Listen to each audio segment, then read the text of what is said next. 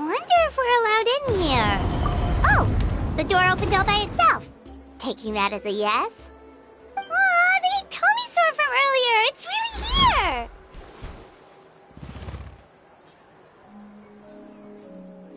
Then let's go introduce ourselves.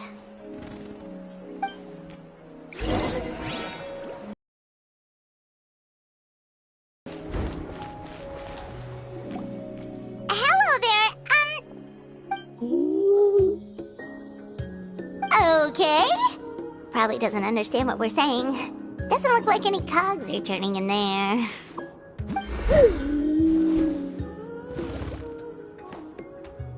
Whoops, sorry. No offense intended. You there! You dare disrespect our elder?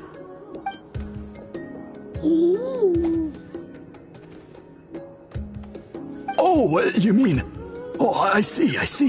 Sorry, my mistake. Apparently you are here by invitation, in which case it's my job to make you feel welcome. Some introductions are in order. I am Koholam, one of the priests of our tribe. And this is our Iktomisor elder, the great Tlapokpok Tatel, a living totem among the masters of the Nightwind. Whoa, that's quite a tongue twister. In truth, we usually go with Elder Tlapo for short. You're welcome to do the same. Ah, I assume you're referring to our elder's special ability. Elder Tlapo has been alive for many centuries and harbors secrets that even we priests are at a loss to explain. So your reaction is entirely natural. But one thing I can say for sure is that Elder Tlapo has appointed the two of you to an extremely important task. For this reason, I would like to ask you to undergo a test. What sort of task? And what kind of test? If it's all right with you, I'll take you to see our chief.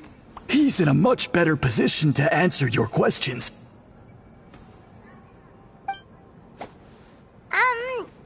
Okay, sure. Very well. Then please follow me. You can use this scroll to go directly to the obsidian altar, where the chief is. Don't worry, it's just one of the many mystical abilities of our tribe.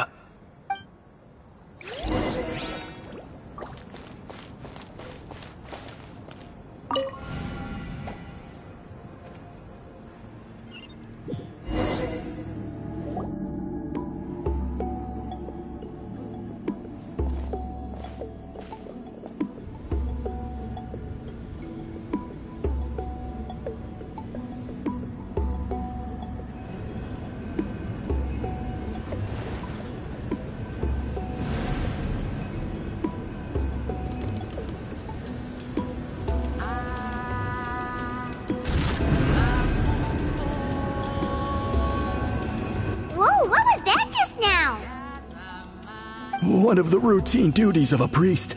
We attempt to contact the spirits of our ancestors to seek epiphanies and revelations. The chief is just over there.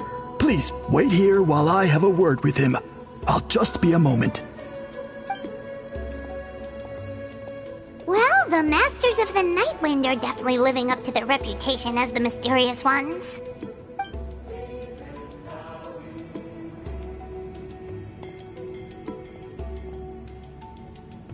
All right, I've told the chief why we're here, and now you may speak with him.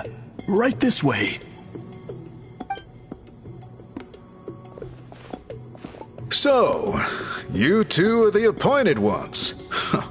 I am Chief Biram. Welcome, and thank you for your patience. So tall. Unusually so. Yes, I am aware, but I assure you, it's no cause for alarm. Oh, no, of course not. Sorry, Paimon just reacted without thinking.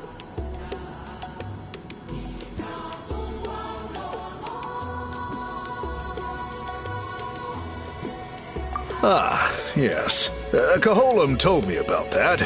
As outsiders to our tribe, this is probably the first you've heard of such appointments. I'm sure the whole thing seems very confusing. Throughout our history, only members of the Masters of the Nightwind have been appointed to undertake these tasks. This is the first time an outsider has ever been chosen. Really? Allow me to explain. Our tribe has an old tradition of recording history in the form of wovens of all other tribes as well. It is a tradition we have observed for many centuries. We treat it as a solemn duty. However, when a major event occurs that affects all of Natlan, we record it on a different kind of scroll, used for this exact purpose. And these scrolls can only be woven by someone of the Ictomisor Elder's choosing. When the Ictomisor Elder senses a major change in the ley lines, it will issue a formal declaration to appoint a creator for this scroll. Whoa, so you mean... Elder Talapo sensed a ley line change quite some time ago, but had not yet designated the scroll weavers until you arrived. Okay, but just so you're aware, we don't know the first thing about weaving scrolls. As a matter of fact, that does not surprise me at all. How come?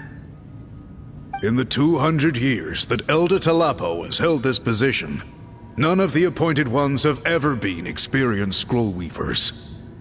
Does that mean 200 years of major historical events have gone unrecorded? No. They all submitted scrolls in time, yet each of them claimed it was not their own work, but a gift from the spirits. Man, this tribe gets more mysterious by the second. Yes, well, that is the part that troubles me. The notion that we have to rely on esoteric things like gifts from the spirits to record historical events of such great importance. It is unsettling. Huh. That's pretty surprising to hear, coming from the chief of this tribe. I can imagine. You probably see the Masters of the Nightwind as a people shrouded in mystery, who pride ourselves on our arcane practices. But I am something of an exception. I may be the chief, but when it comes to form, I have dedicated my energies to deciphering the many mysteries of our tribe. In doing so, I hope to establish clearer rules that will help sustain our traditions in the future. Wow, that sounds great! So have you figured out the mystery of the gift from the spirits? Sadly not. It is something I've been investigating for a long time, but I have yet to uncover what this gift truly refers to. Only a small handful of events over the years have been recorded on these special scrolls, with decades between each one. And by the time the next scroll weaver is appointed, my time as chief will be long gone. I will not be in a position to investigate as thoroughly. So... While I haven't gotten to the bottom of the matter, I have made some progress. But the only way I can develop my theories further is with the cooperation of the appointed ones.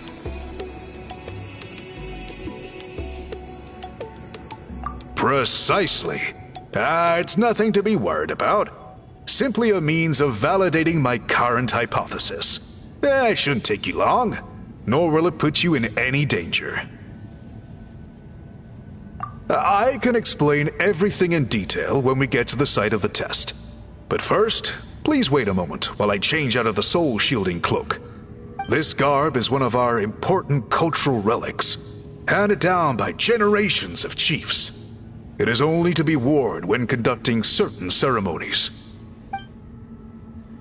Oh!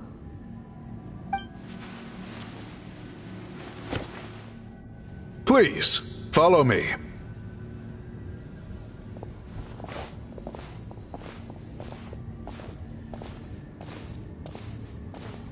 Do you see this scroll? If you touch it, you will enter a hidden space. Today's test is, quite simply, to find a way to escape that space. That's it? I assure you, it's not as easy as it sounds. If you cannot find your own way out, I will of course intervene to bring you back here. But then, we will be no closer to solving this mystery. Good. Simply touch the scroll to begin the test.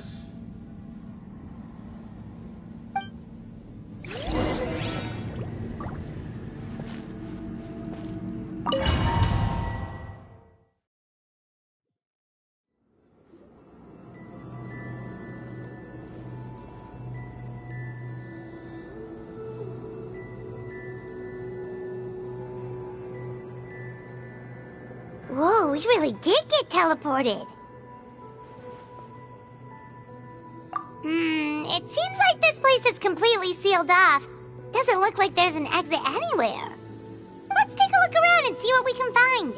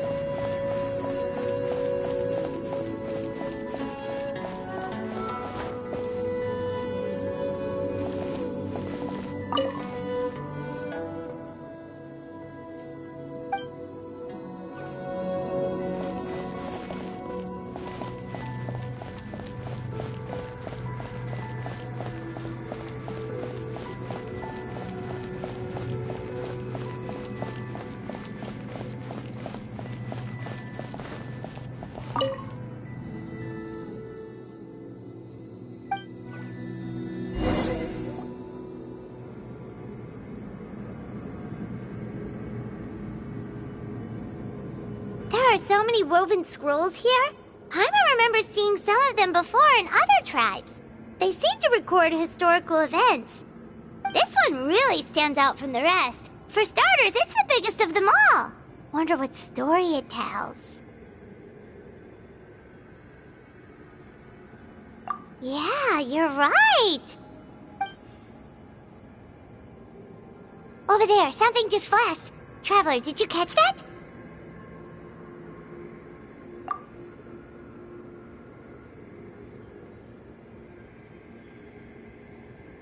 Oh, right. Paimon's with you.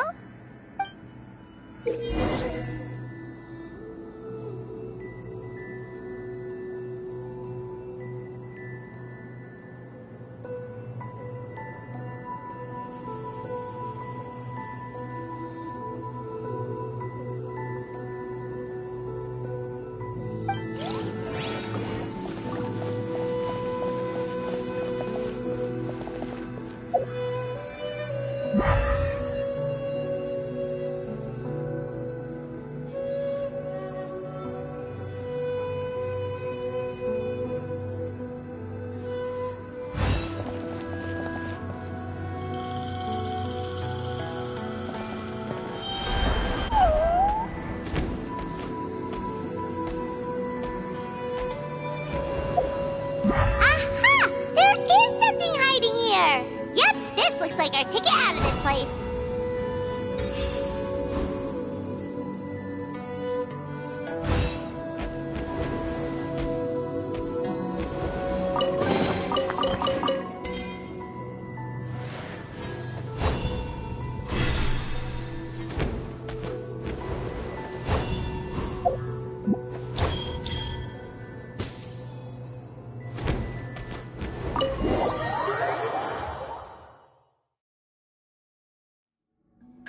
We finally made it out!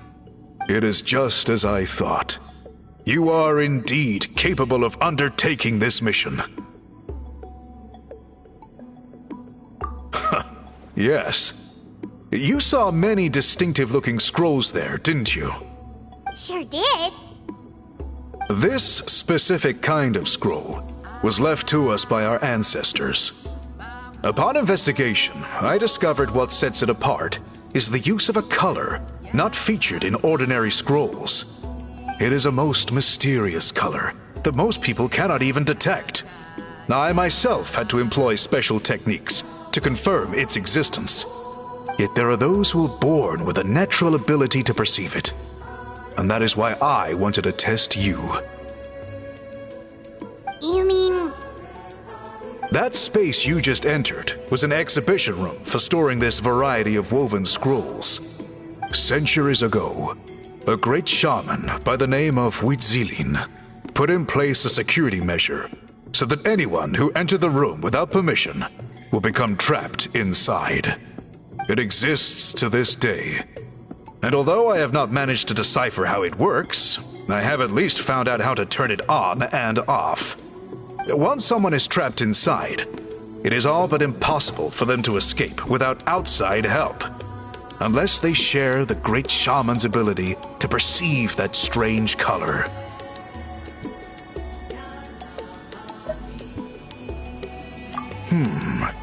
Clearly, you must have this ability, which leads me to believe that our Iktomisor Elder can sense this ability in people, and that it appoints a scroll weaver on this basis. Another secret power? Traveler, you are full of mysteries.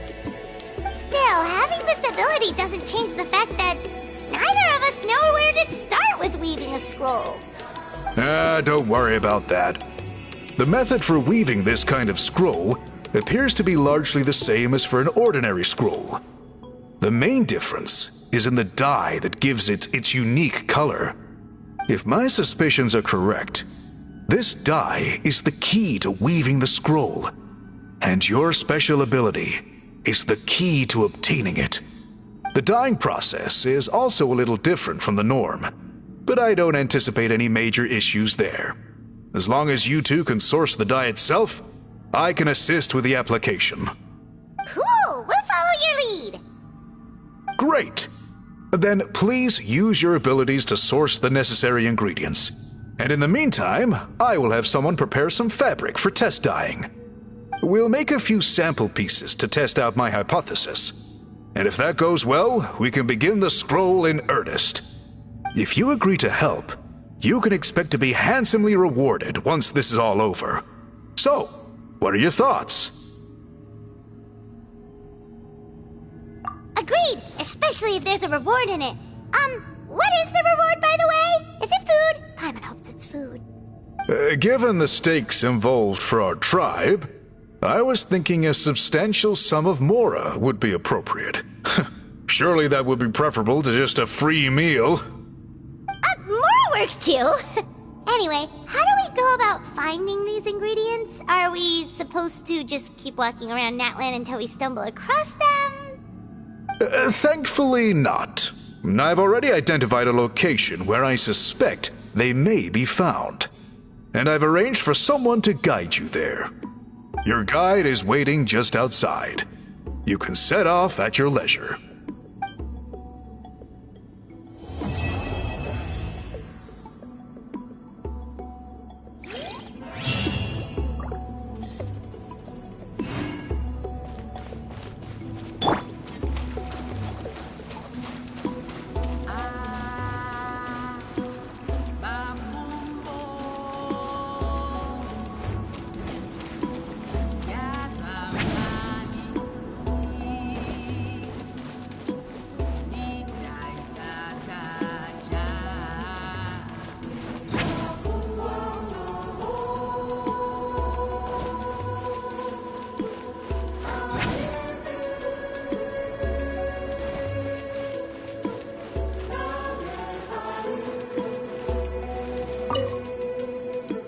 I take it you're the ones appointed by Elder Talapo?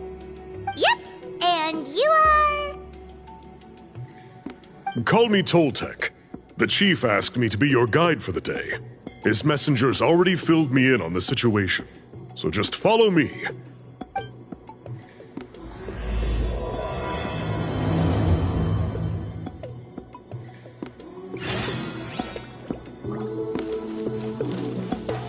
Take me up!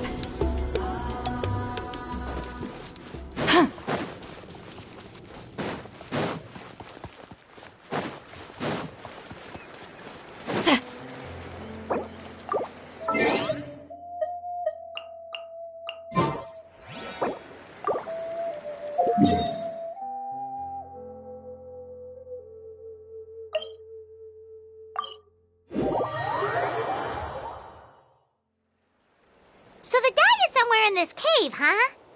This is as far as I can take you. Only the appointed ones may proceed from here. Why's that? Kind of a long story. Apparently, there's a certain fruit that grows in this cave, the juice of which can be processed to make an excellent dye. Many years ago, our ancestors set out to make a series of ambitious works of graffiti art. They selected this cave to make them in, presumably due to the availability of the dye. However, they didn't want anyone to see their work before it was completed, and so they sealed off the entrance to control access. To bypass the seal, you have to have mastered the art of color perception, or something like that. Oh, right. The strange thing is, our ancestors never removed the seal, even after they finished the graffiti art. Since it was sealed off, the only person who's been inside is the great shaman, Huitzilin, and that was 300 years ago. According to her, the artwork tells the story of a hero by the name of Kuntur. But I digress. Sorry, I'm a big fan of graffiti artwork. Once I get talking, I can go on for hours. So you're sure you don't want to come with us? I'll pass. I tried to get in once, but the seal blocked my way. I tried getting my Iktomi to clear it with its powers, but even that didn't work. I guess it's supposed to be a test left there by our ancestors. If you don't pass the test, you're not worthy of viewing their works of art. Aww. Don't worry about me, though. I wouldn't be joining you this time even if I was able to get in. Unlike our chief, I don't have the guts to challenge our traditions. This task is specifically appointed to someone by the Iktomi Elder. Who knows what bad things might happen if I got involved? Fair enough. All right, we'll try not to take too long.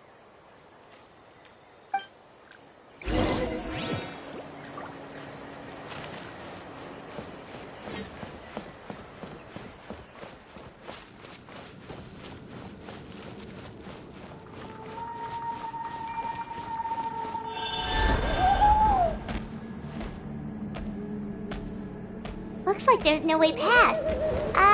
Maybe try the same thing as before?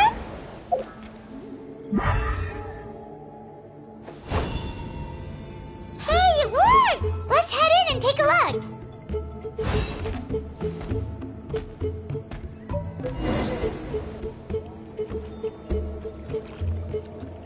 This should be the place.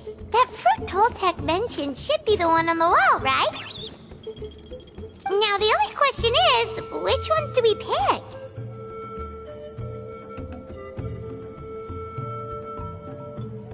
Well, go ahead, try it out!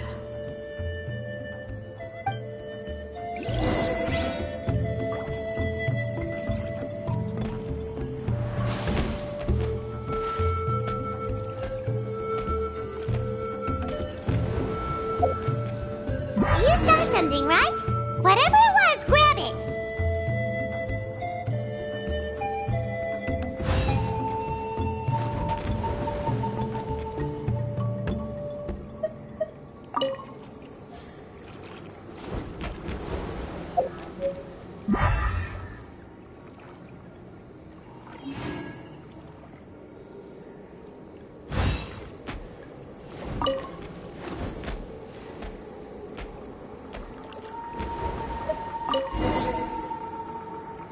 These guys' ancestors made some real works of art here.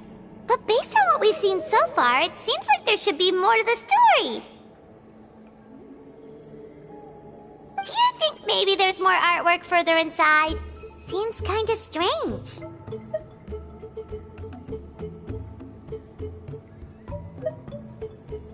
Oh, no need. Paimon was just thinking aloud. Toltec's waiting for us, and we head back and meet up with Toltec.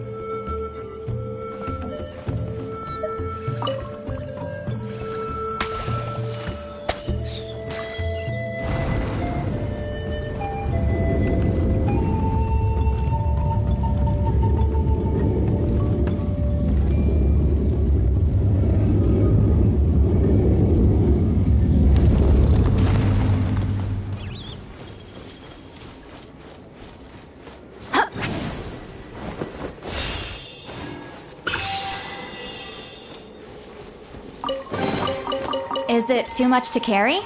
Here, let me help.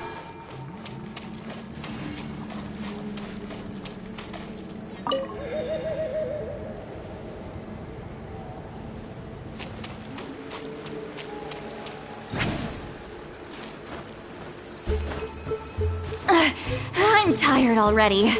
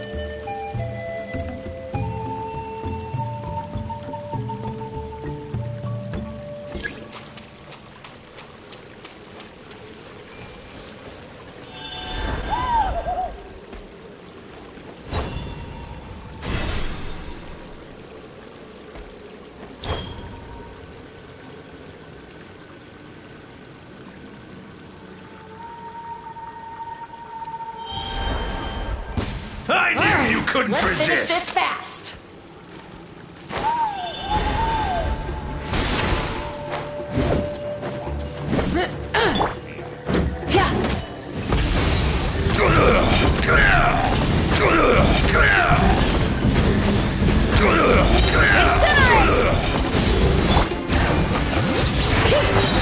The night wind blows! Letting brave names echo! Show no mercy! He's lolling! He's Papa! Get him! Rev the engines! Wrath from the skies!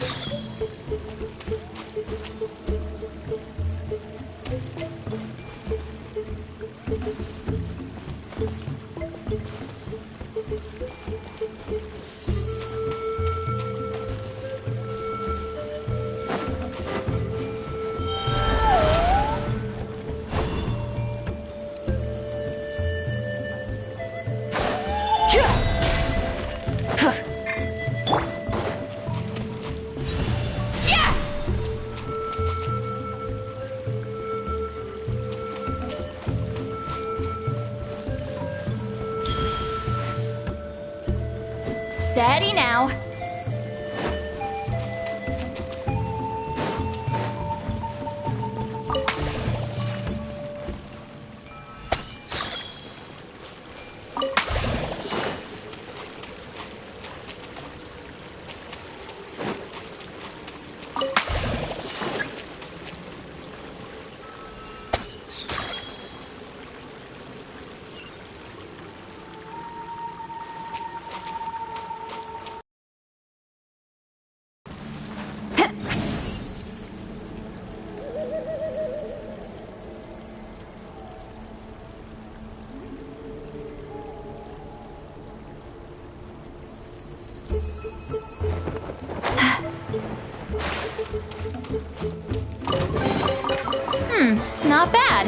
It's all yours.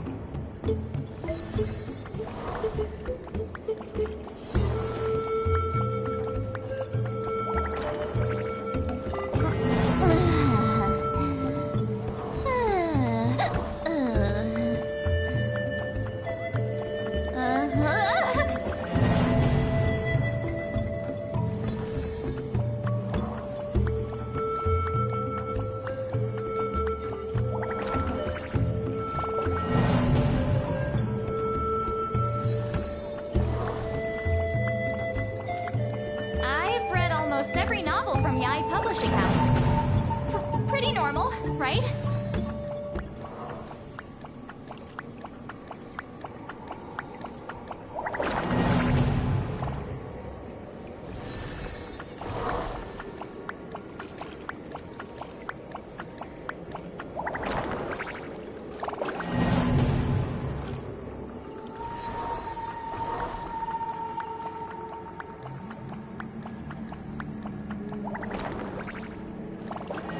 Into a trance is risky for most people, so don't get any ideas.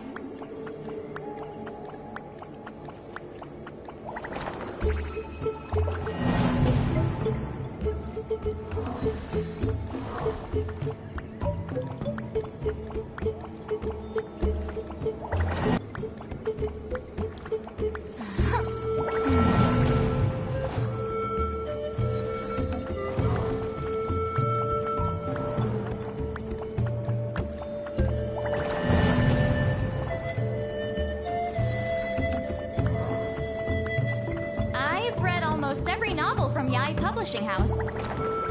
Pretty normal, right?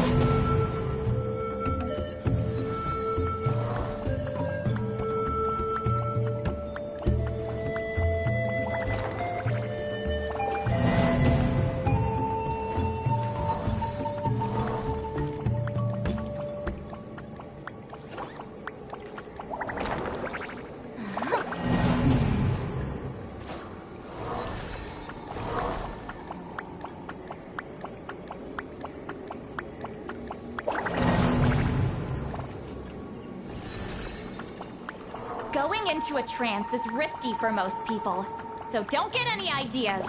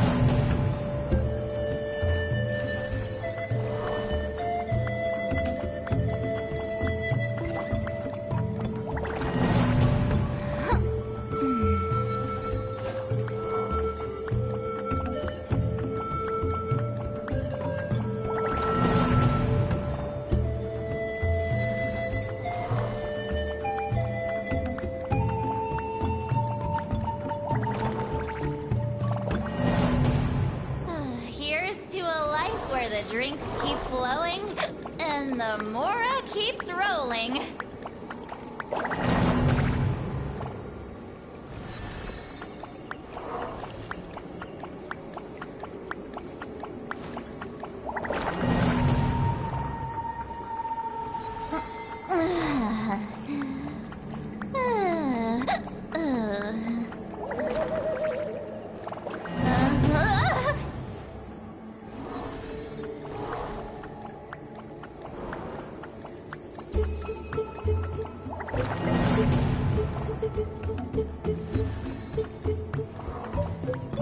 I've read almost every novel from Yai Publishing House.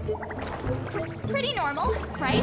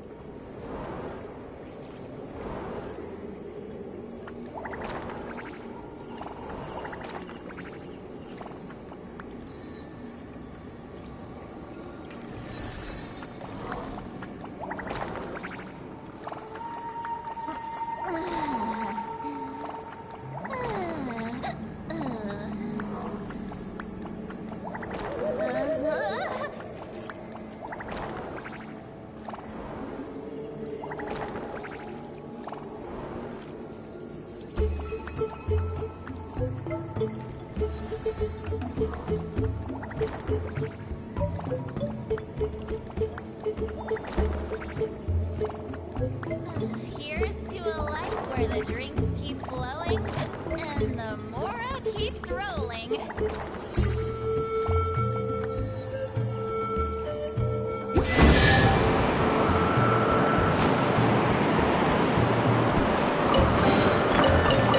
Not bad. It's all yours.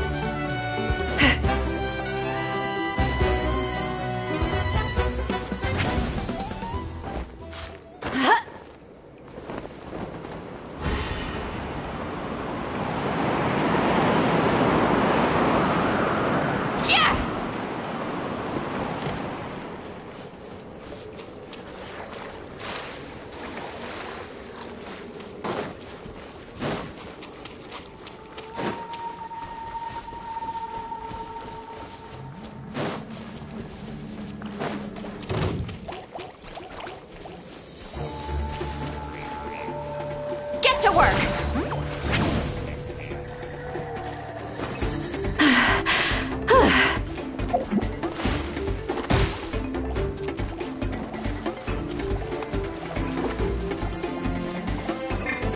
Let's ride.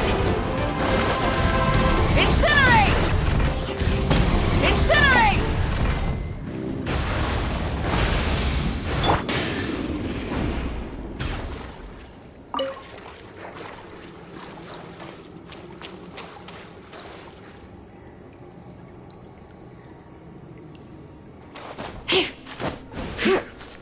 Let's ride!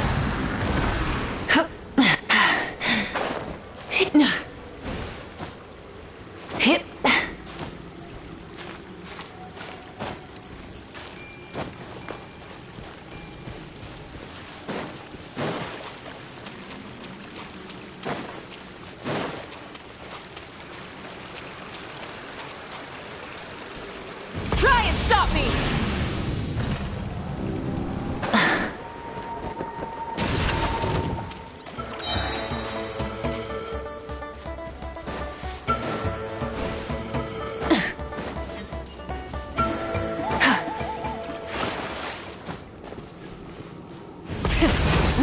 vengeance!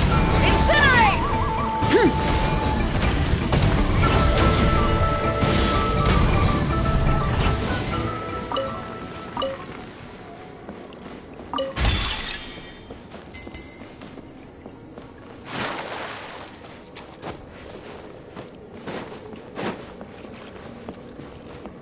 Show no mercy!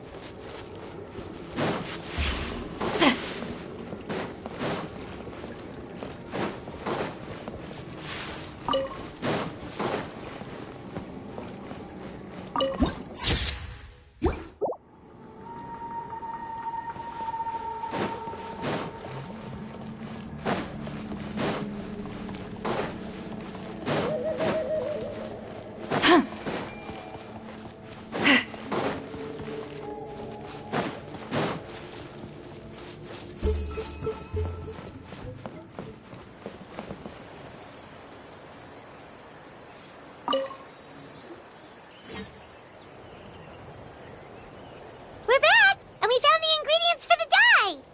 Sounds like you made it through the seal then. Our Iktomisaur Elder was right about you. It's getting late. Follow me. I'll take us back.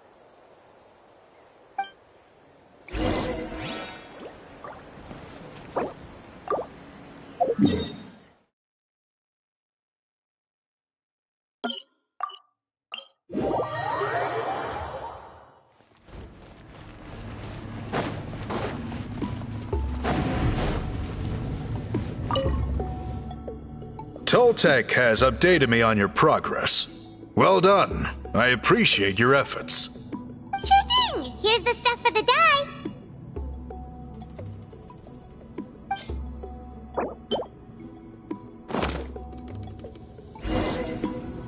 I see. Yes. This is certainly a very different substance from typical dyes. Okay, now let's try our hand at making some samples. The fabric is ready for testing. Got it! Please come with me.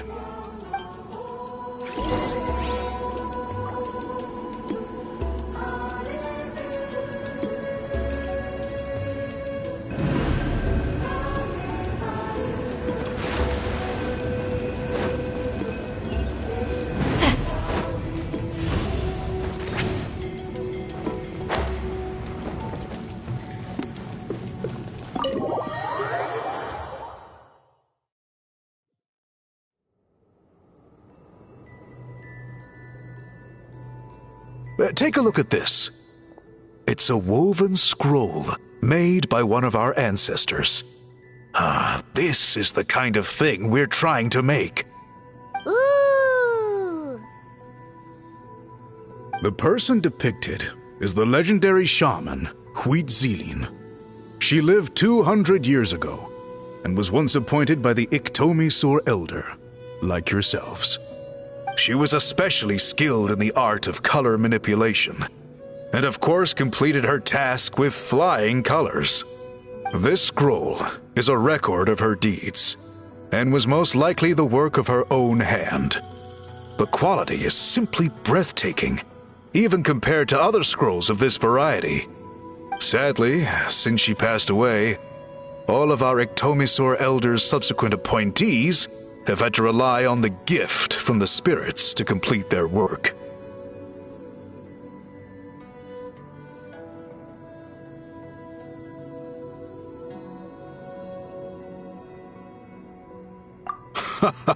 That's a good way of putting it. My only quibble with your phrasing would be, it's not just me, but us. Now Paimon's getting excited.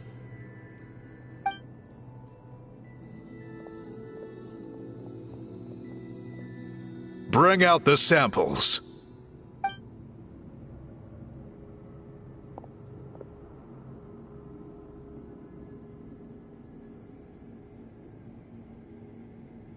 Now, as I mentioned, The dyeing process is a little complicated, but I am confident you will manage. Just make sure to follow my instructions carefully.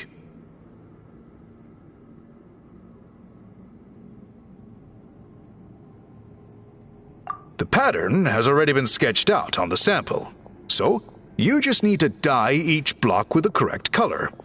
But you'll need to wait for the dye to fully soak in between each step to make sure the colors don't run.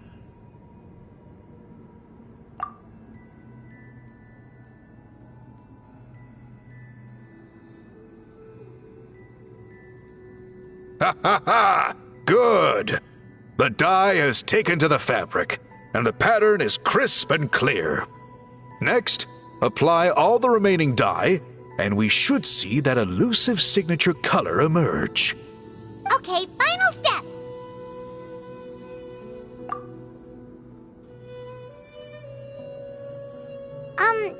Did it work?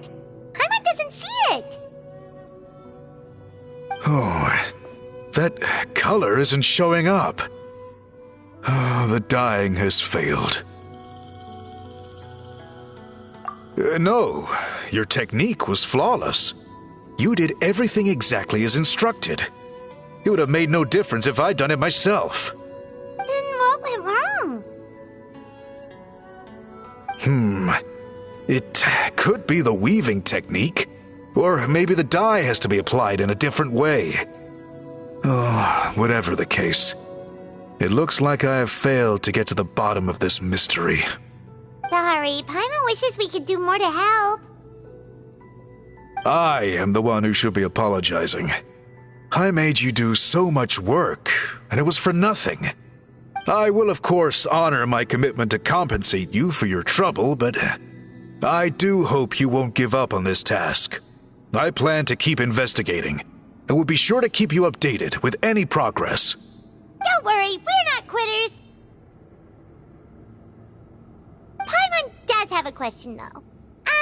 This whole process of recording history on woven scrolls seems so complicated. Why don't you just write it down instead? You said yourself you're all about change and reform. Well, this seems like a pretty good place to start, don't you think? Writing things down would be easier for everyone, and your records would be more detailed. I think you've perhaps misunderstood my philosophy, but that's okay. I can answer your question, but there's somewhere I need to show you first. Oh, sure.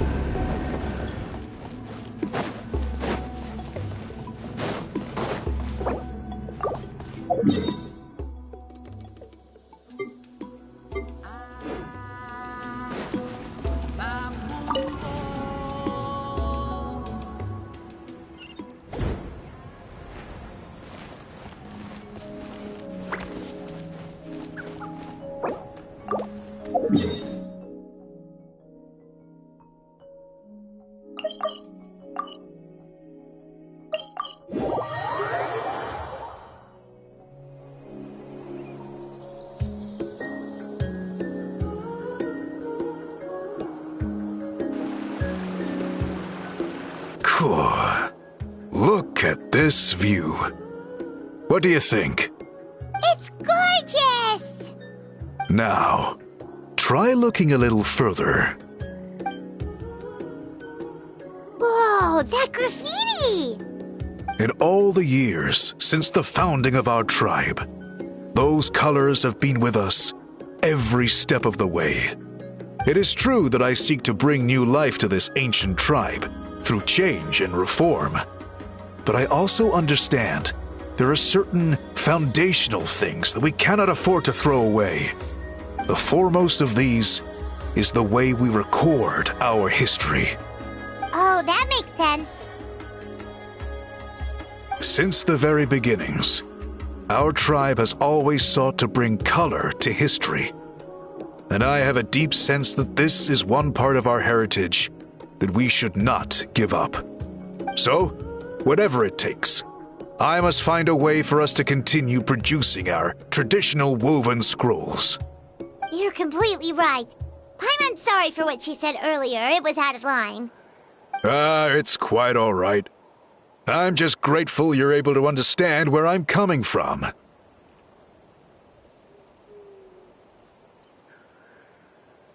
Then let us hope that when we next meet, we succeed in reviving this tradition.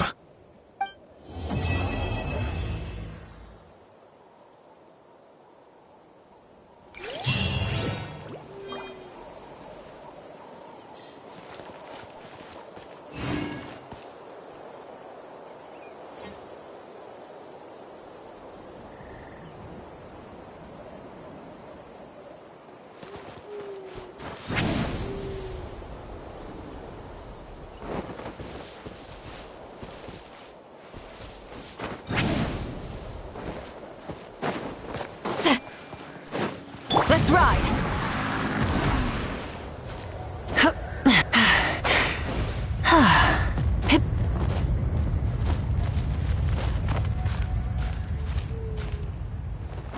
Full throttle!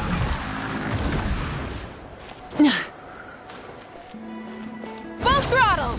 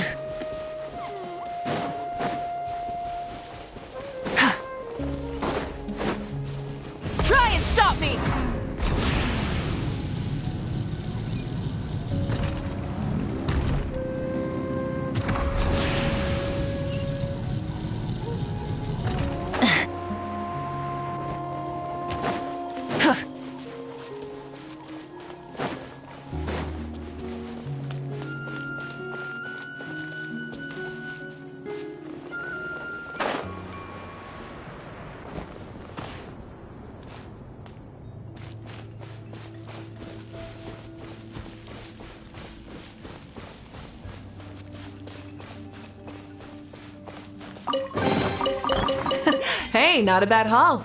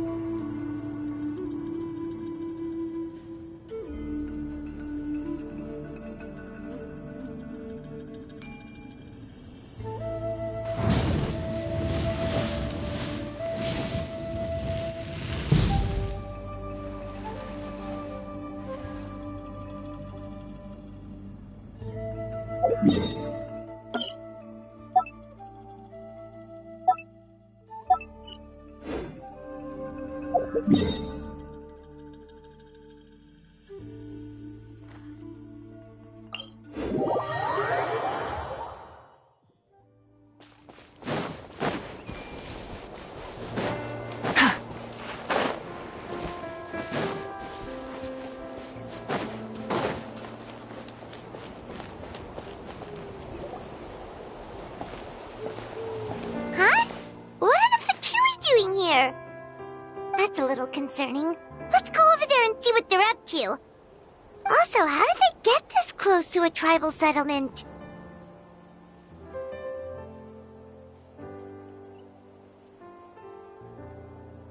Huh.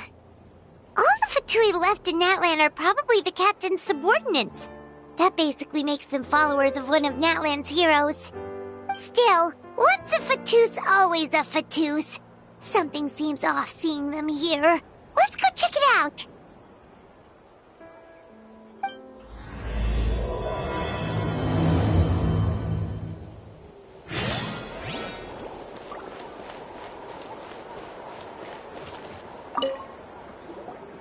Ahem! What are you guys doing here? Following orders. If you have a problem, take it up with our employer. Hey, what's with the attitude? Can the Fatui even work for a private employer? This is Grudok. I hired him to be my bodyguard in Natlan. As you can see, he's not the sociable type. I'm sorry for any offense. My original plan was to hire someone from the local tribes, but a priest recommended Grudok and his squad. I was told they were capable fighters and had the time to spare, so they fit the bill. It seems like the Fatui's reputation in Natlan is quite positive. So that's what happened. Then you must be from Fontaine? Precisely! Montluçon, at your service. I work in the publication business. And you two... Wait. You must be the traveler and her fairy companion. Oh, you know us? A golden-haired traveler with a floating companion. There's no mistake. Your exploits in Fontaine have all the makings of a best-selling series. I'd be a failure of a book merchant if I couldn't recognize you. Wow, we're really famous at this point, traveler. It's truly my lucky day. I know this is sudden, but I was actually looking for you two. You see, I have a favor to ask. So, you chased us all the way to Natlan? That's a little creepy. You'll be generously rewarded, I promise you. Well, at least he got straight to the point. Should we hear what he has to say?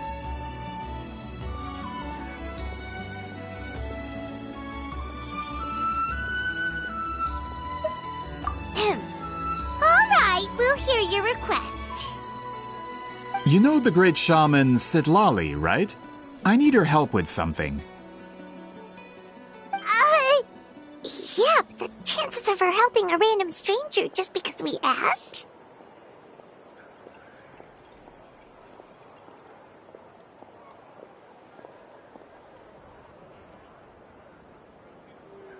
Yeah, see, Lolly really doesn't like dealing with strangers. I heard about that from other members of her tribe. But they told me if one person could convince her, it would be the golden-haired traveler. If you manage it, I'll even double your pay.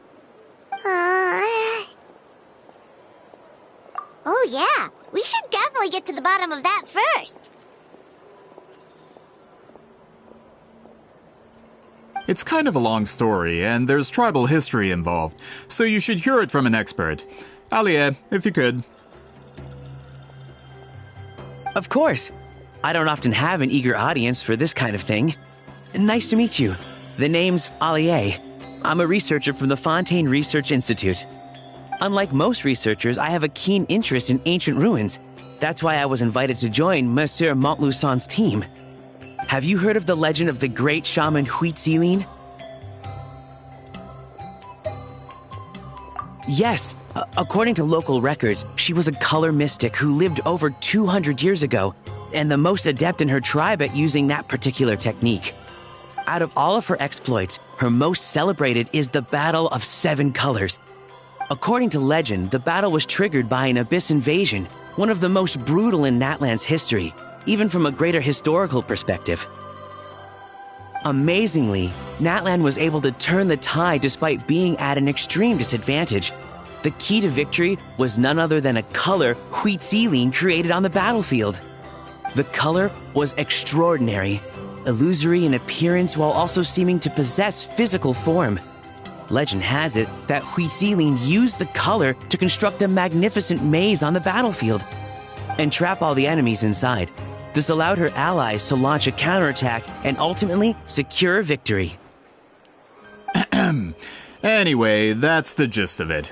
We don't want to take up too much of your time. That story is the reason I came to Natlan.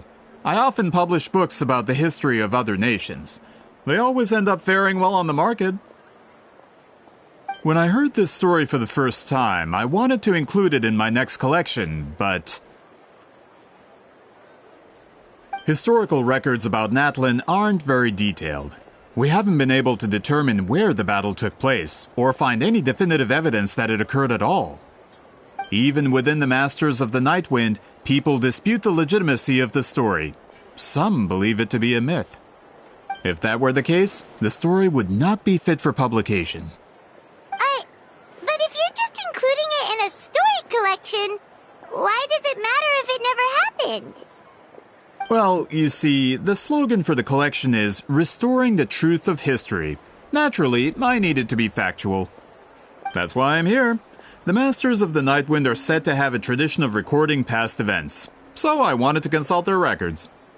But I was refused access to the Obsidian Altar. Application after application, and all I received were a few ordinary woven scrolls with nothing to offer. Honestly, I'm just trying to promote their history, and they make such a fuss. According to my research, their scrolls are considered sacred relics in addition to historical records. Naturally, outsiders are rarely granted access. Not to mention, the scrolls we did get to review actually contain a huge amount of information. I just need more time, and I could... We've been over this, Alier. There's no need to waste time on those scrolls when we have a better way. Citlali, you mean? Exactly. You're well aware, I'm sure, that Citlali has been alive for more than 200 years. That means she lived during the era of the Battle of Seven Colors. If she agrees to be my consultant, then no other historical records are necessary. Oh, that's what you want. So, what do you say? I'll quadruple the pay if it helps sweeten the deal. Well, it's not that we don't want to help you.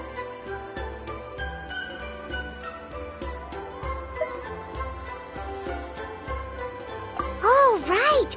The duty the chief gave us has a lot to do with Huitzilin.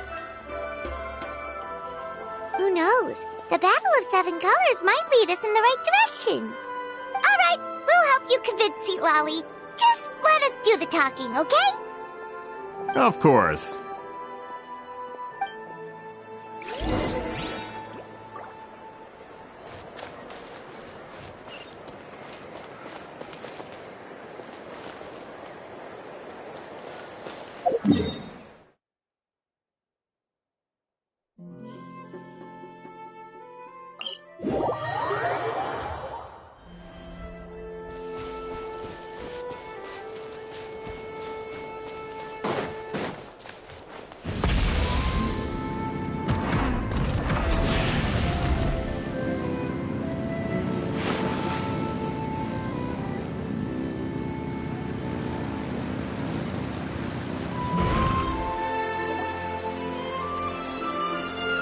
So, this is where the great shaman lives?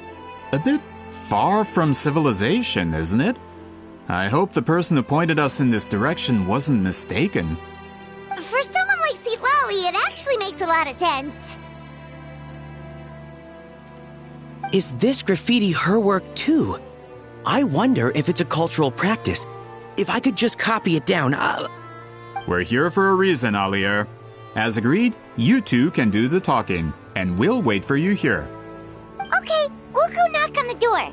Hopefully she's not hungover.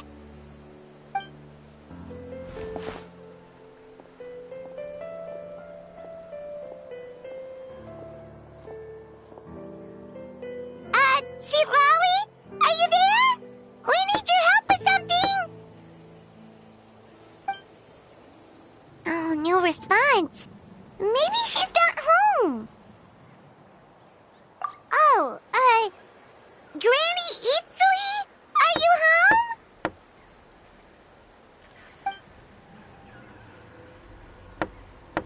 home? Hey, kid! If you're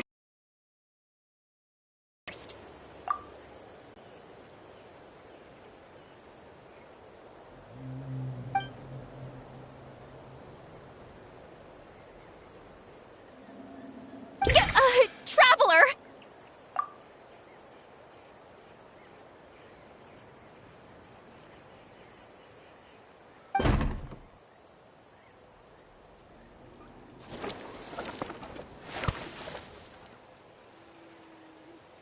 Looks like we came at a bad time.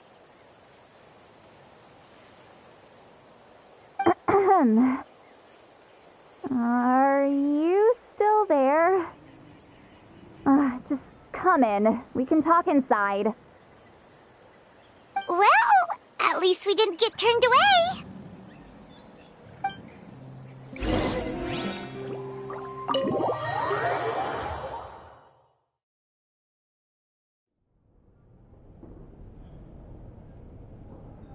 Huh. So this is where Citlali lives. I, didn't have time to fully clean up the place. Complain if you want. Menial housework means nothing to a great shaman like myself. Besides, in light novels, people who keep everything neat and tidy are always too boring to be the protagonists. Also, I'm not a hermit. I'm just above superficial rules of societal etiquette.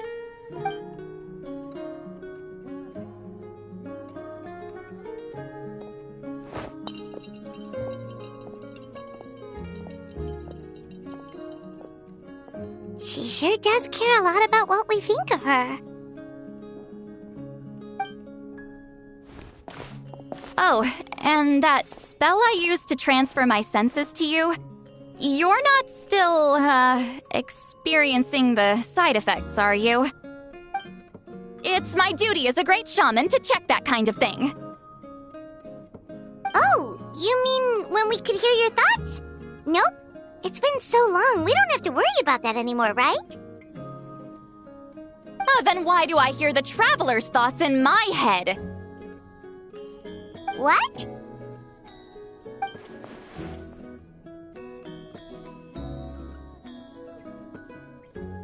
I can still hear you, you know.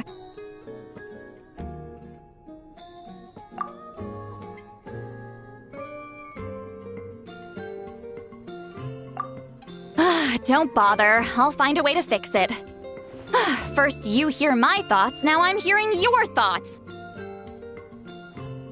It was just a simple spell. I used it on you and now it's on the fritz. Forget it. Just tell me why you're here. Well, someone asked us to ask you to be their consultant. They have questions about the history of Natlan. So they asked the hero of Natlan to put in a good word? Sounds like they know I don't usually trouble myself with other people's problems.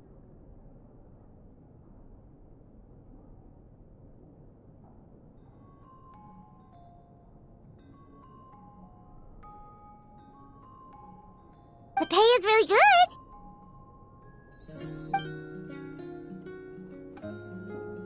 good. Doesn't matter, I'm busy.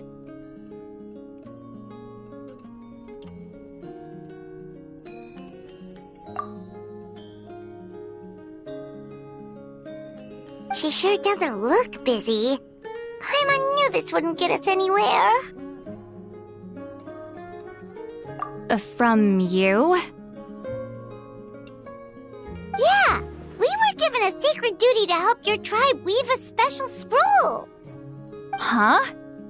So, you're the appointed ones this time? We were surprised too.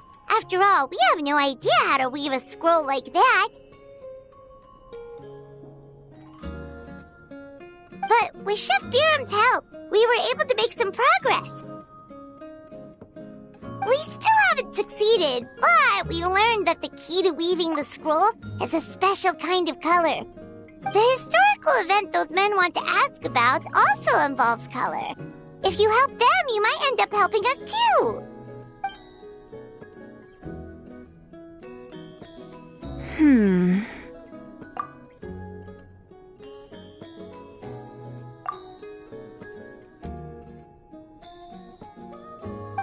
She's giving us that face again. Did Paimon not explain things clearly?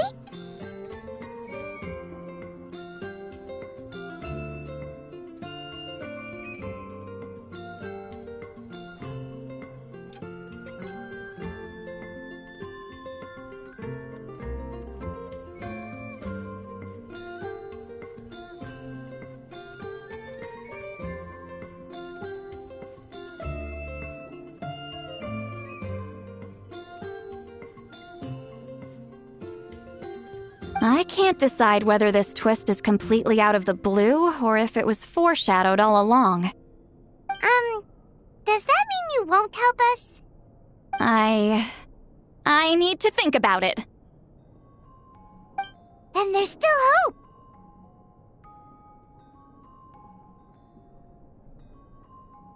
Hey, what's the holdup?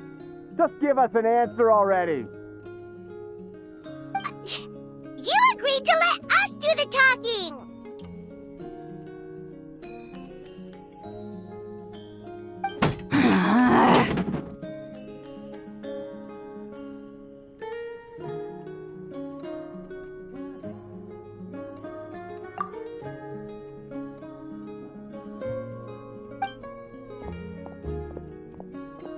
Sweet Lolly!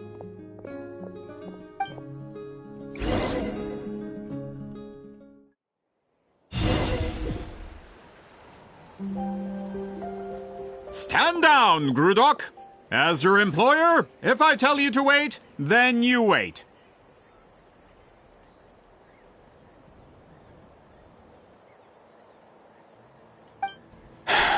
Understood.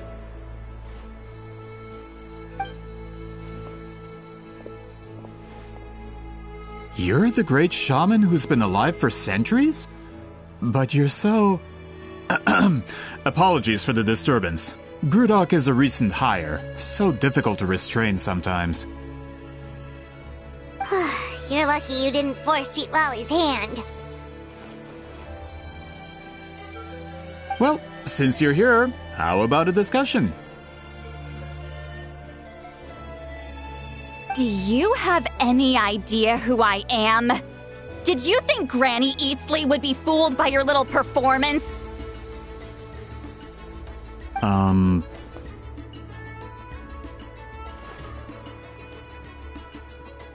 I have no intention of speaking to you. Your recent hire interrupted me right as I was about to make an important decision. Pull a trick like that again, and I'll make your lives a living horror novel, except 10 times worse. That's all I came out here to say. Whoa.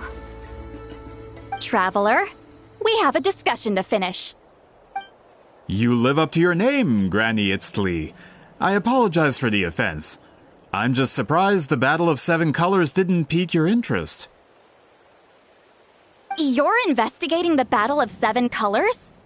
Ah, the Traveler didn't get to that part? Yes, I thought the Traveler could help me convince you. But, if I'm not mistaken, you have a personal interest in this matter, don't you? I heard that the great shaman Huitzilin was a friend of yours. You two must have been close. If I can resolve the controversy and prove the battle took place, I'll include it in my next collection. Then, all of Teyvat will learn the truth. With your support, your friend's heroic deeds will once again be known throughout the land. Inspiring, don't you think?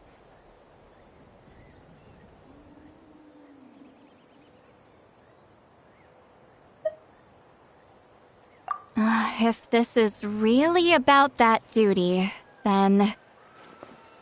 fine. I'll help you. I'm honored. Save it. I agreed to help the Traveler, not you. You'll just have to leech what you can. Well, at least she agreed to help.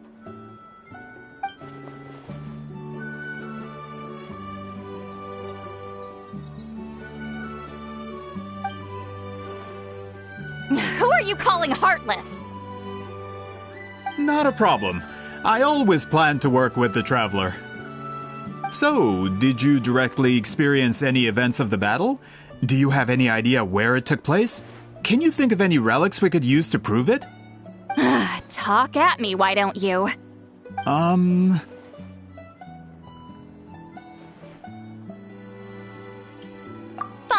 No, no, and no.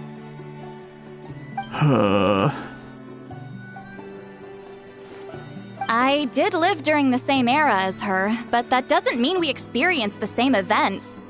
I've lived a long time, but I'm not a walking encyclopedia. You just... Subject. Alright. Even if you didn't witness the battle yourself, you still lived through that era. Your insights are very valuable. Alier, you had an idea about where to start, yes? Oh, well, my plan was to consult the members of the tribe in charge of recording history. Then, let's start there. Traveler, what do you say to officially working together? After all, it appears I can only get Miss Sitlali's help through you.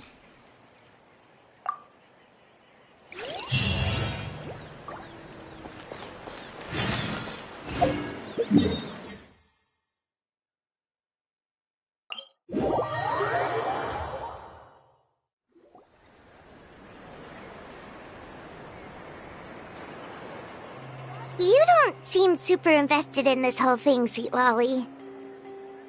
The Battle of Seven Colors is something I've only ever heard about. I know as much as anyone else in my tribe. But how? Weren't you alive when it happened? I wasn't there when it took place, and she never told me about it. That's how. But Molusa said the two of you were close friends. The battle was legendary. Why wouldn't Huitziling tell you about it? Close friends? More like arch rivals. Something Montlusan would know if he actually did his research. Did you see the graffiti outside my house? That's not my doing. All students from Huitziling's School of Shamanism must pass an extremely difficult trial before graduation, defeating me in battle.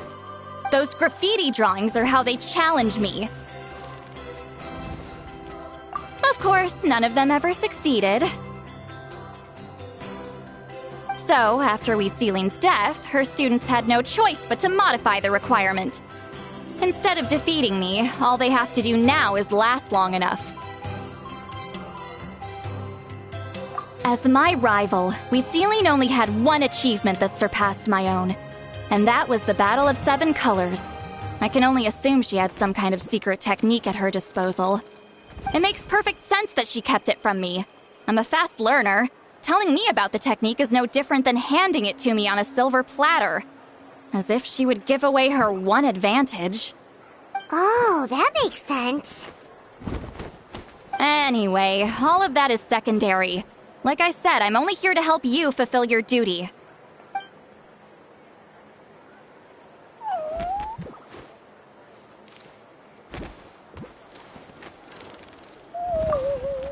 Don't misunderstand. This duty is important for my tribe, too. A great shaman should do her part to see it done.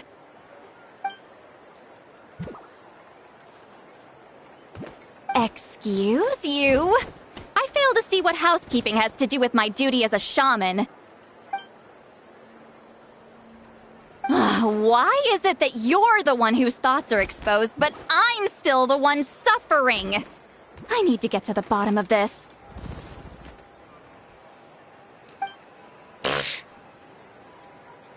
Excuse me, Great Shaman, but we have a situation over here. We could really use your help. Okay.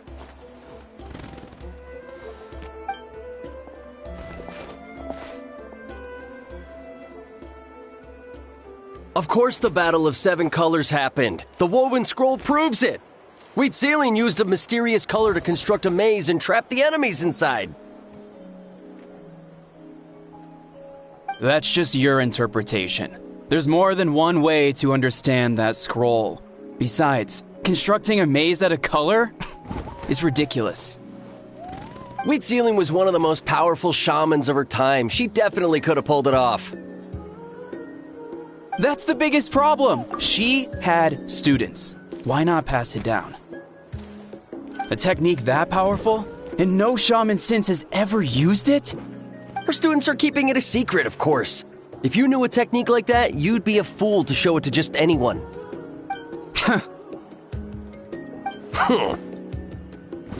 Oh, I didn't mean to cause an argument. I just wanted to ask, is there anything we can use to prove the battle took place? Of course it took place. Why would you need to prove it?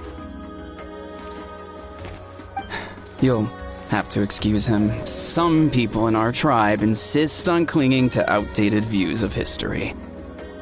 I'd give up now if I were you. It only gets more ridiculous from here. Please don't fight. Wow, so the battle really is controversial. Am I the outdated one? Kids these days can't find anything better to argue about? These arguments are precisely why I hesitate to include this story in my collection.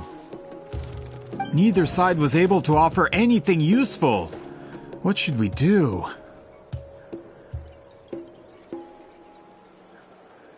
Wheat Ceiling was a passionate teacher. We were opposites in that sense. The technique she used in the battle must have been her masterpiece. There's every reason to pass it on. Still, if the technique is powerful enough to single-handedly stop an invasion, it also makes sense that her disciples would keep it a secret. We should check with the students from her school. If we can confirm the technique exists, we can deduce certain things about the battle. But as far as I know, most of the shamans from her school occupy high positions in the tribe. Not the type of people outsiders like us can speak to on a whim. Right. The obsidian altar is off limits to you. But, if I go... Is there a problem? Most of Wheat Ceiling's students are respected priests in the tribe. But that means they had to go through me. Or try, at least. I, of course, humiliated them from a young age. Those who hold the position now are the ones who lasted long enough before I wiped the floor with them. If I show up without warning, they'll run for dear life.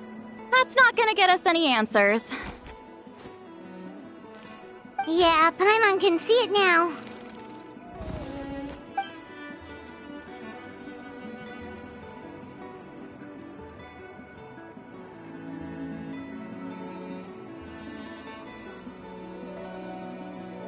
Hey, don't jump to conclusions. That was just a metaphor.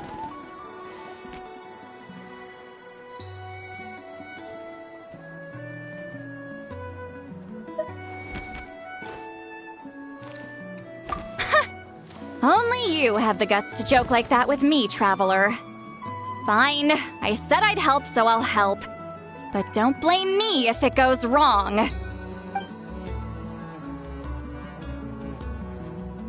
Alright, the rest of you can wait for us here. We appreciate the help.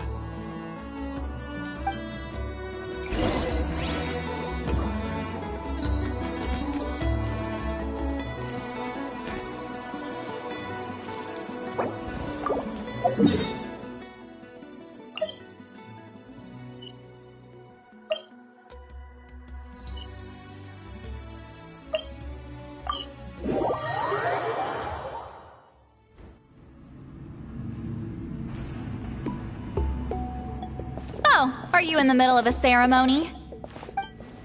Granny Eatsley?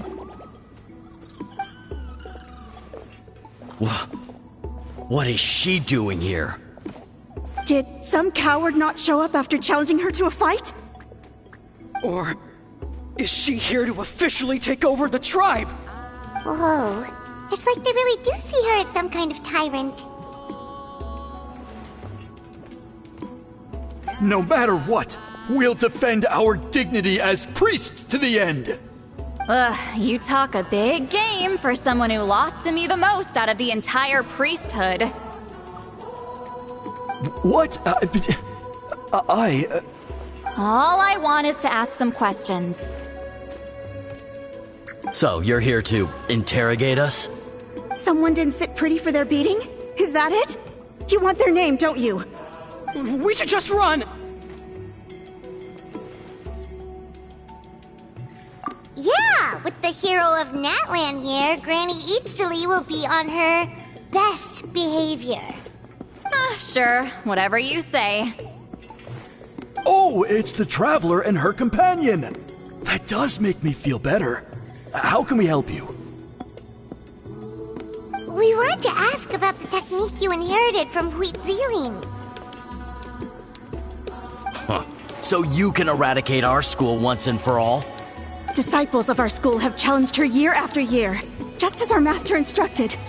Sounds like she's finally had enough. Well, you're not wrong.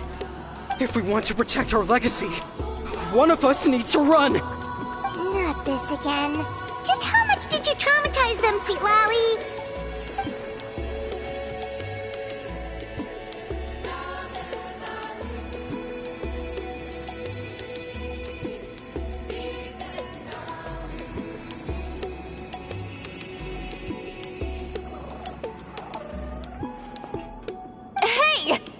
You can't just say whatever you want just because it's in your head. I'm Granny Eatsley. A mere mention of my name and kids burst into tears. Love and respect? No one has the guts for that.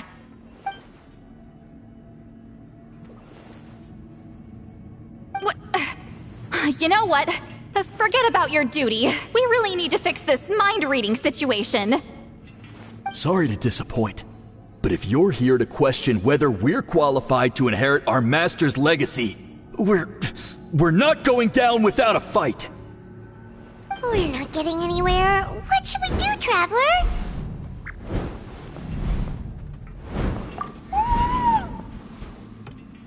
Huh? Oh, it's you. Elder Tlapo! Oh, we must have disturbed your meditation. Our deepest apologies. Please forgive us.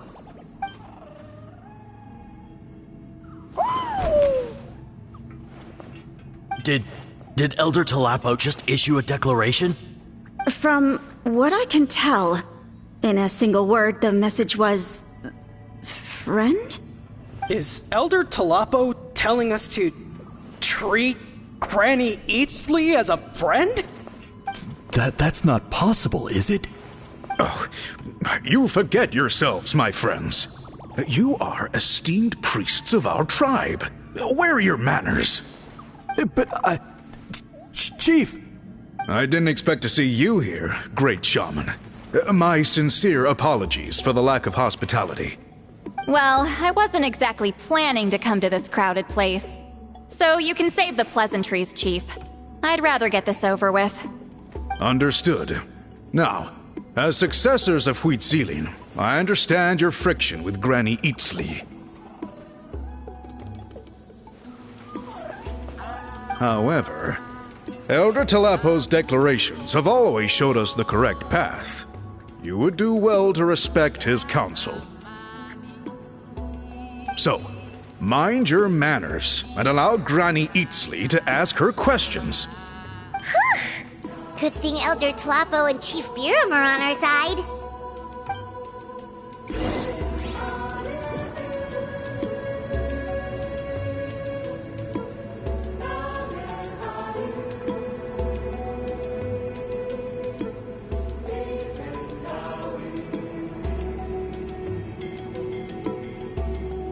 Many insects have a compulsion to follow the light, And humans are the same. Except we call that light hope. Hi there, Elder Tlabo!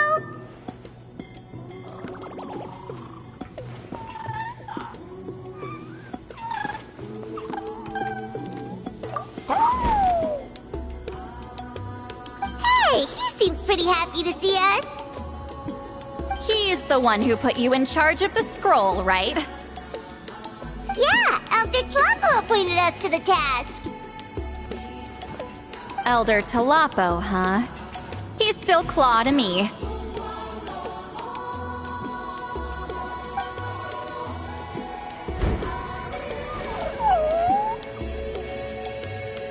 Hey, don't pull that cutesy stuff with me. You're an Iktomisaur Elder now. You occupy an eminent and important position within the tribe. So, you already know each other? Claw was only this big when we first met. He was Witzeline's Saurian companion back then. She kept dragging him to my place, so over time, we got to know each other.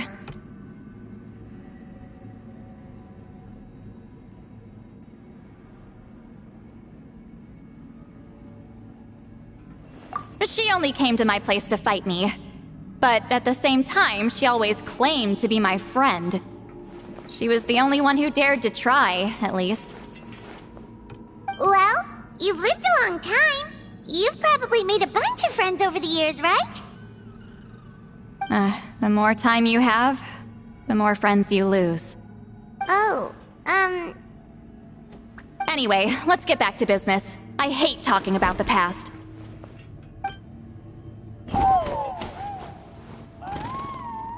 Oh, 200 years and you still haven't given up, Claw?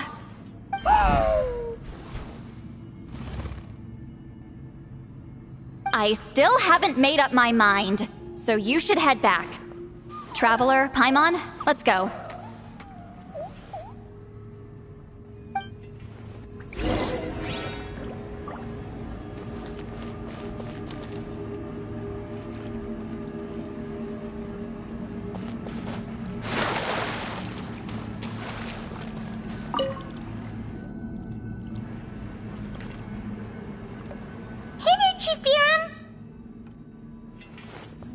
Oh, wait. We haven't reached out since the last time we failed the task, huh?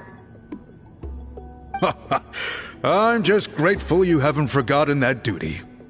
Actually, we have good news! We found another clue! I'm all ears. It's the Battle of Seven Colors. Huitziline's claim to fame? That sounds promising. But the battle took place hundreds of years ago. An investigation is bound to be difficult. True, but Granny Eatsterly promised to help. Is that so? Huh. I've tried seeking her help in the past, but I never managed to coax her out. You should cherish this opportunity. Hey, don't complain! None of the previous chiefs succeeded either. Forgive me. That wasn't my intention. It was a comment on my own failings. Paimon said you've been trying to figure out how to weave the special scroll. It is my duty, great shaman. Why bother? The scrolls always end up completed on time. So what's the point of figuring it out for yourself? If I may, this task concerns the history of Natlan as a whole. And in many ways, history is the memory of a people. Memory is sacred to our tribe. I'm sure a great shaman understands that better than a humble junior like myself. Something this important cannot be left to baseless rumors. I know you don't concern yourself with the daily affairs of the tribe, Granny Eatsterly. Even so, as a priestess, I trust you wouldn't leave something like that to chance. I get your point.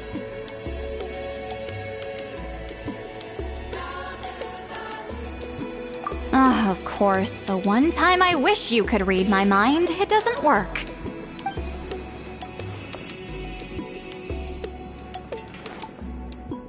No, that's not it. Huh? It's not important. Rest assured, Biram, with my help, the Traveler and Paimon will definitely be able to complete the task. You have my thanks, then.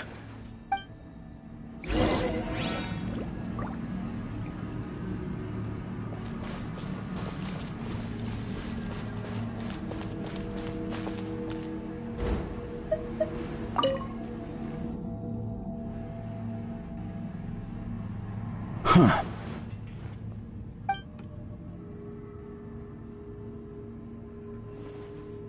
So are you here to test whether we're qualified to inherit Master Wheatselian's legacy? You've already been tested, haven't you? Well, frankly speaking, I don't think any of you are qualified. But that's not why I'm here. All you need to do is be good and answer my questions. Fine. Ask away. You've heard of the Battle of Seven Colors, right? Of course. It's our master's claim to fame. An immortal legend inscribed in the very history of our tribe. Then I'm sure you know there are those who question whether it actually occurred. I did hear people arguing about that the other day. It's disgraceful. How can they question something like that? It doesn't surprise me. Natlan has had more tourism lately. A lot of people have started getting strange ideas after interacting with Outlanders. After all, everyone who took part in the battle has returned to the ley lines. Without witnesses, it's hard to refute detractors. Well, it just so happens the questions I want to ask are directly related to the legitimacy of this battle.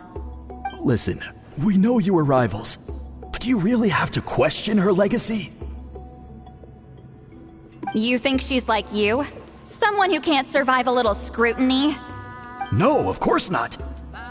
Then let me finish. During the battle, Wheatsealing most likely used a technique powerful enough to turn the tides of war. I'm sure she was very proud of it. Proud enough to pass it on to her disciples. So, which one of you inherited that technique?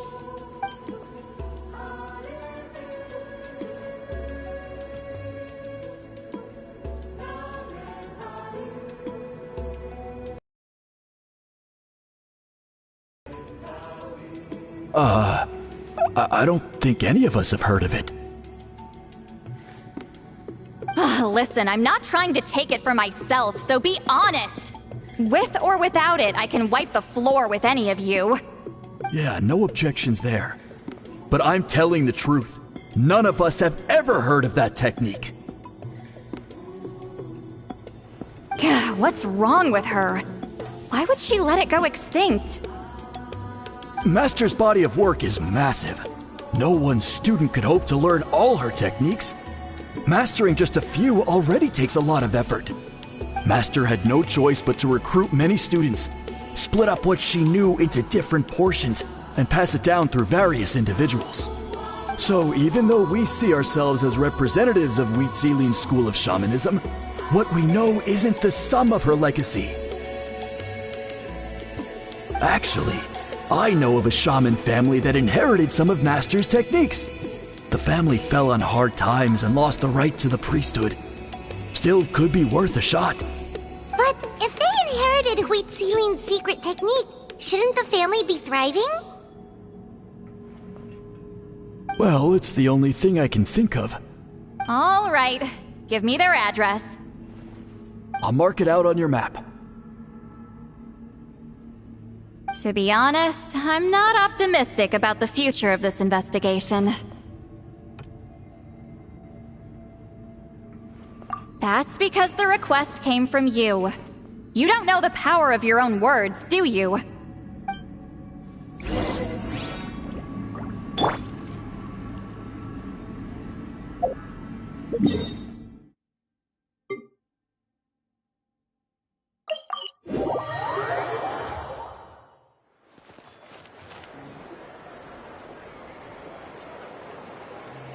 Proving the legitimacy of this battle seems more hopeless by the second.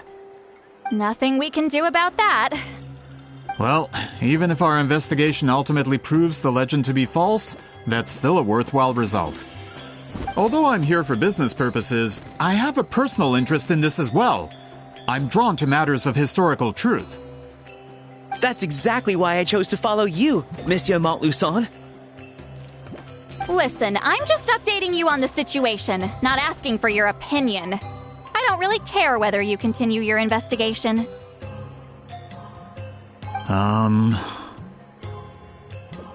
Traveler, you came to me for help with your scroll weaving duty, right? You thought looking into the Battle of Seven Colors could give you answers. That's understandable. But based on our progress, I'd say this is a dead end. Instead of wasting time, you might consider taking a different approach. I'll try to think of another way to help you.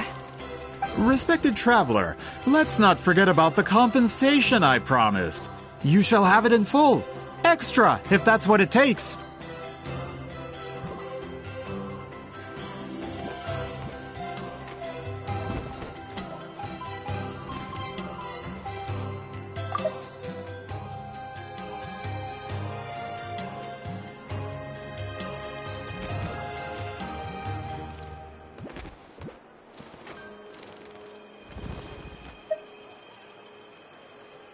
What makes you say that?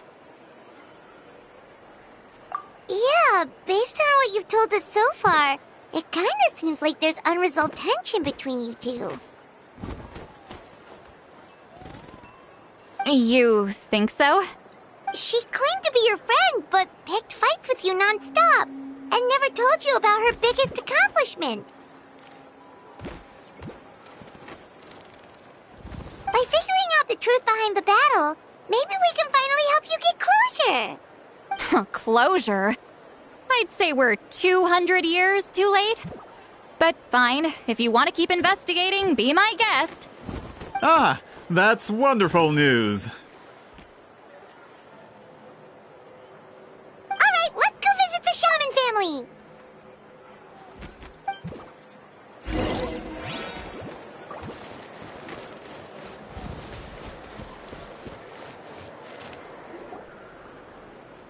Hello, are you Aisha Man? Yep, that's me. Huh? Granny Eastly? Get up! In a crowded market like this, the only person who should be trying to hide is me. My apologies. Ever since my grandfather's generation, the shamans of my family have given up on passing your trial, Granny Eastly. Have we offended you in some other capacity? Man, this is generational trauma at this point. Whenever I misbehaved as a kid, Grandpa would tell me about the thrashing he received from Granny Eastly. I still get nightmares about it sometimes.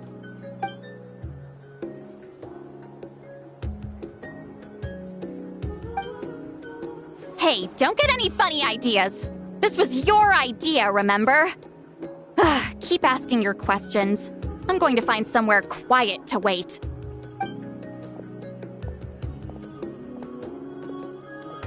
Okay, so your family studied under Wheat Ceiling, right? Yes, although that pretty much ended with my grandfather's generation, unfortunately. The techniques my family learned from Wheat Ceiling didn't have much practical use in terms of tribal affairs, so during my grandfather's time, we quit the priesthood. Turns out, shaman techniques aren't that useful outside the priesthood either. So over time, we abandoned them altogether. Of course, it's possible that we were just too foolish to understand the true power of those teachings. After all, Wheat Ceiling was a genius. None of her students have been able to fully reproduce her talent. Do you know which techniques were passed on to your family? I'm not sure. As a kid, I remember hearing my grandfather talk about them, but it's not like I can use them myself. Just think about it for a sec. Do you remember anything about a technique that can decide the outcome of a battle? Decide the outcome of a battle? No, I don't remember anything like that. Besides, my family wasn't really known for our talent. If a technique like that exists, I doubt Wheat Ceiling would pass it on to us. You might have better luck asking one of the priests. They're descendants of Wheat Ceiling's most gifted students. Well, looks like we're back where we started. Still no definitive evidence the Battle of Seven Colors took place. Alier, do you think we have enough to draw a conclusion? All we have are non-witness accounts. We could put together an interview, but that's not going to hold up in academic circles. Then we have to keep going.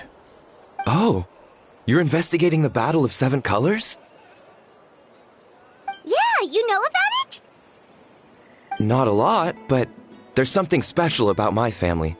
In addition to shaman techniques, Huitzilian stories were passed down to us as well.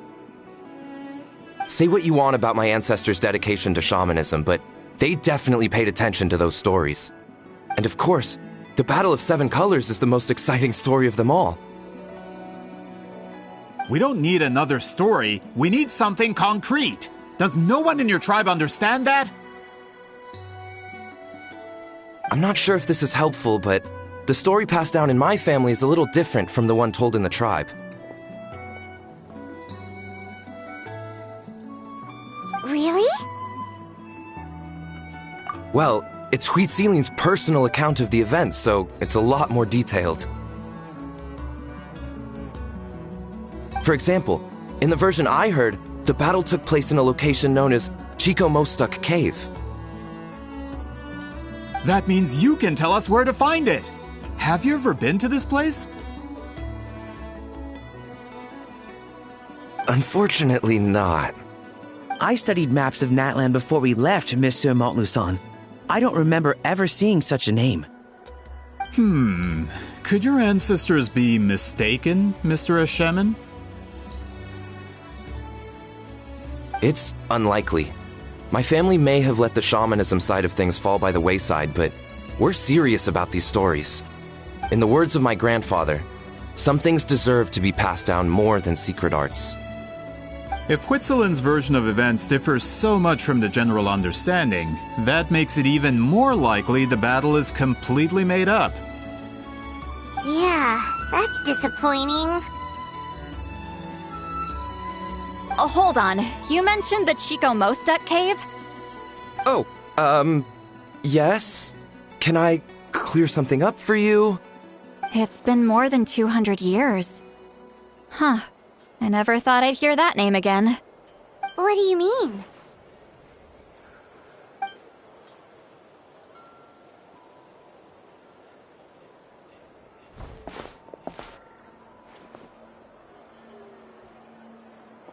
That location is now known as the Valley of Fog. The Chico Mostuk cave is what it was called 200 years ago. Precisely when Huitzilin was alive. That means, Monsieur Montluçon, we can confirm the original site of the battle. Once we get there, the evidence we need should be at our fingertips. Just when we thought all hope was lost. I never doubted you, great shaman. Allow me to present you with a gift as thanks. Save it. Flattery won't get you anywhere with me. Wait, Mr. Montluçon works in publishing. You're a huge fan of light novels, right, Seatlolly? Maybe he could get you some that are out of print. Really? Out of print, huh? Sure. Do you have any in mind? Well, if we're talking collectibles, then the first edition of Shogun Almighty reborn as Raiden with unlimited power is a must. It's the first major hit of the isekai genre. Several editions have gone to print, but copies of the first edition are exceedingly rare and valuable. I see. There's also its sister work, Pretty Please Kitsune Guji. It was Yae Publishing House's attempt at gauging the new market trends. It's opened the door to a new genre after readers grew tired of isekais. The sales speak for themselves. Actually, Yae Publishing House released a limited edition not too long ago, but it's almost impossible to get. Anyway, I'll take those two. Sorry, I'm not sure I caught all that. What were the titles again? Reborn as Kitsune Guji? These two titles are among the most successful and well-known works in the entire industry. You're telling me, as someone who works in publishing, you've never heard of them? I'm a merchant from Fontaine, after all. Regarding this particular genre from Inazuma, I'm afraid I lack your level of expertise. Amateur.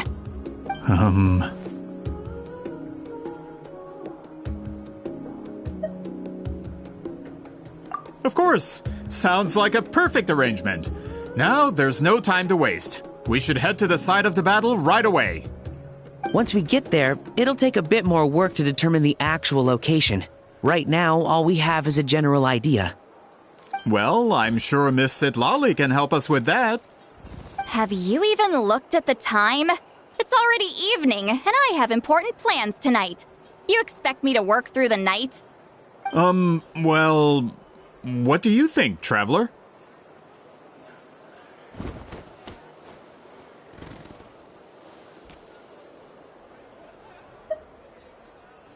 Okay, we'll find a place to rest for the night. When should we meet tomorrow?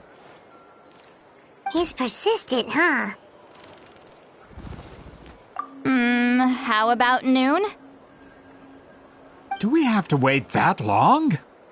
Great shamans have important matters to attend to in the morning.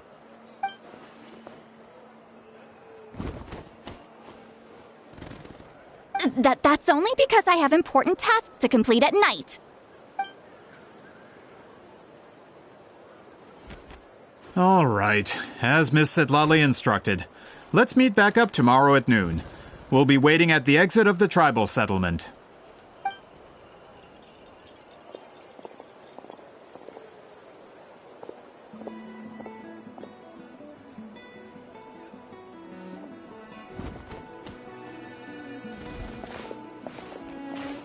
Sorry. I just wanted to ask, is Granny Eatsley satisfied with my answer? Yeah, of course. You really helped us out. Oh, good. I'm glad I didn't offend her somehow. You're really that scared of her? To be honest, Granny Eatsley almost never interacts with ordinary tribespeople like us. Everything we know about her comes from rumors. She's a powerful shaman who's lived for over 200 years. As a great hero, you're probably the only one who isn't intimidated by her.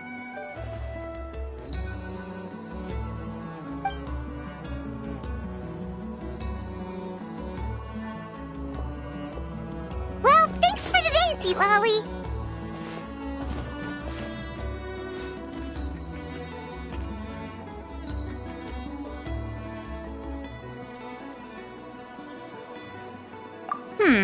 That's quite considerate of you. All right, let's grab a few drinks. Just like last time. Wait, didn't you say you had important plans tonight? What did you think I meant? Does that mean you've gone drinking every night for the past 200 years? Now Paimon's worried about your health. No, I've had enough socializing for one day. I know somewhere quiet. We can just buy some drinks and head over.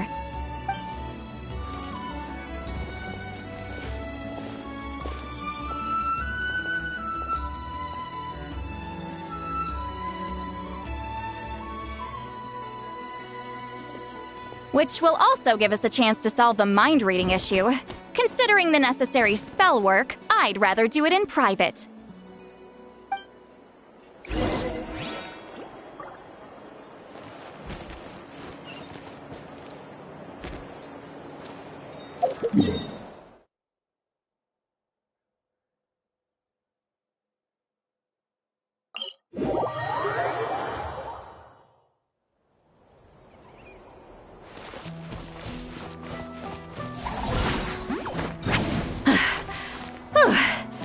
All right.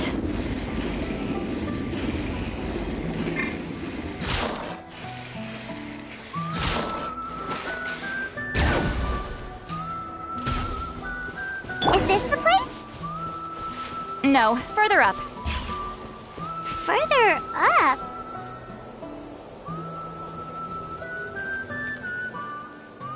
Whoa, this is like a secret base. Sometimes I want the fresh air, but not the company. So I come here. Let's see if my stash is still here. Ah, great! The halberd crest birds didn't eat my snacks.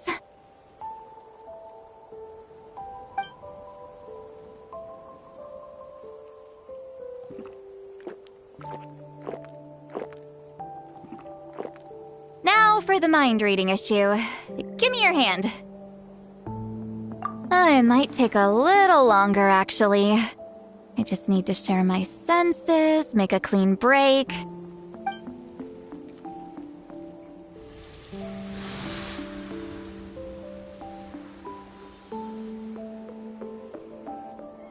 And that should do it, right?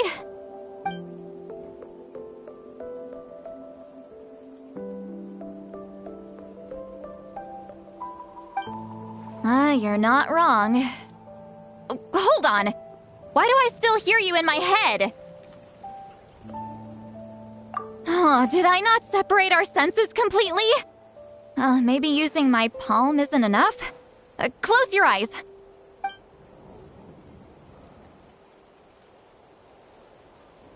Oh, please work, please work. A great shaman should be able to handle this.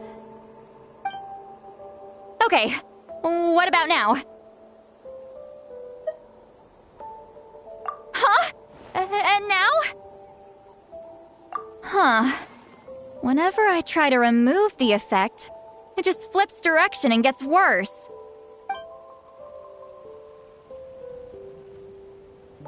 That was just to help with the spell. Ah, shoot. I still hear you.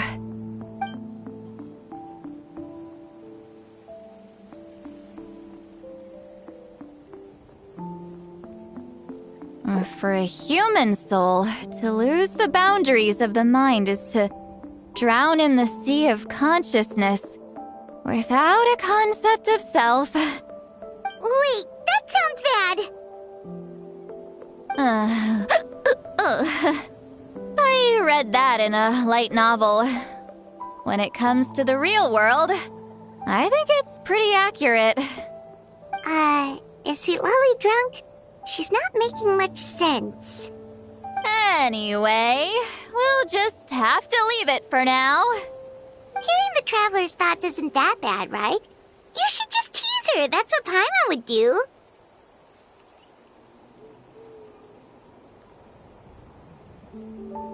It's just... I'm not good at this. I'm not used to being close to people. Sorry, I said we could be friends, but I guess I'm not ready. I'm used to being Granny Eatsley.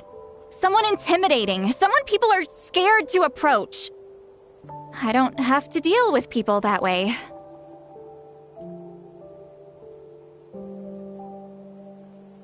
Yeah, Paimon's been wondering. Why do you insist on living so far away? You could easily become a leader of your tribe, someone everyone loves and respects. When you live as long as me, a person is like a flower. The color draws you in. You water it to see it bloom. It rewards you with its fragrance, but it doesn't last. With the passing of the seasons, everything withers away. You can try to water it, but it will never bloom again.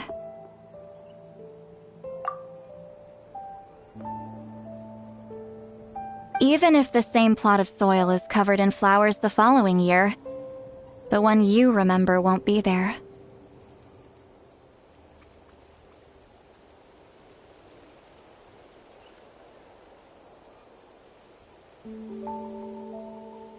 That's just how it is.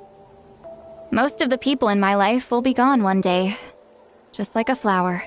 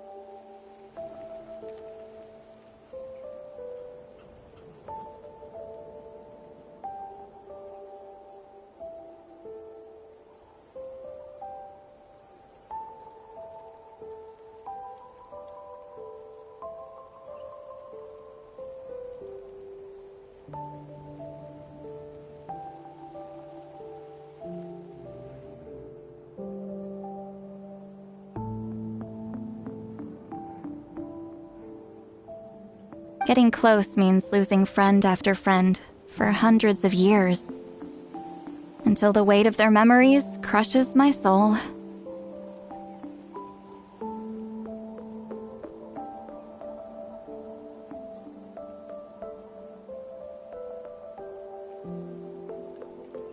If people don't care about me, then I don't have to care about them. It's better if the people in my memories are nothing more than fleeting strangers. Sweet Lolly.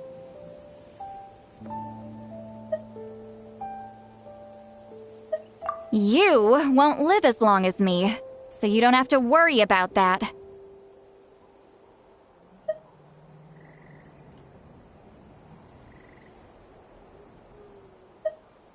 Really? Then you should understand. Nearly everyone you know will be gone one day.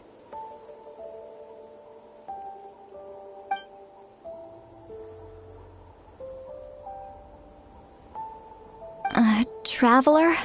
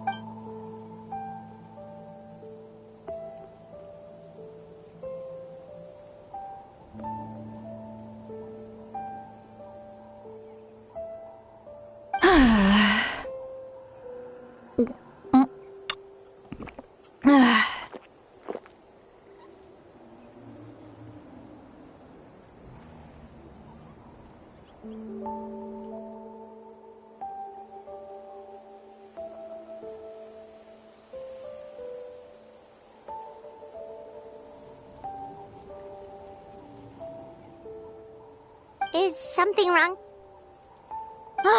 Stupid mind-reading side effect won't go away. It's not like I want to hear you complain about me all the time. Okay, she's definitely drunk. Sweet Lolly, maybe take it easy? At At this rate, you might sleep past noon tomorrow. I'm not drunk. I remember everything the traveler said. Just gotta think of a response. I'll think of something.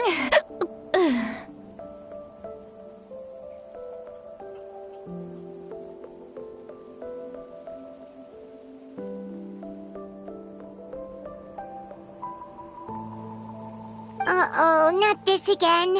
Is she asleep? I'm fine. Can get home by myself. Is she talking in her sleep or talking to us? She seems kind of out of it. Bye. Gonna walk back alone. Need some time to think. All right.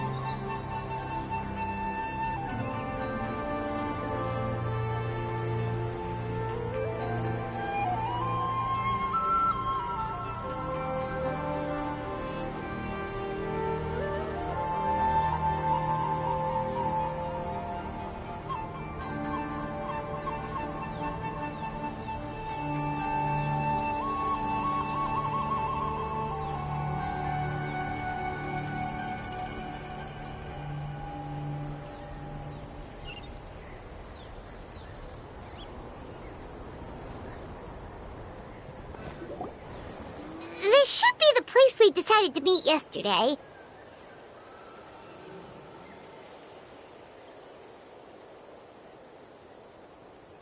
Who knows if Sweet Lolly will show up on time? She drank so much last night, she might not even be up yet.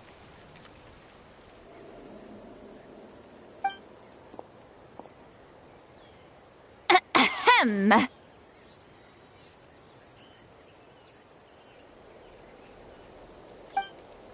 Sweet Lolly! No need to sound so surprised. Drinking is just a way to pass the time. I mastered the art of moderation long ago.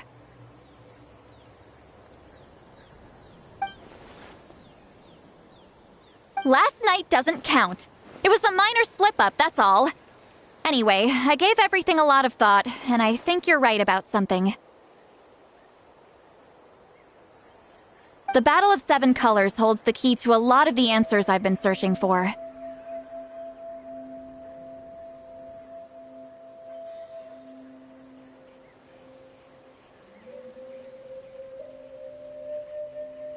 So that's why you're here so early.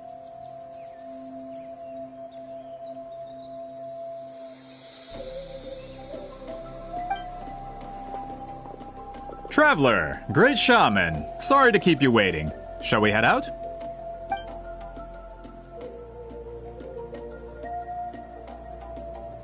Just follow me. I'll confirm the location myself. Of course.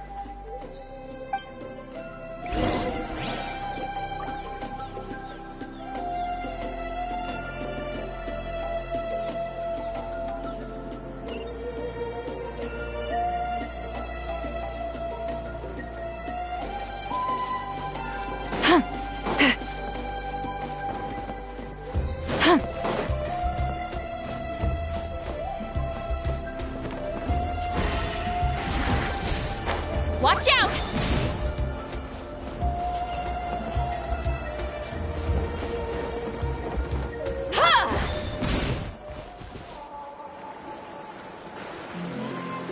This should be it.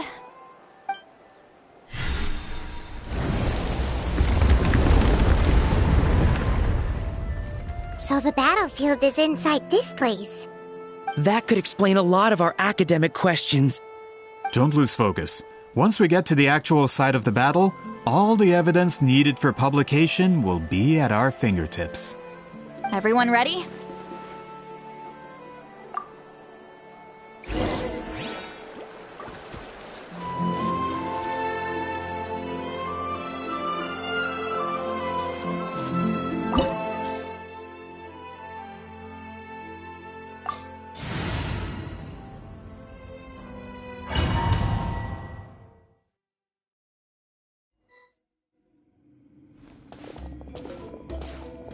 So the Abyss invaded through a cave like this? When the Abyss first began to corrode the ley lines, they took every opening they could get.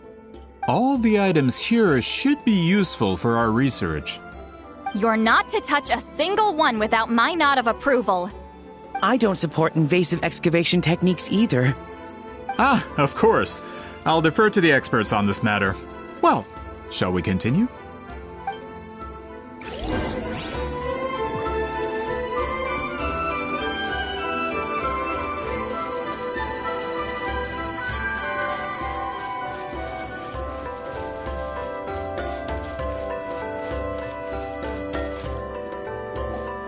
There are weapons here from every tribe in Natlan. The battle must have encompassed the entire nation. Sounds like we're getting closer to what the legend describes. But all we can really say is that a battle took place here. There's still no evidence of any colors or some elaborate maze. Wow, you're really invested in the Battle of Seven Colors. Well, it's the reason I came to Natlan in the first place. Grudok, send some of your men to search the area. We might miss something all grouped together like this. I'd like to cover all our bases. All the bases. You got it. Don't jump to conclusions. Of course this isn't the site of the actual battle. We have to keep going.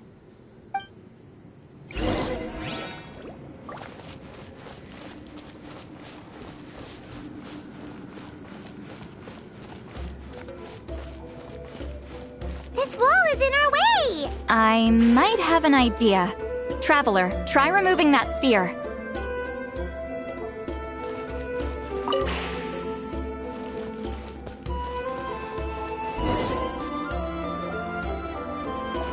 Whoa, we passed straight through! What was that? Some kind of color magic?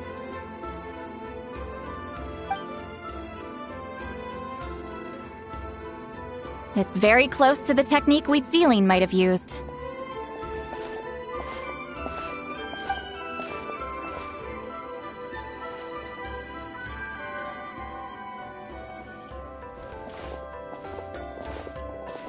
That's it?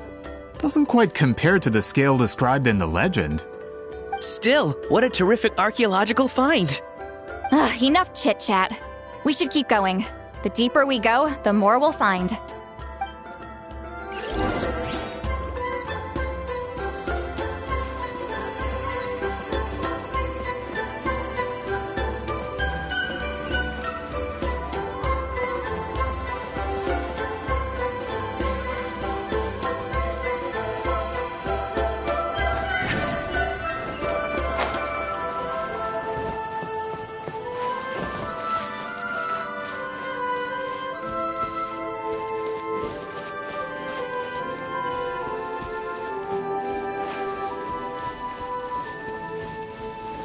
Hold on. If we step here, we might fall through. You mean there are traps in here? Remember how we were able to pass through the wall just now? It must have been because, on our person, we were carrying the same color as the wall. Let's put the sphere down and see what happens.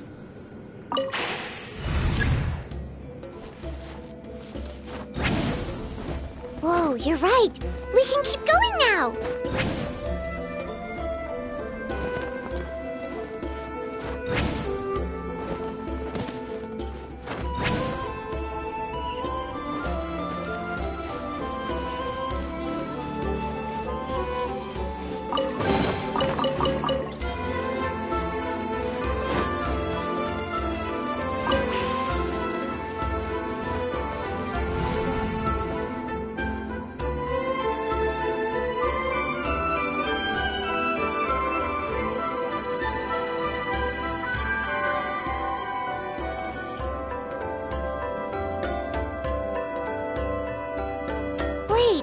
What was that? What is this place? Look! A maze made of colors. It's real. I can't believe it. Hold on. The quality of this space. This isn't reality. It's a realm of memory. Huh? No. This is a space constructed using memories as a medium. The principle is similar, but the two are not the same. Correct?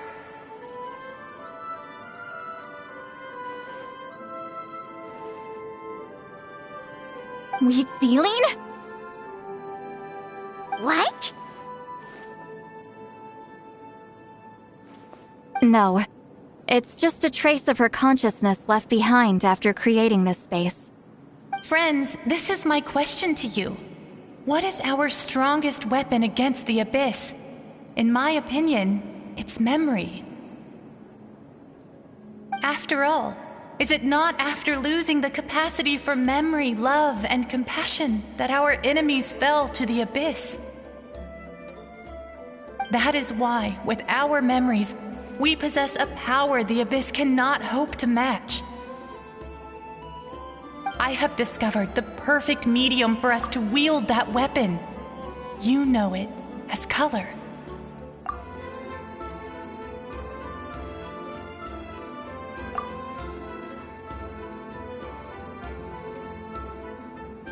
The more cherished the memory, the more vivid its color. As memories disappear, their color fades first. That is why color is the best vehicle to wield the power of memory. Guided by vibrant colors, your capacity for memory is what will allow you to navigate this maze.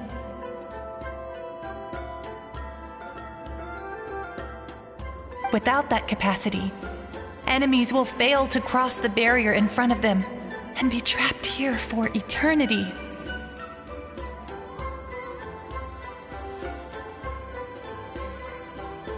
So, be brave, my friends, and march forward!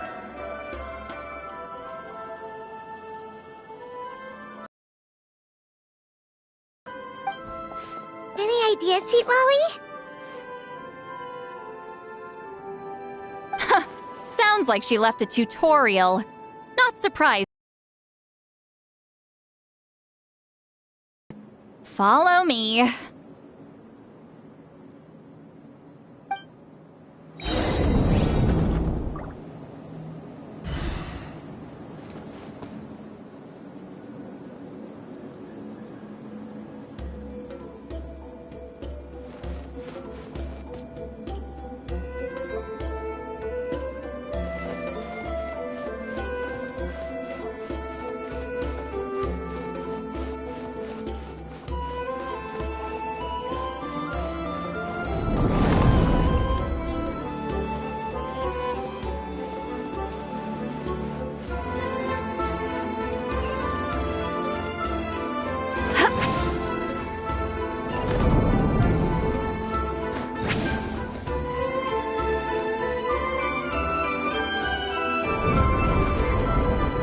Monsters here too?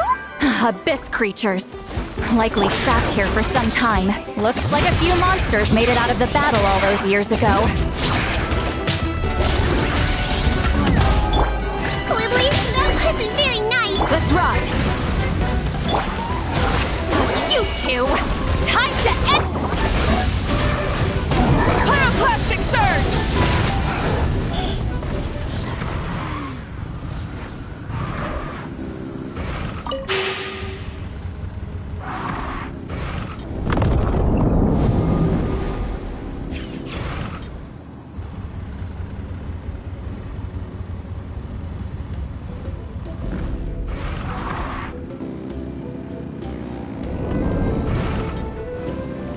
What's with these color-changing blocks? You and Sweet Lolly fell through all of a sudden. You scared Paimon half to death. Must be one of the mechanics of the maze. I'm guessing the purpose is to help allies navigate this place.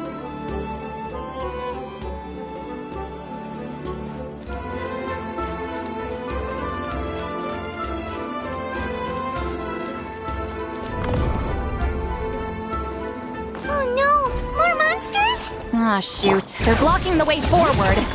Let's get rid of them. Get to work! Rev the engines!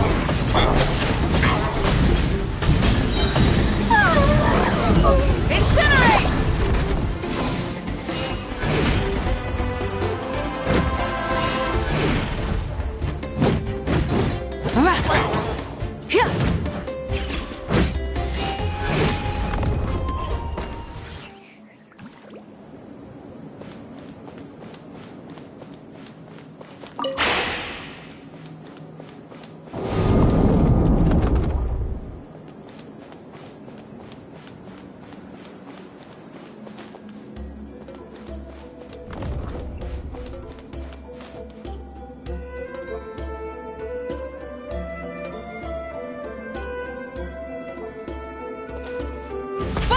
This place is so pretty.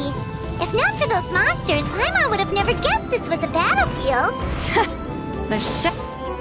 Is this a bridge made of colors? Don't sound so surprised.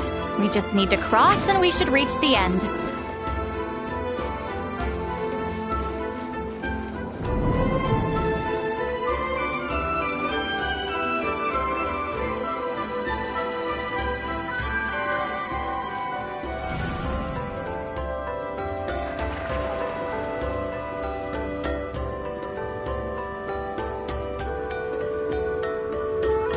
We're out! Looks like we made it through the maze.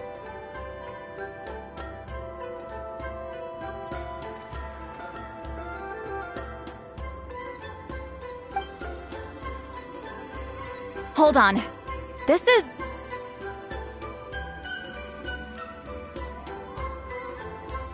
Whoa, so pretty! The thing inside the sphere looks exactly like the maze! It's like a miniature blueprint made from a special dye.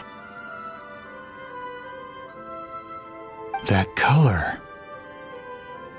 The dye was modified using a secret technique to harness the power of memories and create mazes like the one we just witnessed. Without that power, it's just a normal dye. But the color it produces is still quite rare.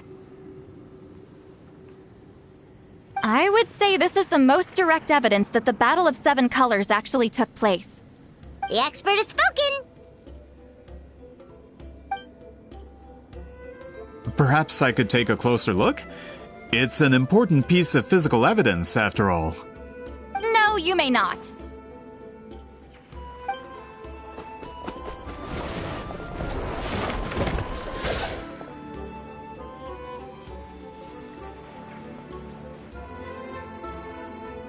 What are you doing?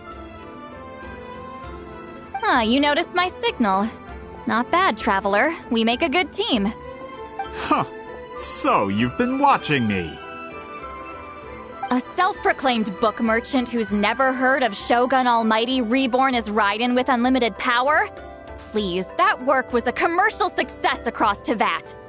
I knew you were fishy, but I didn't expect you to pull something like this. Monsieur Montluçon, we just need a few pictures for our research, not the artifact itself. What if it gets damaged or destroyed? Shut it! I couldn't care less about preserving this piece of trash. I would destroy it right now if I could. But then there would be no evidence to prove the battle took place! What if that was my goal all along? What? Huh. Pretending to be a book merchant, pretending to promote the history of Natlan and its heroes, was the only way to get information out of the people in this tribe. But make no mistake, I'm no lowly merchant. I am the future owner of the largest printing company in all of Teyvat. But the dye in that sphere ruined all my plans before they could even get off the ground. We've received a report that your advertisement in the paper makes false claims. Fontaine Law demands it be taken down immediately. False claims? The dye I advertised is an unprecedented innovation. It produces colors of unmatched radiance. Unfortunately, its qualities are neither unprecedented nor unmatched. According to the lady who made the report, she saw a woven scroll in Natlan made with a similar dye. Even more miraculous, that substance dates back hundreds of years.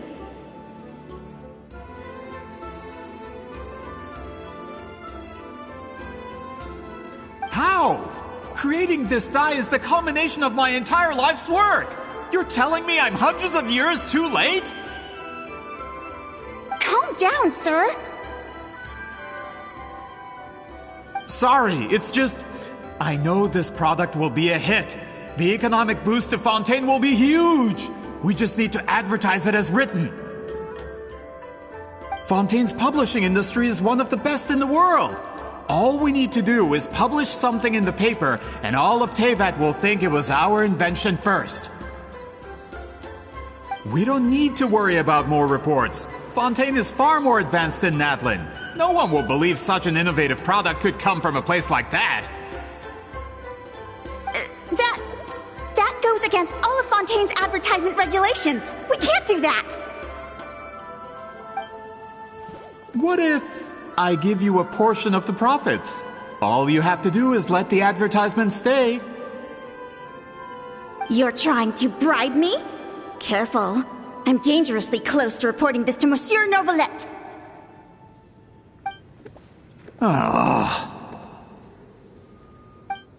I knew if I was just allowed to market my product, it would be a hit.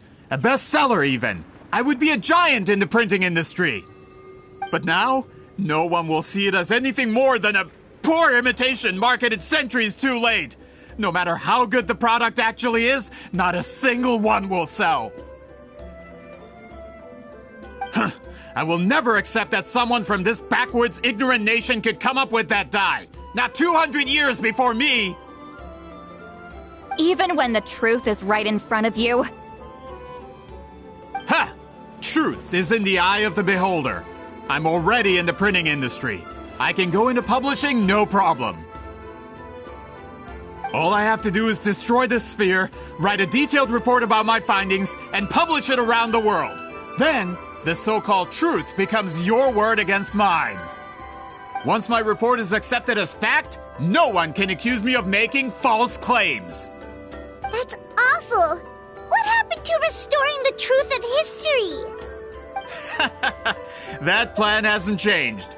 I will continue to spread my truth for all of Teyvat to see. Ah, you mean a hero of Natlan who's not actually from Natlan? And a great shaman who, according to rumor, abandoned her tribe long ago?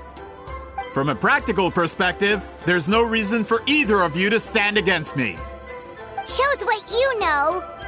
Oh, since you like rumors so much, have you heard the one about what happens to people who get on my bad side? Ah, the wrath of Granny Itzli. Like I said, our interests aren't at odds. I knew from the beginning that you would accept my invitation, considering Huitzilin was your rival. You've lived longer than her, you're far stronger than her, and yet, she has always been more revered than you. Now, that can change. With the backing of the printing industry, I can take any book and send it to all four corners of Teyvat. This part of Natlan's history will be mine to tell.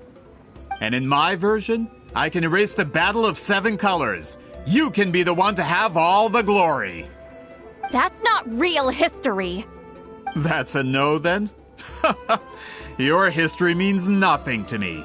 But it's not allowed to stand in the way of my Mora. Done running your mouth? Good. Before handing you over to the tribe, I think I'll have my way with you first. If this comes to a fight, per my contract, you're gonna have to go through me.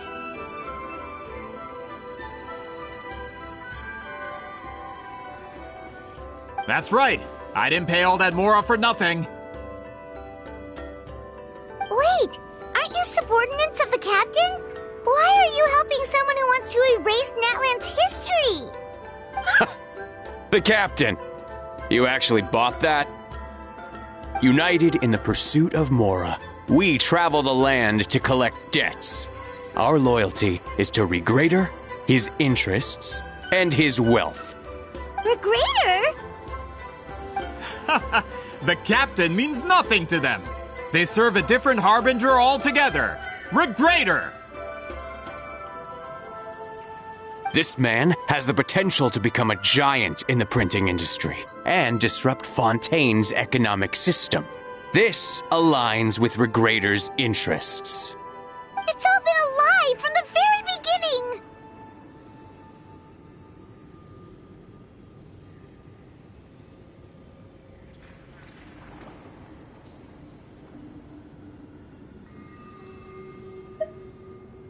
I don't care who you serve. When it comes to punishment, I don't discriminate.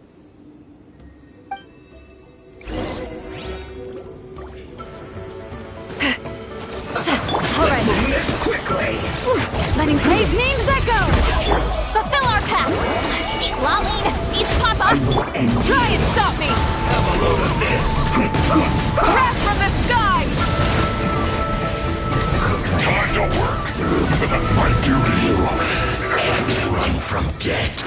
That's what you get for messing with the hero of Natlan and Granny Itzli. They could give Regrader a run for his Mora.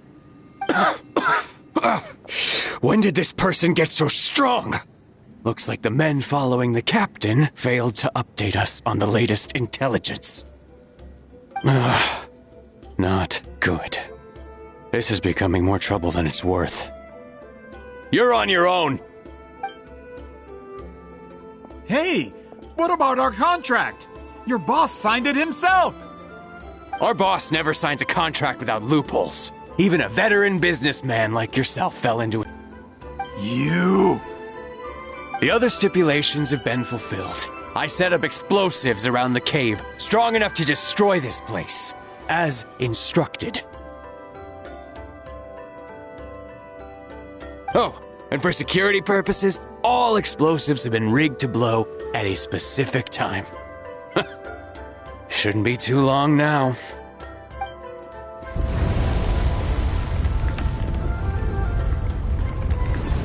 What? This whole place is gonna collapse? You were supposed to wait until I made it out! Are you trying to kill me? That depends on how fast you can run. I'm off.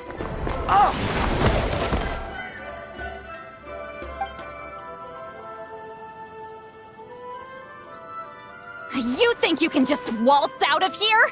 Traveler, stop them, and then we'll make a break for it. If I'm caught, I implicate my boss. Time for the backup plan.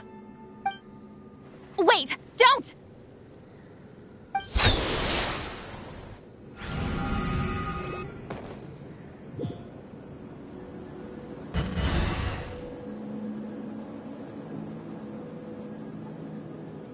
Where are we?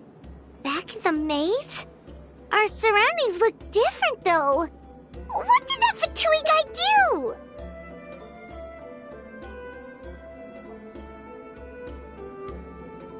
Good point. She'll know how to get out of here. Let's hurry. If we don't make it out before the cave collapses, we might never be able to leave. Let's see. Seat Lally! Oh, looks like it's not gonna be that easy. What should we do?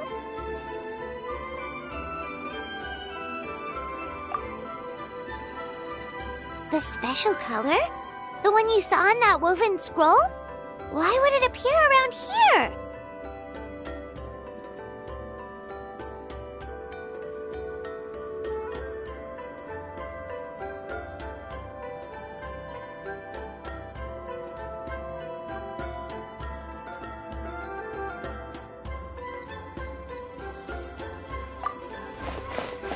You're right. Lead the way, traveler.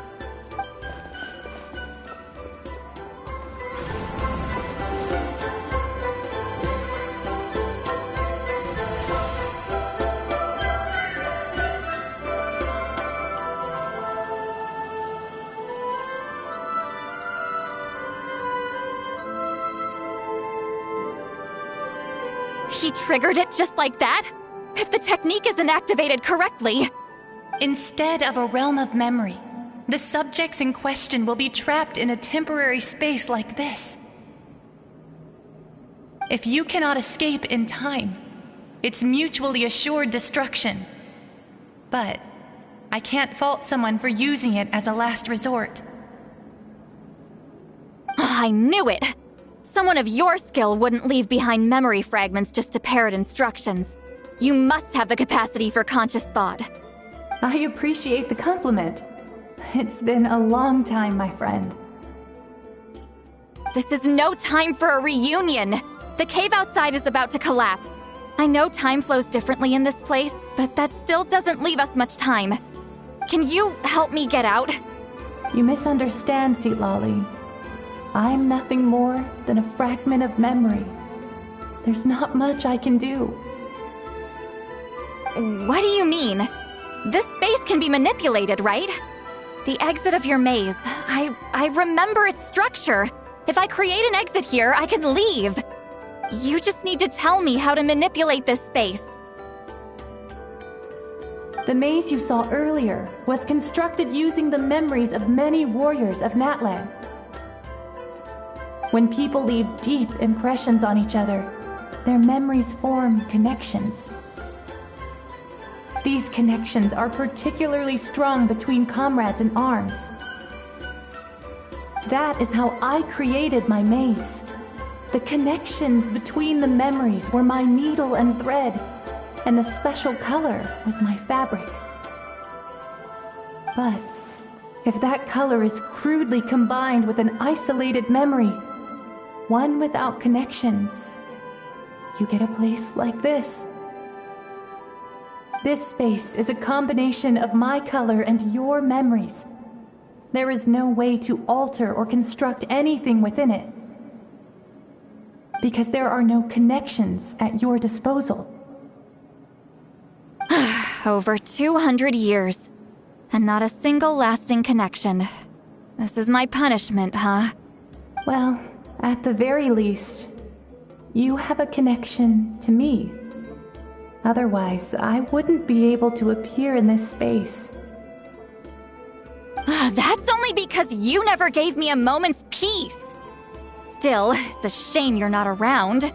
You said it yourself. A memory fragment can't be used to create the connections I need. Sweet Lolly. But now that I have the chance to talk to you again, I need you to give me an answer. Your special technique. You didn't pass it on to your students. You passed it on to the rival you could never beat. Me. What I want to know is, why? So you figured it out. After what I saw in the maze and everything you just told me, I'm certain the technique at the center of all this is the same one you taught me all those years ago. But you never brought up the fact that you used it to win a battle. From your description, it might as well have been a simple color trick. I'm getting the feeling you always meant for me to come here. But if this is a foreshadowed event, I'm not happy with the narrative setup. Sweet Lolly, ever since you learned that technique, you've been able to see a special color, haven't you? You mean... That color is the core of the technique. But it isn't my invention. It's something I discovered in the work of our ancestors. More specifically, you could call it the color of memories. In truth, passing on the technique is a process of using that color to tint another person's memories. Yes, the technique has the power to decide victory. But in my opinion, the capacity to add color to someone's memories is where the true value lies. You are fated to live a far longer life than me, Lolly.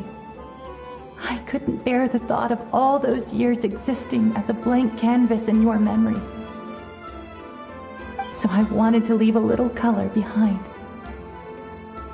Your color, you mean? One day, you too will want to leave behind your color in someone else's memory. When that day comes, you will understand my decision. I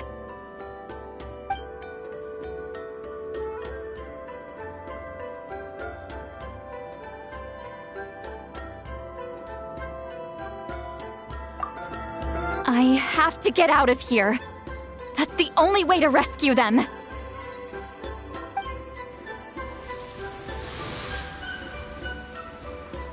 See, Lolly, what are you... I understand the true principle of this technique now. If I can't construct an exit, then I will separate this color from my memories by force. But you could lose a portion of your memories that way. I know, but my memory is just a blank canvas I've neglected for 200 years. My friends are worth the risk. Traveler? When you entered the realm of memory I constructed, I used your memories to learn about your recent experiences. I have a feeling you're the one who will be saved this time. After 200 years, someone has appeared by your side, the kind of person I could have never anticipated. The Night Kingdom harbors Natlan's memories, and the Traveler's connection to that realm is incredibly strong, surpassing even the shamans who worship the Lord of the Night. This means that even without your tutelage, she can see the color of memories. What did you say?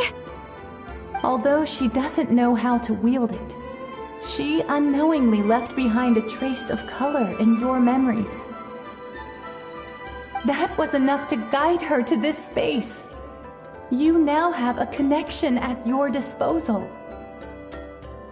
Well, Silali, it looks like part of this was foreshadowed, but the rest is a surprise. Traveler? Traveler! That's Lolly's voice! She's just up ahead! This is goodbye, my friend. Your memories over the past 200 years are much more than a blank canvas. Cherish them. Wheat Celine.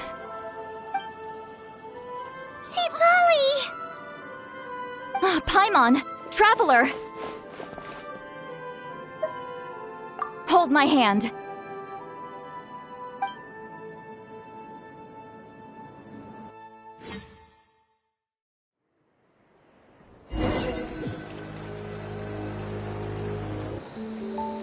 Did we teleport out? Man, that place was so... Woo! We made it out just in time!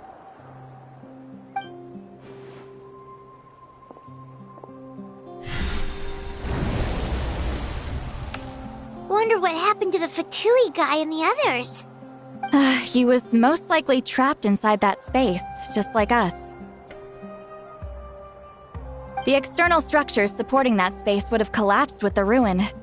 Unless he managed to escape, he would have been crushed.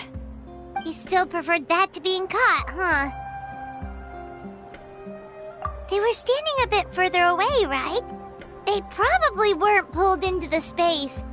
Maybe they already made a run for it. Hello? It's one of Maluson's employees!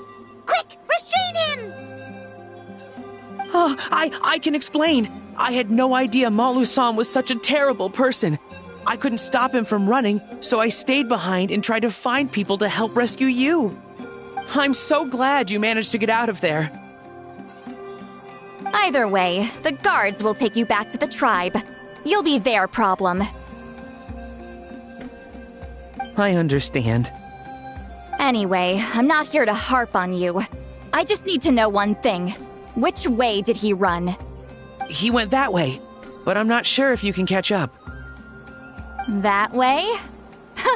Unless he suddenly grows a pair of wings, I think we're okay. Traveler, Paimon, come with me.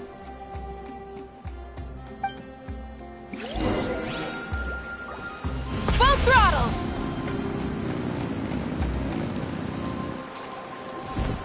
Hey, it's Elder Tlapo and a group of Ictomisaurs! They caught Maluson! Something felt off about him yesterday, so I set a few things in motion. Looks like it's time for that foreshadowing to pay off. My bank balance! No! No! What's wrong with him? That's one of the tricks Claw uses to scare people. He makes people hallucinate the thing that scares them most. It's particularly effective on weak-minded people like him. Serves him right! I know, it was a lot to ask, making you come all the way out here during the day. Was that a declaration? Elder Tlapo didn't appoint us to a whole other task, did he? Forget about him for now. The Ictomisaurs will make sure Montluçon doesn't escape before the guards arrive. In the meantime, we have unfinished business, remember? Right, the special scroll. But the die is buried underneath a bunch of rubble now. Don't worry, Witzeline's technique hasn't been lost at all. Come with me, I'll explain everything at my house. Oh, and Traveler? Everything you said about memory, I finally figured out my answer. I knew you'd want to tag along. Let's go.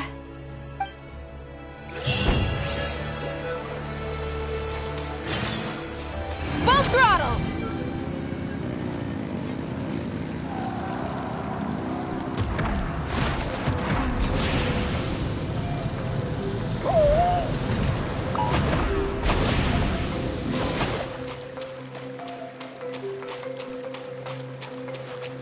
Rev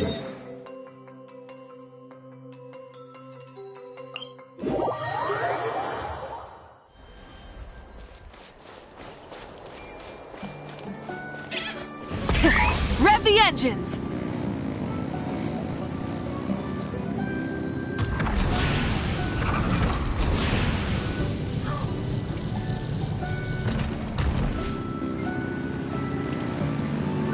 All right.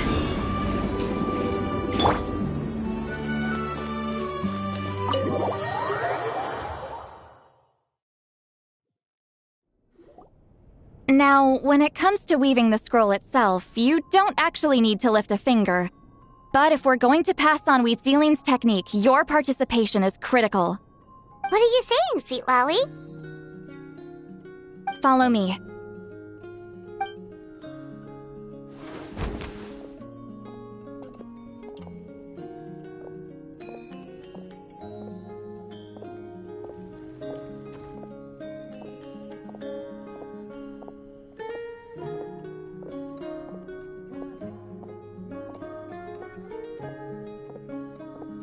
Whoa, look at this place.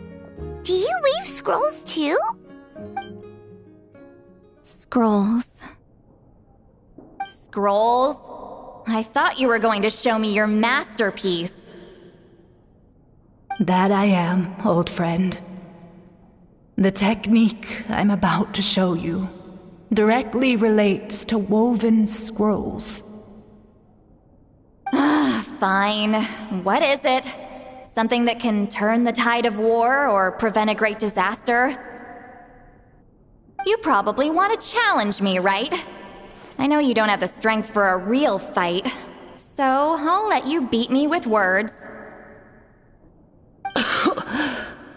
Old friend, my life is nearing its end.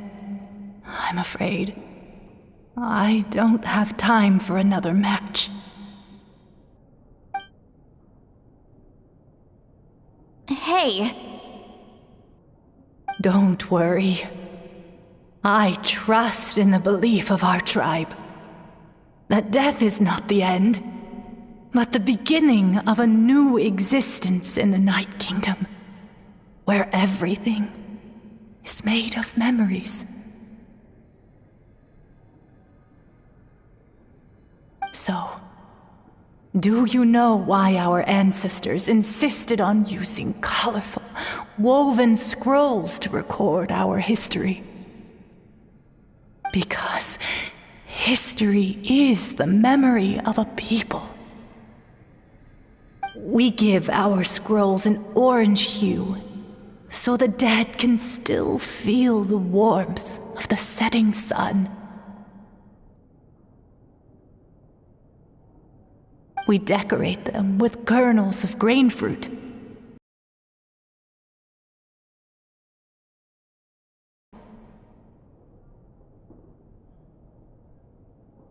I know that, but something this important? Why entrust it to me and not one of your students? As your friend, I admit, I'm being a bit selfish. I don't have long, Sipali. Oh, I'm not sure I can truly explain my decision. But I know you will understand one day. For now, will you accept my final request? Just this once. I understand now, Wheatziling. Just like you said I would. Claw, help me move this outside. I'm going to color it.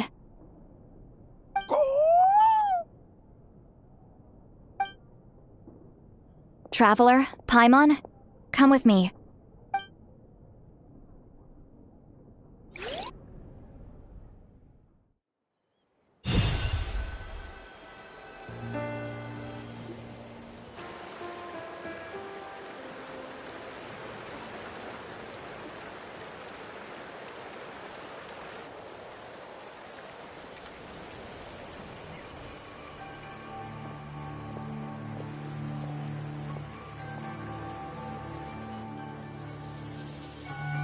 We are like birds, soaring through the horizons of time.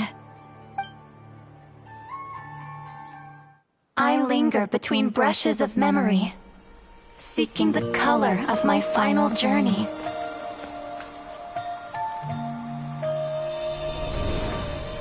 When I get there, may there be feathers to paint the sky, shades of rose.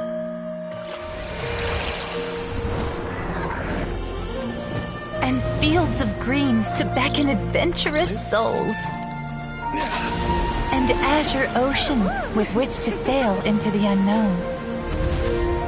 And volcanoes too, where, despite the danger, hidden treasure waits to be found. And graffiti art, of course. Without that color, just imagine the dullness of night. Anything else? In the end, I hope everyone remembers my color too.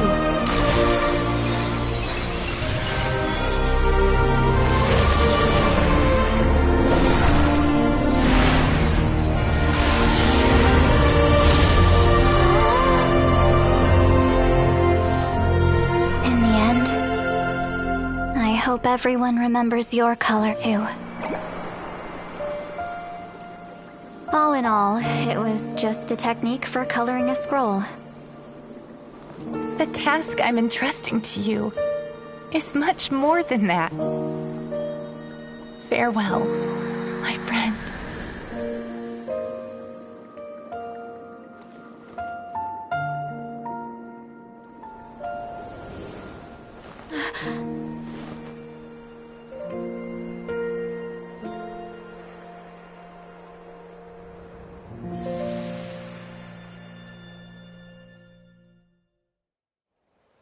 I knew you would understand. This is the special scroll. How did you know how to weave it, Seat Lolly? Hold on! You've lived for more than 200 years. You know how to weave the special scroll. That must mean... you're the one behind the gifts from the spirits! Oh, well, it's not like I wanted to interact with the appointed. So whenever I delivered the scroll, I used illusions to confuse them. The fact that it turned into some kind of divine intervention is because no one was skilled enough to see through my tricks. You've carried the duty alone for all these years? Even if you don't like interacting with people, why not teach someone else how to do it? Traveler, you can see the special color, right? The essence of that color is memory. That means completing the special scroll is a process of searching for color within your memories. Passing the technique on to someone means sharing your memories with them. You need to leave traces of your color in their memory, and they must do the same. Even though I only confirmed that today, I've had suspicions for a long time. And, well, ever since Sweet Celine died, I haven't wanted to form that kind of connection with people. Oh, yeah. It was her final wish, so I kind of resigned myself to taking on the burden forever. After all, I have all the time in the world.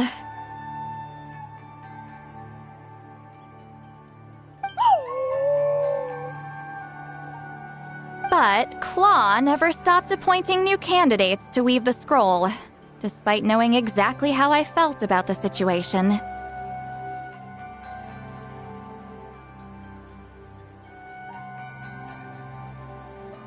I knew exactly what he was doing. And yeah, if I ever did share my memories with someone, I guess that person would be a friend. But it never got to that point. This time, though, you win, Claw. Take this. I guess it's my response to what you told me the other night. What is it?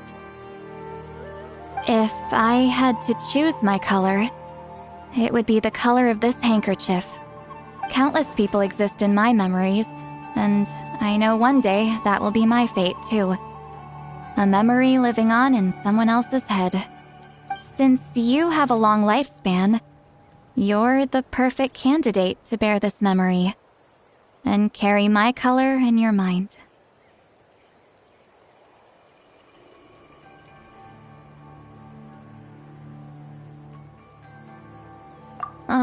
Just keep it safe. And you better not forget my color when I'm gone. Whoa. It's a little early to talk about death, don't you think? It's only been a few seconds since we made the friendship official. Isn't that what friends are for? Okay, this is a serious commitment.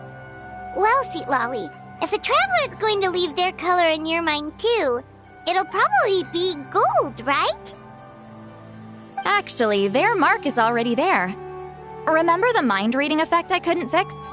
Well, I finally got to the bottom of it. Sharing senses allows communication to occur between the consciousness of different people. Naturally, memories are also involved in that process. Although I didn't know it at the time, we both have the ability to see the color of memory, which means that when I shared my senses with you, a connection was created between our memories. And that connection is what caused my original spell to go haywire. So, you can hear the Traveler's thoughts because you left traces of color in each other's memories? And that's why the Traveler could hear your thoughts too, because it works both ways, right? Quick thinking, but only those trained in the mystic arts can maintain that level of connection.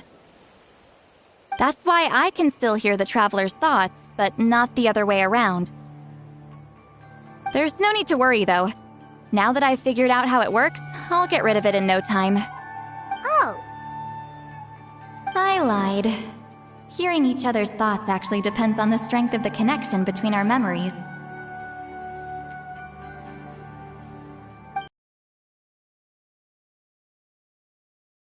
Hear me again. I knew it.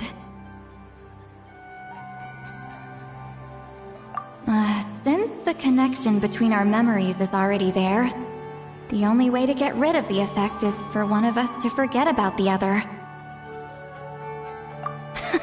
Just messing with you. I'm a legendary shaman of my tribe. Now that I know the cause, of course I can figure out how to fix it. It'll probably take some time, though, so bear with me for now. Besides, I'm an open book. It's not like you're gonna hear anything embarrassing. Oh, unless I've had a few drinks.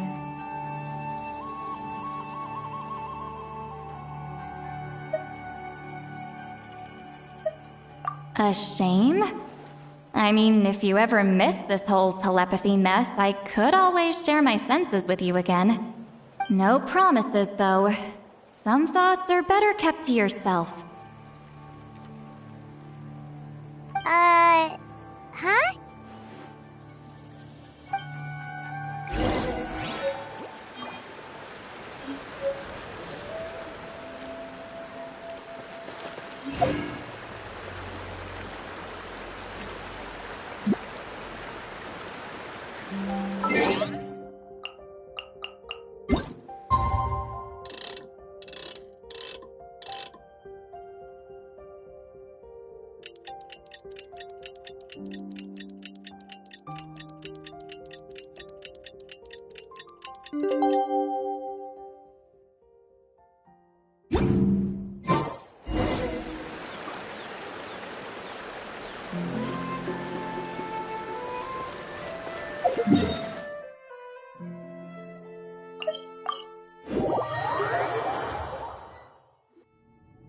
Ah, you did it?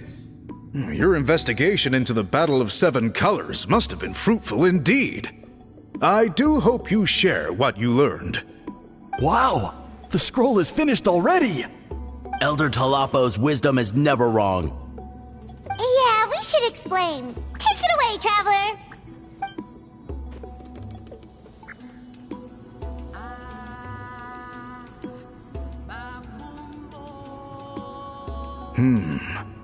I see.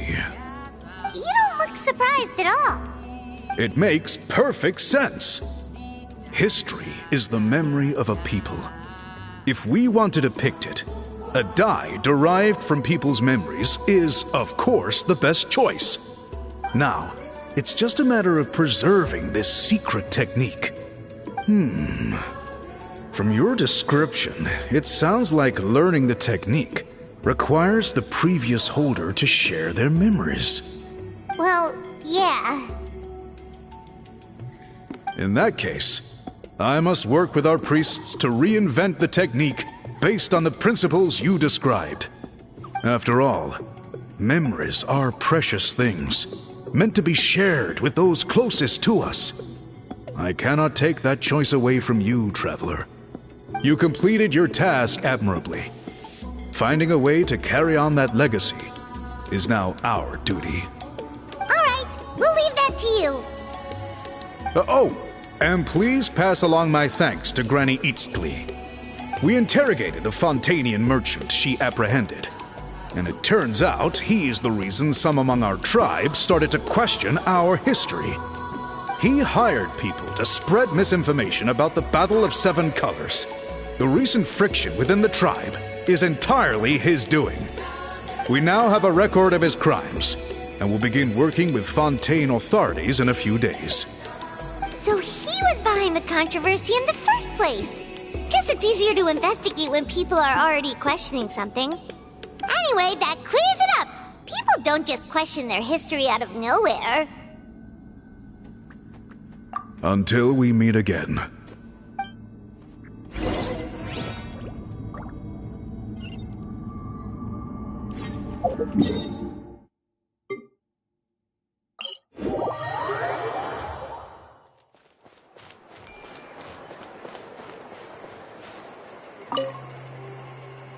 You told him everything, right? Yep. We left out the part about your contribution, but it kinda seemed like Chief Biram saw through us. You could have just said it was a gift from the spirits. I guess he is different from the previous chiefs. But if he figures out it was me all these years, I'm in for a world of trouble. There you are! I've been looking everywhere for you. Oh, it's the other Fontanian researcher. He wasn't taken away with his boss? Please, call me Allier. After questioning, the tribe absolved me of any serious wrongdoing, so here I am. I'll be heading back to Fontaine soon. No employer means no funding, after all. But I wanted to finish my investigation first. I'd like to ask some questions about Huitzilin. I want people outside of Natland to hear her story, but my understanding still has some holes. Questions? Huh! Why should I let an Outlander tell our stories? Don't misunderstand. I have no intention of twisting your history or using it to make a profit. It's just honest curiosity, I assure you. I believe amazing stories deserve to be shared with the world. Culture thrives through dialogue and exchange. All right, you can ask your questions, but be quick. I have important plans after this. Important plans? Oh, thank you very much.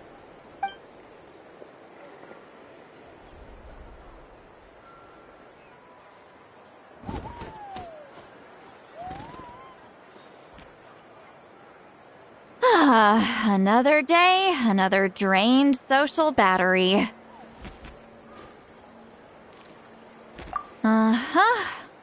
Hold on. You owe me a pair of books. Oh, that! When it comes to light novels, your memory is like a steel trap, huh? You're telling me. Yeah, it's not gonna be easy. You might need to go to Yai Publishing House in person. But I don't need them right away.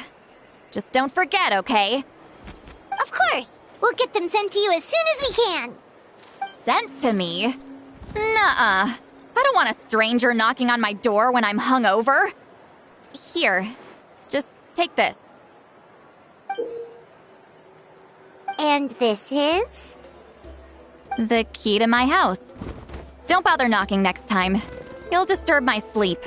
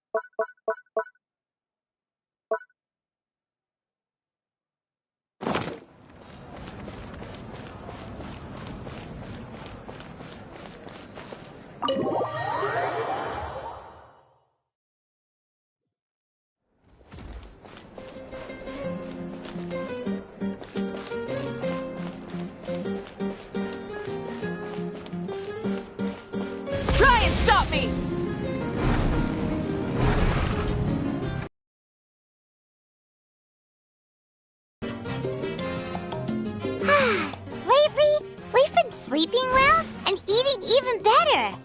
Now this is the life. Exactly! Look, Paimon's tummy is so stuffed. It's all round and plump now. And now it's time for some rest.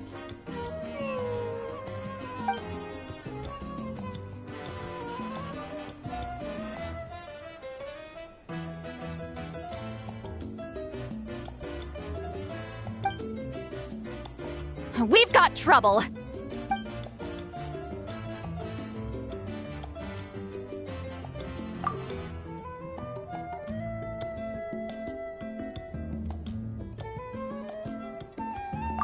Cut that out, it's serious. What are you doing sleeping this late? Who are you, me? Come see us in the speaker's chamber once you've cleaned yourselves up. We're waiting for you here.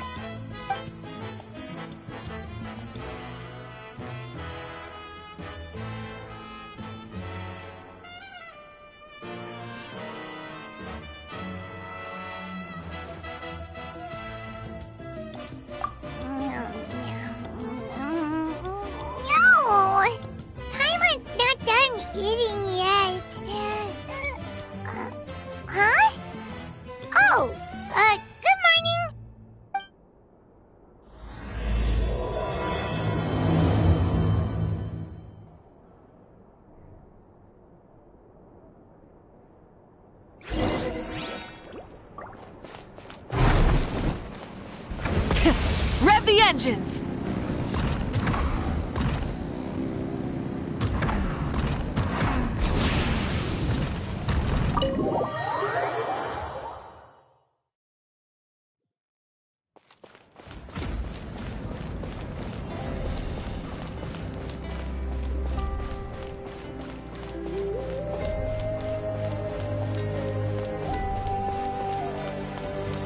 Try and stop me!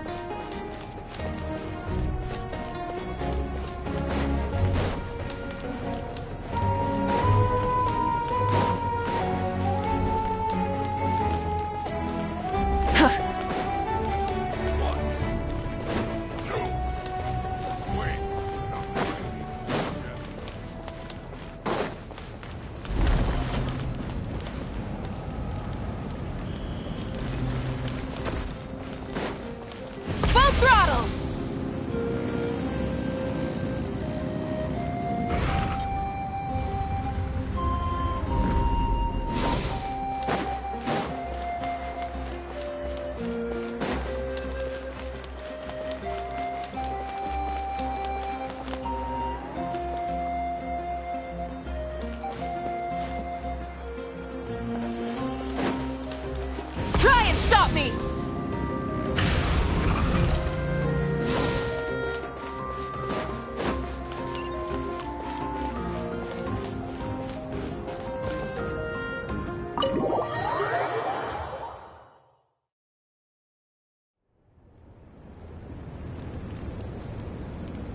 I wonder if they've eaten. Or if they've even gotten up. Maybe I should buy some snacks? Oh, don't tell me something came up on their way here. Relax. I'm sure they're fine. Ah, there they are. See? Just like I said. Mavuika, see Lolly! We came running as soon as we got your message. Thank you for coming all this way. Here, have some water and catch your breath first.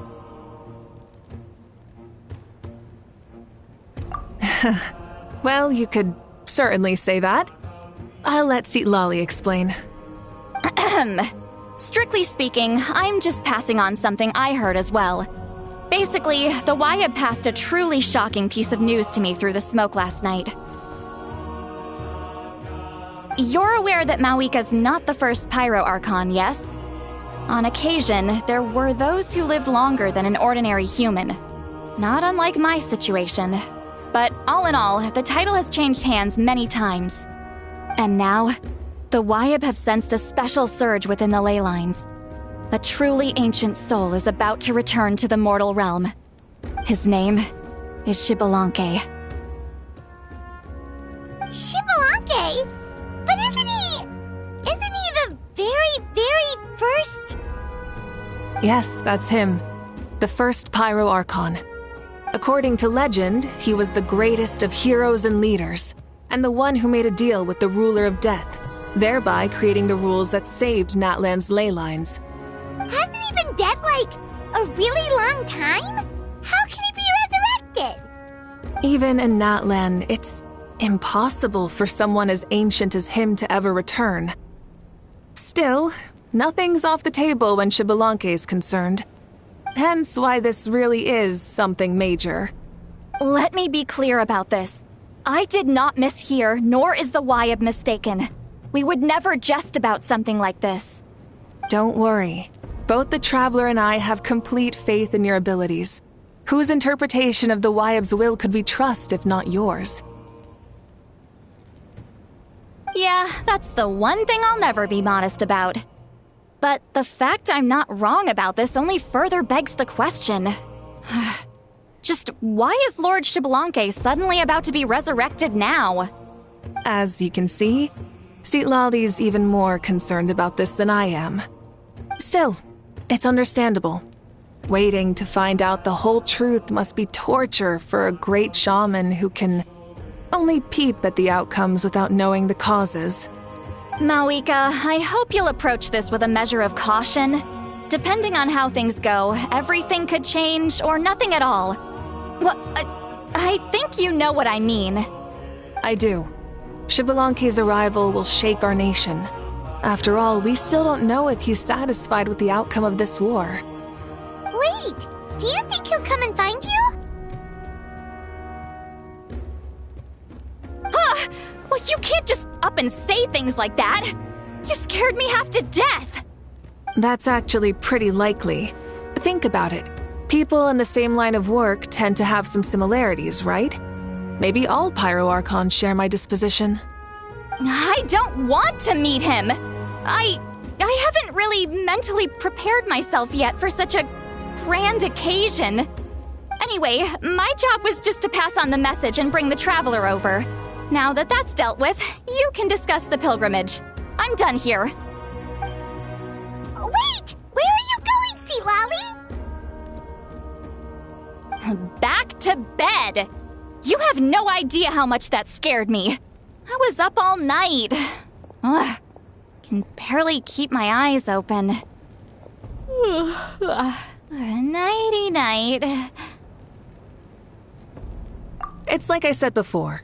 Our cultural legacy shouldn't end with our triumph over our suffering. Instead, it'll burn brighter than ever. So, the pilgrimage of the return of the sacred flame has been given new meaning. We have chosen to turn it into a pure athletic competition, promoting fair play and encouraging the personal growth of contestants. And this grand tournament will begin soon. Ooh, that sounds awesome! Heroes are drawn to tournaments like this, and naturally, you're no exception. The news of Lord Xbalanque's impending resurrection may be a bombshell, but I believe that we should keep our focus on the pilgrimage. Huh. Okay. So, not in a hurry to find him, huh? That's right. I've already informed the tribes that we'll be hosting the next tournament right away. It'll help sweep away the shadows cast by the war. Preparing supplies, cleaning up and remodeling the competition venues, recruiting staff for logistics, moral support, and pre-tournament weather forecasting, all of that's been assigned. We need to make sure everything is completed well and on schedule first. Traveler, Paimon, you are our cherished friends and a part of our nation.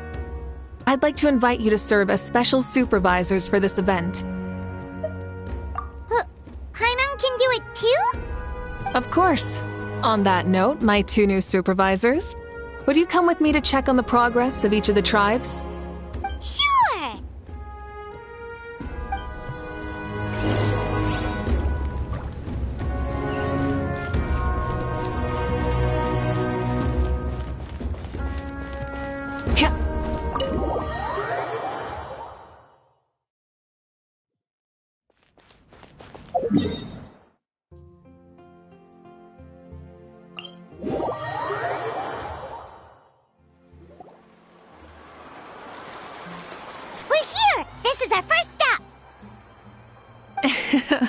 Looks like someone's in a good mood. Of course! Paimon's here as a special supervisor this time! It's only been a few days, but Paimon's back and cooler than ever!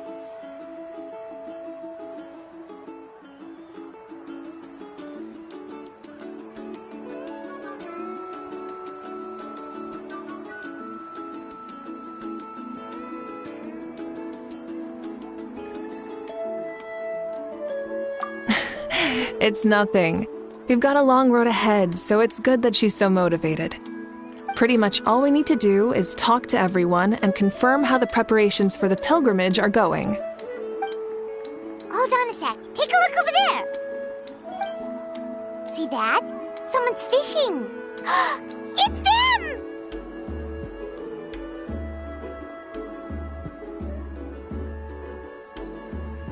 It's a quartet, you insolent ignoramuses! A quartet! How dare you treat the almighty Dragon Lord like a subhuman! If anything, I'm superhuman! Wait, no! Draconian! Why, hello there, Ahau. And you three? What are you up to? We're fishing, Archon. Mulalani says if we're lucky, we might catch someone really special. Yeah, like that punk Shibalanke. He's such a pathetic little... Ah!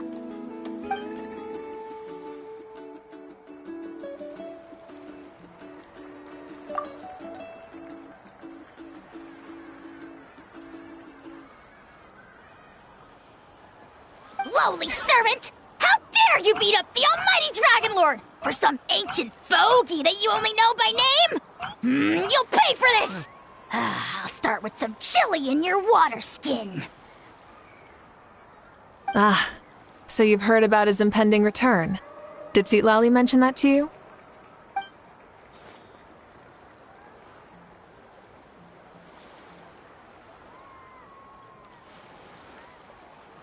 Oh no! Why is Shibalanke coming back now? Did we screw something up? We couldn't have, right? But what else could have alarmed him so much?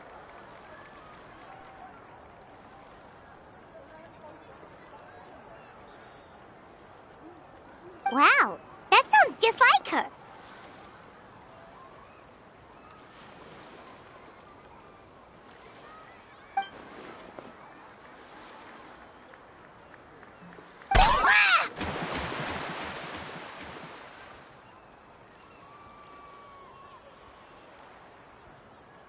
To be honest, it's been bothering me quite a lot.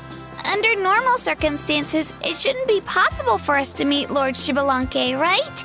So, does this mean something's wrong?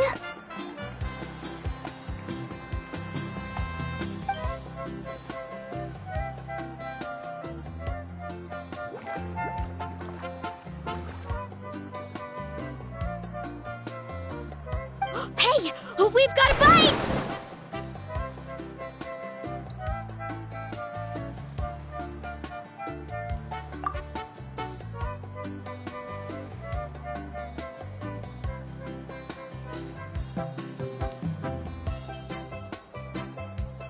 Help!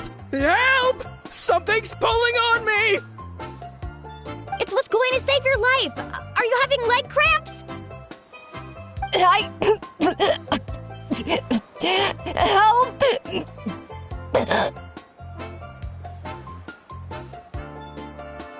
Hold your breath for now. We'll get you out right away.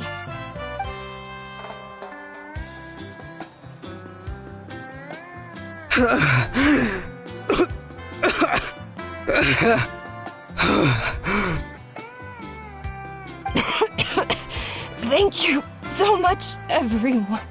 Wait, why is her Archon here?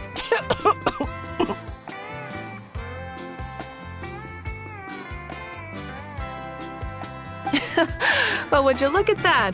You actually caught some people after all. Thanks for your help. Otherwise, that sudden bout of leg cramps might have ended our entire surfing squad. The two of us are in charge of transporting supplies.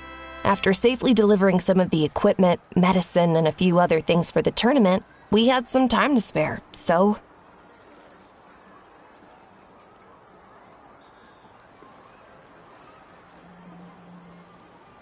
Didn't warm up before going into the water, did ya? Thank you. Thank you so much. We'll, leave you to it then.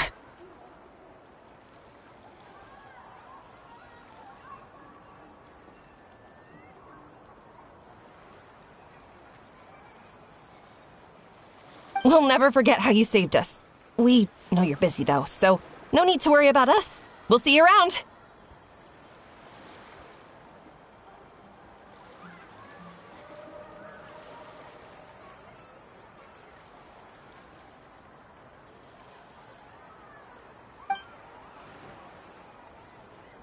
Well, you gotta give it to Mualani. When she wants something to happen, then it just happens.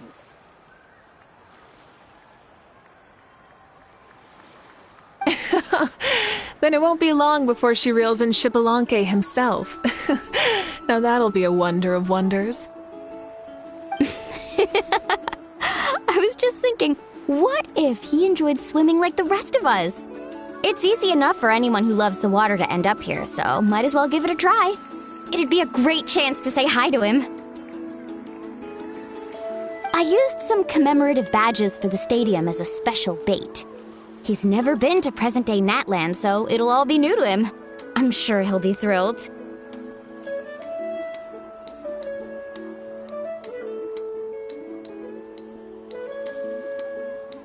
And before you say anything, anything's possible. On the off chance this'll work, it's worth a try no matter how unlikely it is. Just like playing the lottery.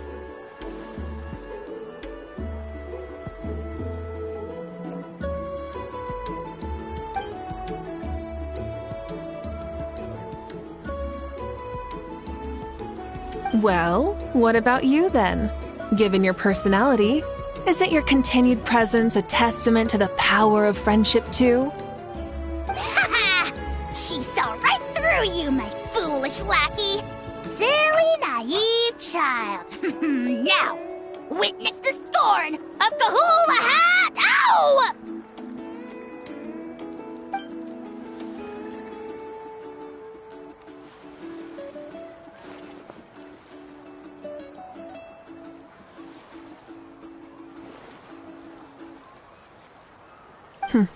Thanks.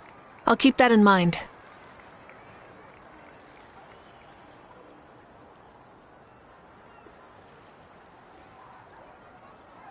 But for now, what I need to do is check on the status of the preparations for the upcoming pilgrimage.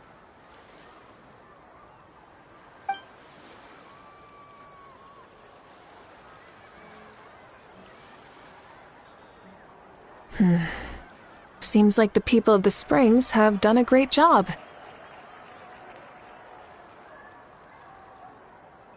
Yep, don't worry. We only came here to fish after finishing all of our work. We're all done, all three of us. Everyone at the Children of Echoes has been hard at work too. I only came here after finishing my tasks for today. It looked like everyone else was about finished too.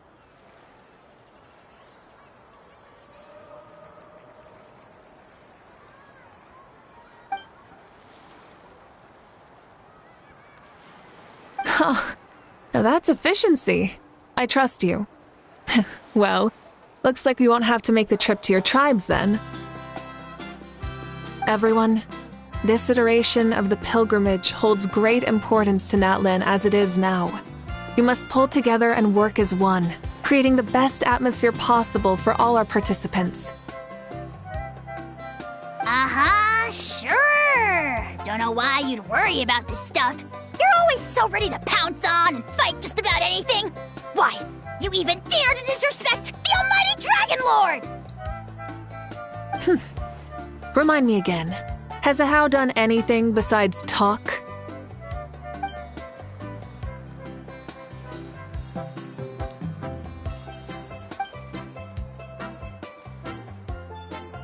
What are you doing to me, you son of a... hey! Let me go! It's always a party with those three. Seems like we can check off the people of the Springs. Oh, wait, 4! No, sorry, 4.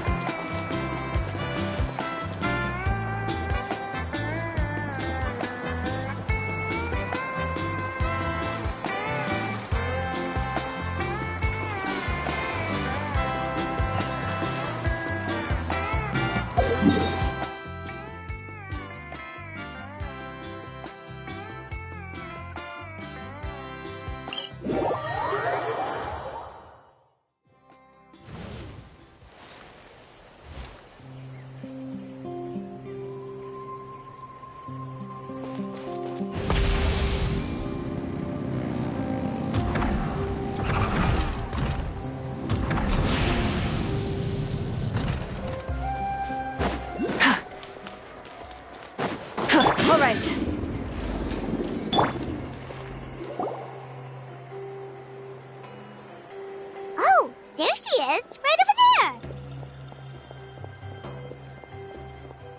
See, Lolly! Didn't you say you were going to get some more sleep?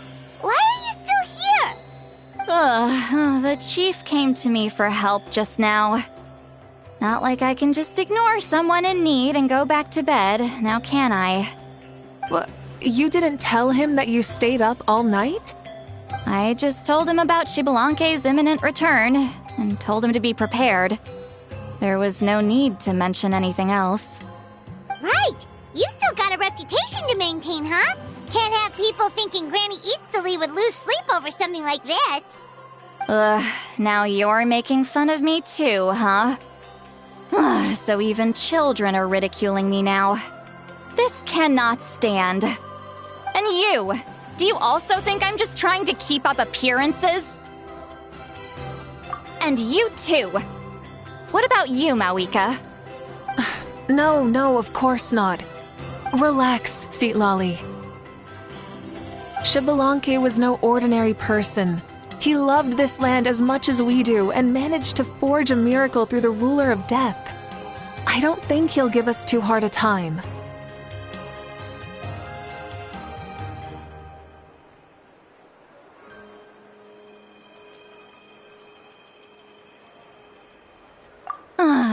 If that's what even the two of you think, then my worrying seems even more unnecessary.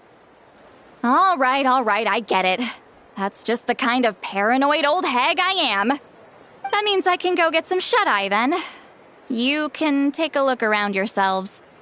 And if you need any help, feel free to go find the chief. Or Auroron.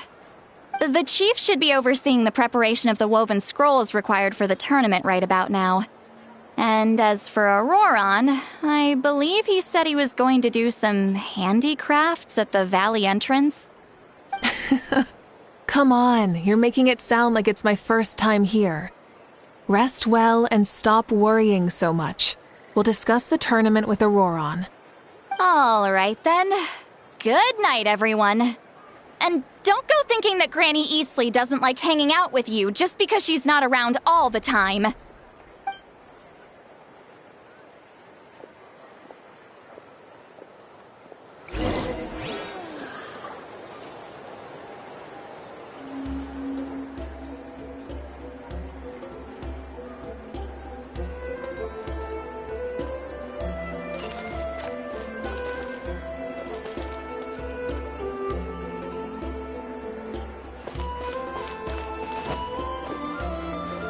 What was I gonna do just now?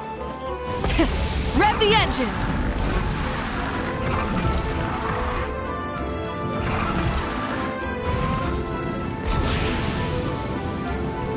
Is this our fate?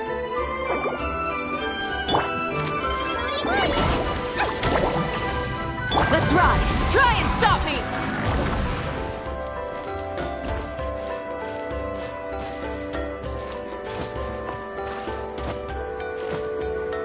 Hip.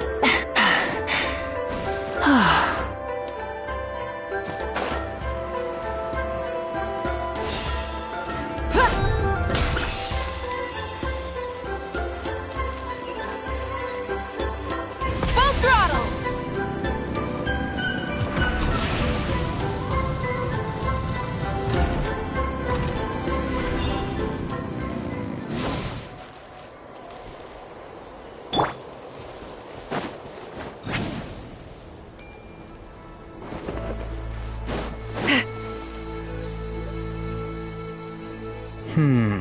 What if I put this piece of rope here?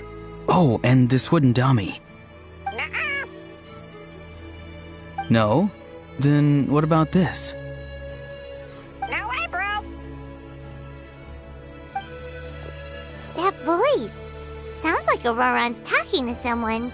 Let's go see what he's up to.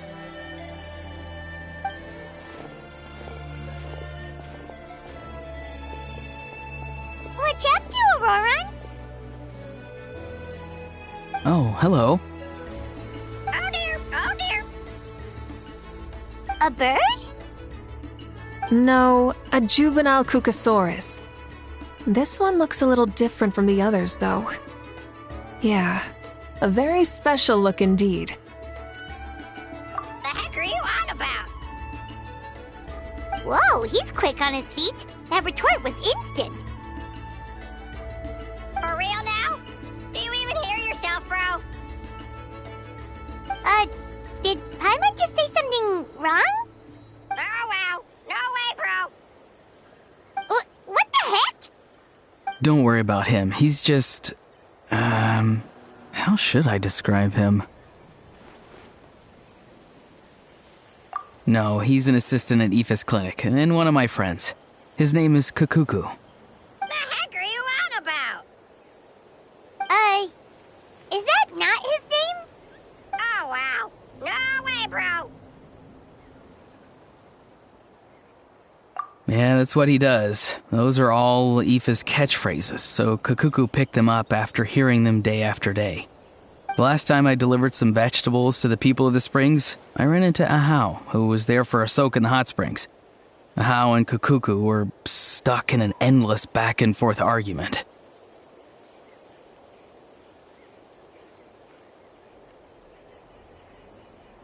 Eventually, Ahau got really agitated and just started immediately shouting, "No, you!" no matter what Kakuku said. How unbelievably childish. No less than I'd expect of Ahau. Even I have rarely witnessed things like that. They went on like that for an entire afternoon. Wait, how do you know that? Did you stay and listen to them the whole time? Yeah, I did. It was so dumb I couldn't look away.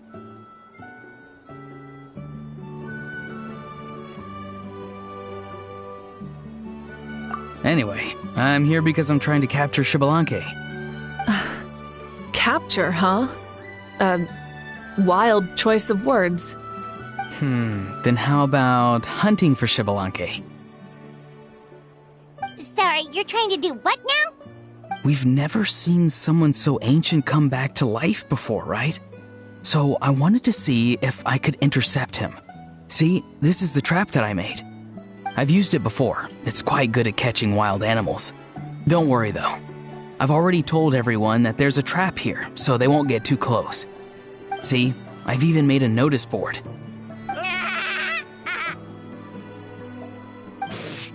Good luck catching anyone with this. And what are you planning on doing with the poor guy when you catch him anyways? Stick him in a stew?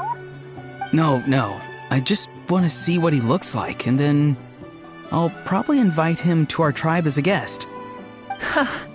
I'll admit, I didn't take you for the actively hospitable sort. Well, a chance like this doesn't come every day. I wanted to give it a try, so I also made these little handicrafts. He says that, yet all of these look like a hunter's lethal handiwork. I see. In that case, I wish you success. If you do manage to catch a wild Xbalanque, please, let me know. I'd love to come and watch the fun. Hey, not you too! If the real Xbalanque does show up, a trap like that won't hurt him. We all have faith in him. After all, he was the first Archon of this land. That's right. That's also why I stuffed several layers of cushions and hay in there. If he really triggers the trap, he can just sprawl out and take a nap. For real now? Do you even hear yourself, bro? Bro, stop! You're driving Paimon insane over here! Oh, wow. No way, bro. Well, if you got time for this, then you finished prepping for the tournament, right? You took the words right out of my mouth, Paimon. Ah, so that's it. Sorry, I didn't know that's what you wanted to ask about. We, Masters of the Nightwind, are broadly responsible for the woven scrolls and mental support. I have expertise in exactly neither of those, so I joined the logistics team. I provided some amazing supplies. The others even praised me for the quality of my produce and even asked me about how to grow such great fruits and vegetables. I was very happy. You've gotten quite good at dealing with people. Yes. I think I've rediscovered a bit of that feeling I had in my childhood. Seems like things here are going smoothly. In that case, we'll check on how things are going elsewhere. See you later, Auroron. Bye,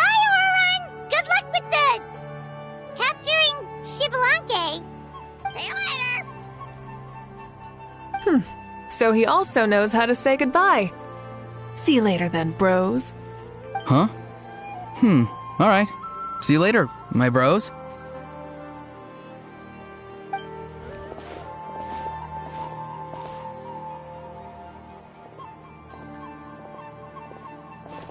Oh, Mavuika. Oh, shoot. What are you doing here? Shilonen, what a coincidence.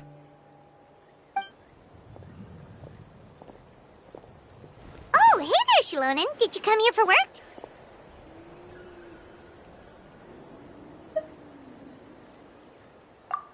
Auroron. Did he sell me out? I thought I asked him to not tell anyone that I was here. Nope, he didn't mention you at all. That's so. She's avoiding me. There are a few big pieces of equipment we need for the tournament, and I've been wanting to ask her to make them. I went straight to her place because I was worried she might refuse, but each time there was nobody home, and the neighbors said that she was busy. Turns out, she was here. Wow, she literally ran away from home just to avoid taking work from you. Okay, that's enough about me. What are you here for? Checking on pilgrimage prep progress? Yes, and to see how everyone's doing while we're at it. Still, most everyone we've talked to so far has been pretty interested in Xbalanque. Oh, Xbalanque? Did you just say Xbalanque? Wait, have you been so busy running away that you missed the whole memo about him?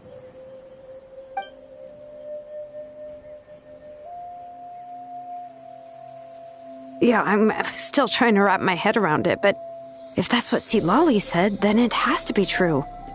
Everyone's reaction makes sense too. Who wouldn't want to see the first Archon? This isn't a bad time for it to happen either. The war has only just ended, and with their long-standing goal suddenly gone, people are feeling a little lost. I met a warrior from the People of the Springs near the Speaker's Chamber a few days ago. He spent the entire afternoon pacing around the area. I asked if anything was bothering him, and he said that he used to train for battle every afternoon. But now that the crisis is resolved, he doesn't know what to do with himself. Paimon can definitely see that. It's tough when what you've been doing all along suddenly stops being necessary. That's why you want to hold the pilgrimage again, right? To help everyone find a new goal? That's right.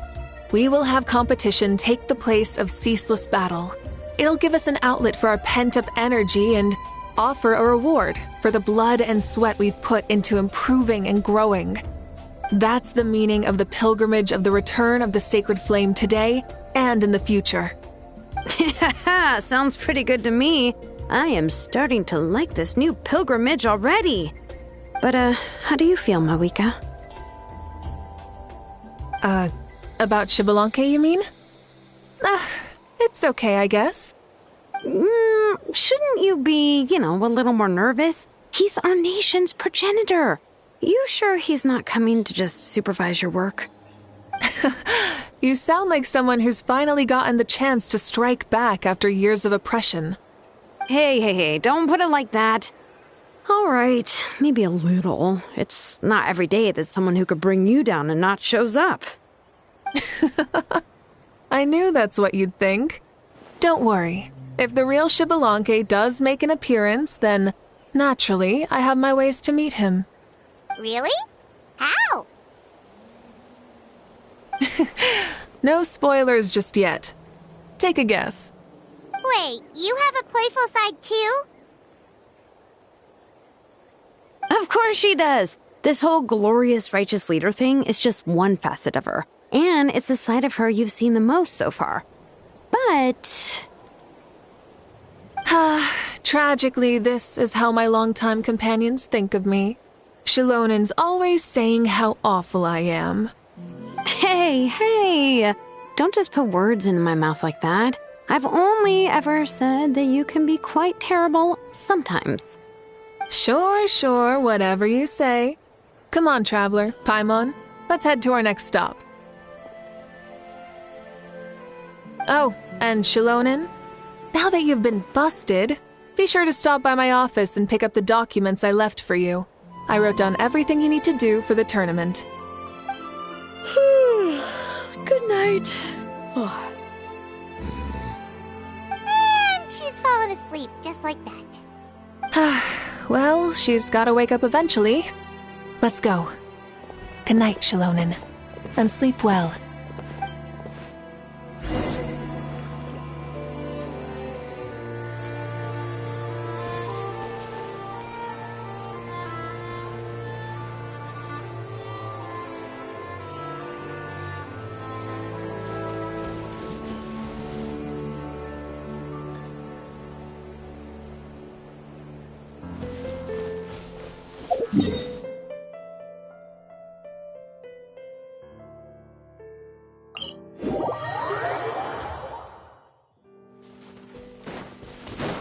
Return to the skies!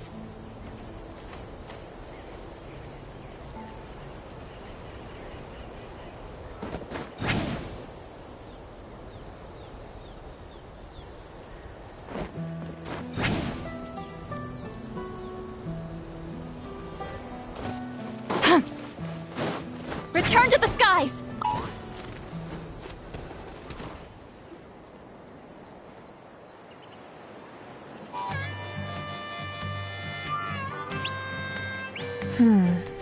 Doesn't seem like there's anyone around. They're probably all out and about. Does that mean the preparations are going smoothly? Of course, without a doubt. I'll be honest, I'm more concerned about how everyone's doing than how the preparations are coming along. The amount of rest they get will directly impact their tournament performance. It's my hope that everyone is eating and sleeping well, so they can enter the stadium full of anticipation. What are you guys doing here? Oh, it's Cheska! It's been a while. How have you been? Great! Things have been good on my end, too. How about you? Same old, same old. Back to the grind. Flying around to break up fights when they break out. Taking walks with my family when I'm free. You know, the usual. That said, I haven't had much work to do lately. I take it that means there haven't been many fights? Yeah, the war just ended, and the bonds between people have grown a lot stronger in the process. Hard to start fights like that. I don't mind, though. More time for me to zone out. I just sit at a lookout point and tend to my weapons. The fresh air is also great for my mood. Sounds like you've been doing well, then. What are you talking about? You should know the ups and downs I've been through better than anyone. So, how have preparations been going here at the Flower Feather Clan? Ah, so that's why you're here. In that case, I'll take you someplace where you can see the situation clearly. Follow me.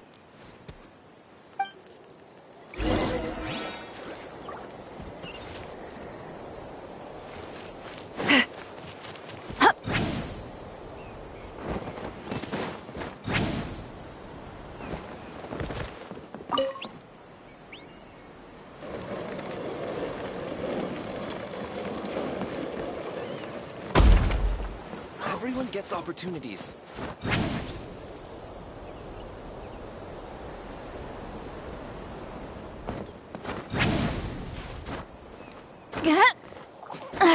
I'm tired already.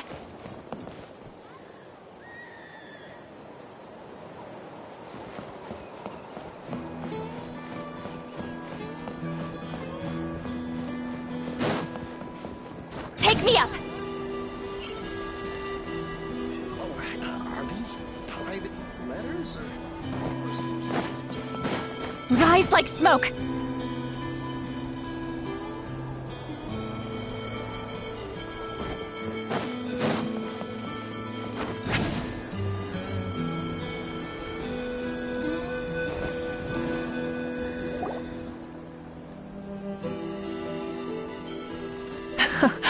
So this is the place you had in mind. Quite the view. Yeah. You can see our whole camp from up here. We trained like this back when we were fighting against the Abyss, too. You could see people talking and laughing, some holding boxes, others pushing carts. Even some who are using some kind of special equipment to scan the skies. It's you, Pyro Archon, and the heroes of Natlan too. Ah, shucks. Heroes of Natland?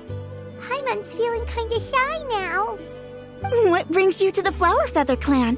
Are you here to check on our work for the pilgrimage? That's right. Everything going well? Please, rest assured, everything is going off without a hitch. Everyone is in good spirits as well. Coach and her students are also here, so they've been helping out. Coach? Oh, is Yansan here too?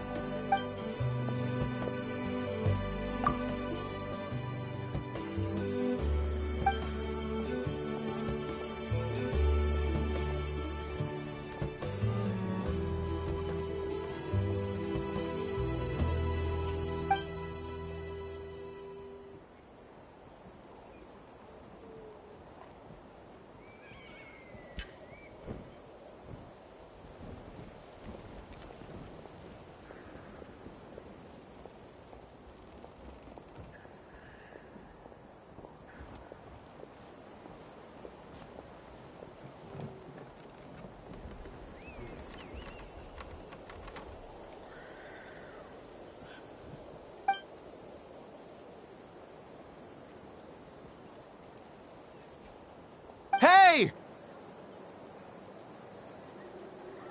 Please rest completely and totally assured that with us here, we'll get all the tasks done on time. No problem and no questions asked.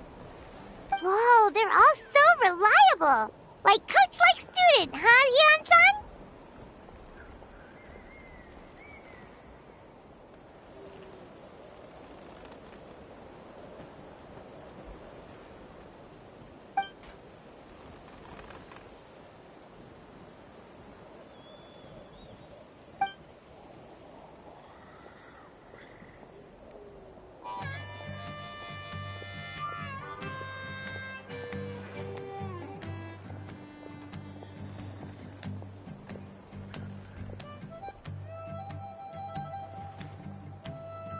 Didn't even break a sweat, you say?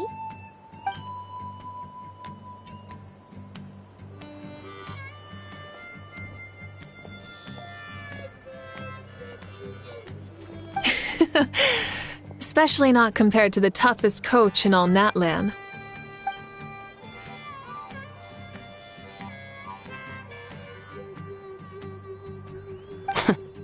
And that's why they call you tough. I respect it, though. I doubt I can think of anything that you can't do. Paimon agrees! In fact, after staying in Natlan for so long, even we've begun to feel like there's nothing we can't do.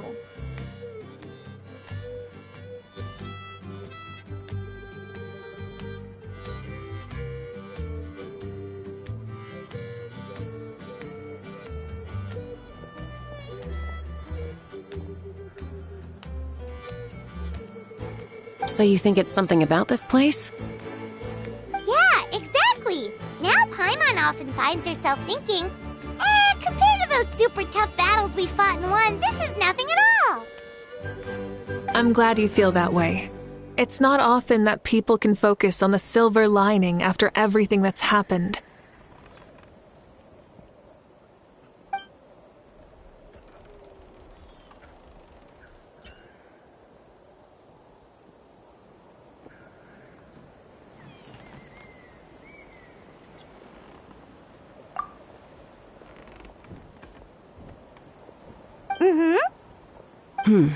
The wind is rising. I think I hear something on the air. I'll head out on patrol. Have a nice chat and just let me know if you need anything.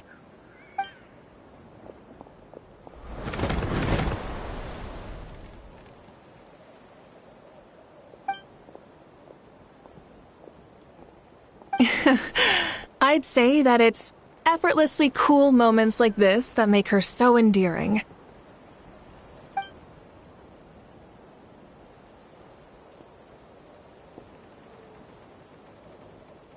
We've already checked up on each of the tribe's progress, and everything is going smoothly. Well, we didn't quite get around to the Children of Echoes, but from what Kachina says and seeing how Shilonen's doing, it seems they're fine. No need to check up on them.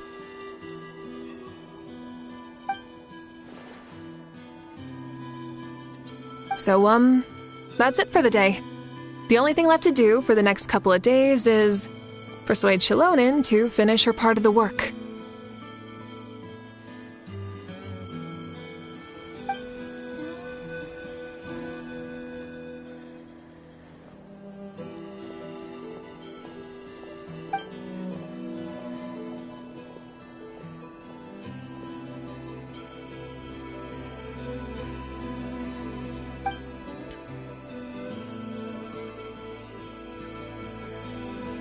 Wait, so you mean we can get a sneak peek at what the competition will be like?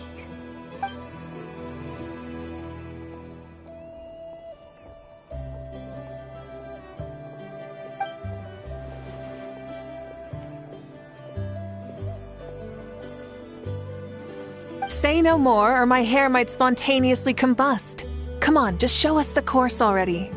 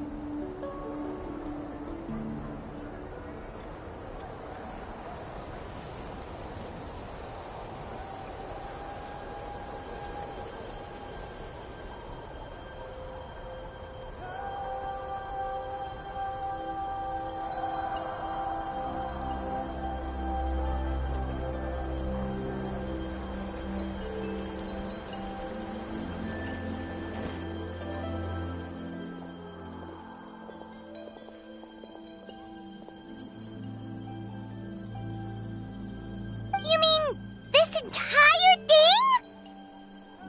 If it's for the pilgrimage, it's gotta be grand.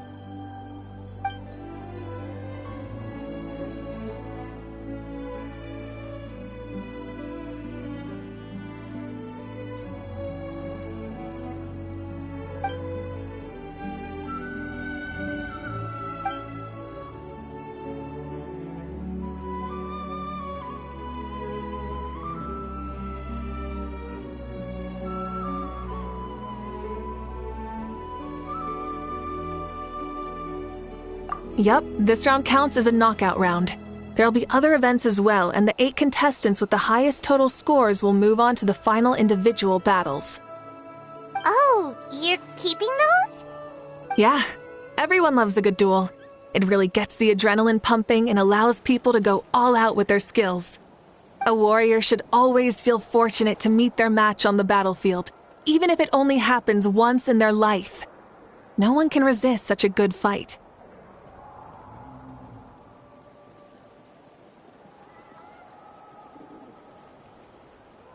That's the most Natland thing Paimon's ever heard! This tournament, too. It's just so... you.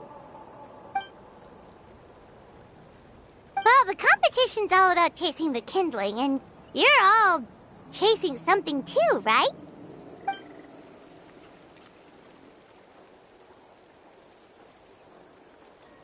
Well, I'm glad you found this helpful.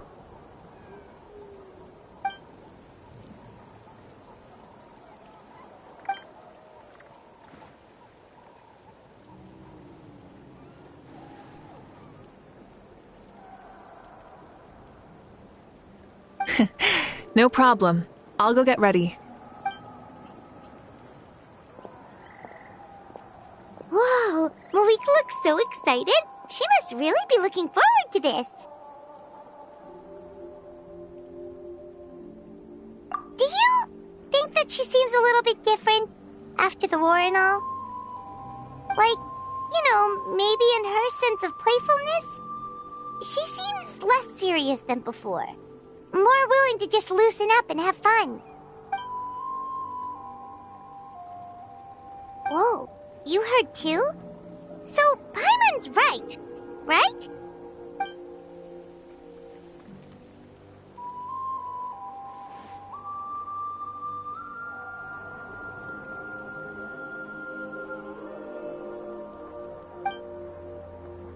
Oh, so that's why you called us over. It's all part of your grand plan, huh?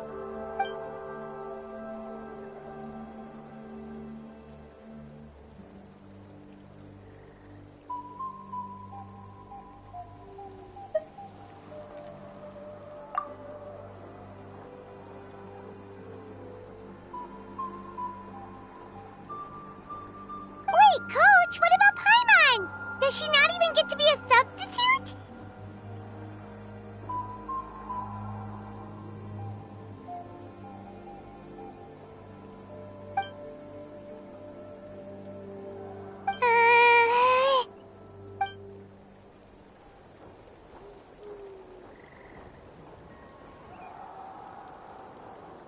Aw, come on! I'm ready.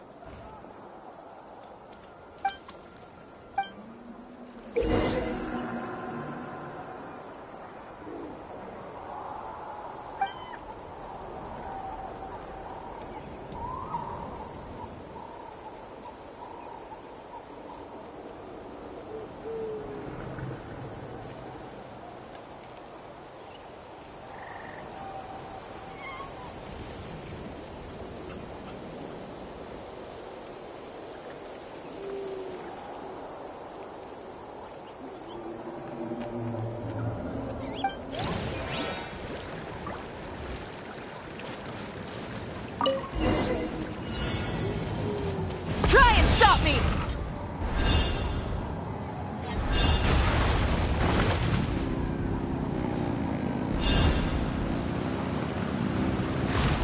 Live commentary, huh?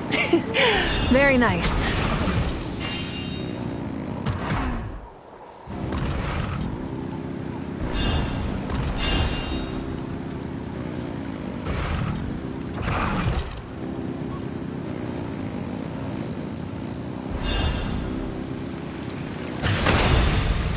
It's a piece of cake. Huh? Did you hear that? Ah! Enemies incoming! Be careful!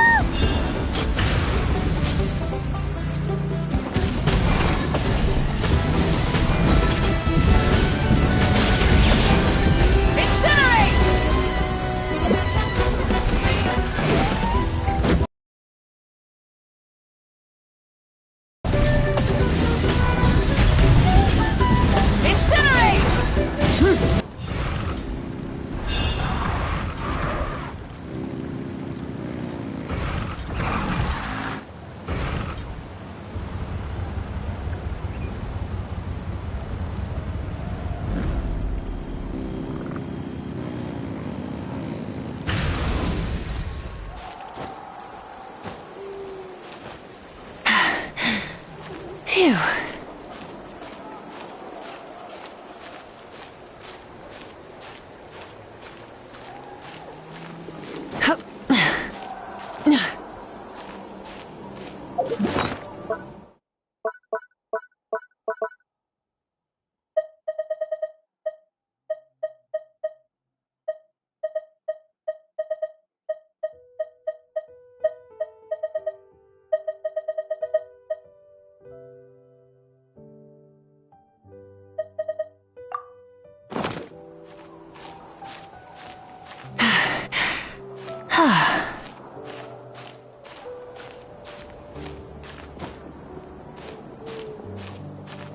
Hip.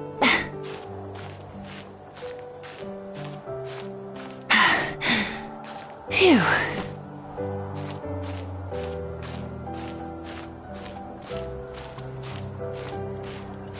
Hup.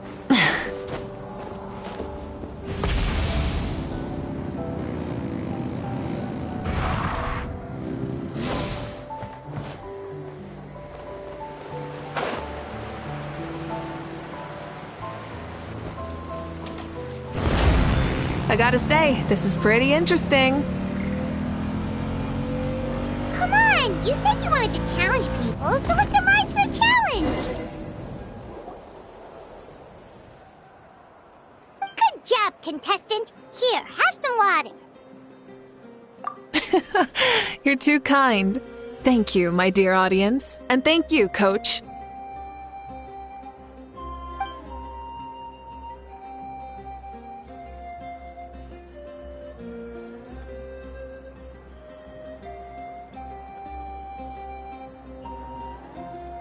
Maybe it can't detect anyone under a certain height.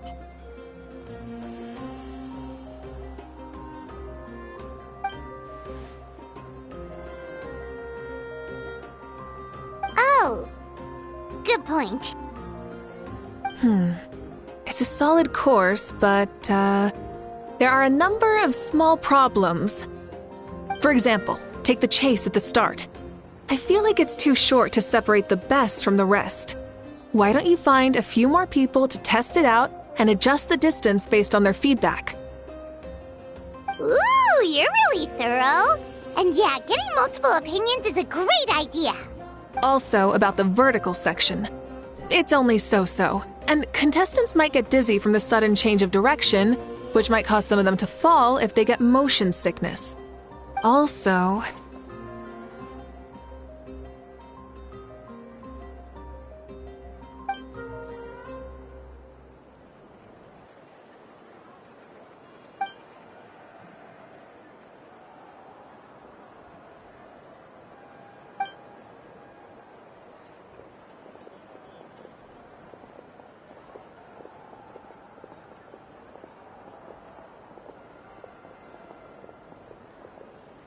A ball launcher?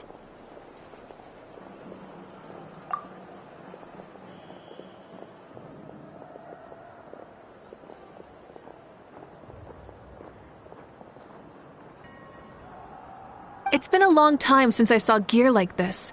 This game can be played by 2, 3, or 4 people, and it's a fun one. Want to give it a try? Thank you for agreeing to be my opponent.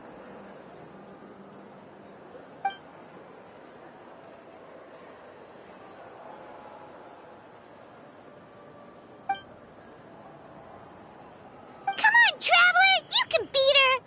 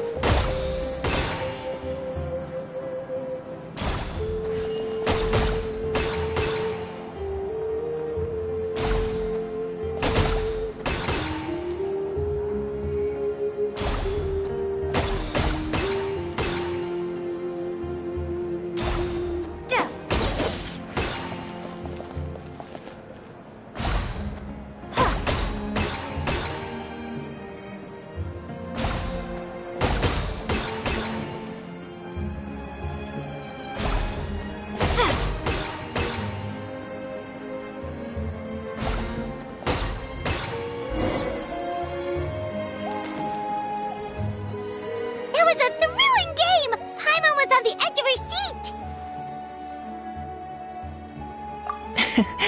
You played well. We can play a few more rounds when we have the time.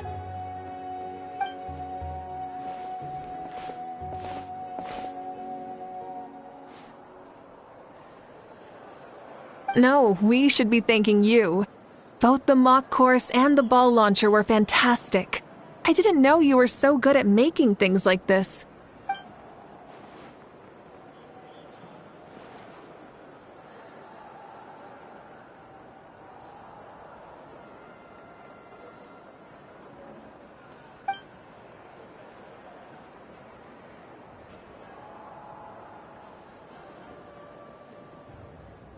Oh, looks like I also have you to thank for her negative views about me.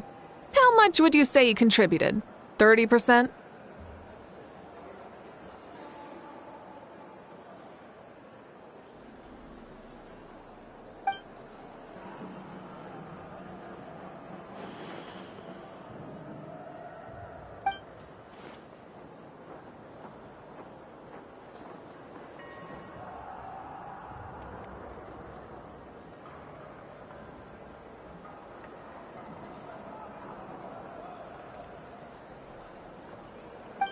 You know what they say, embrace the unexpected.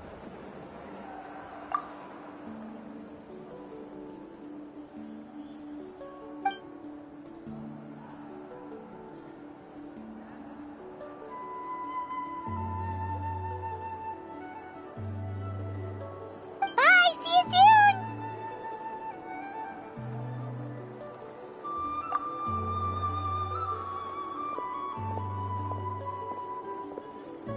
See you soon, Coach.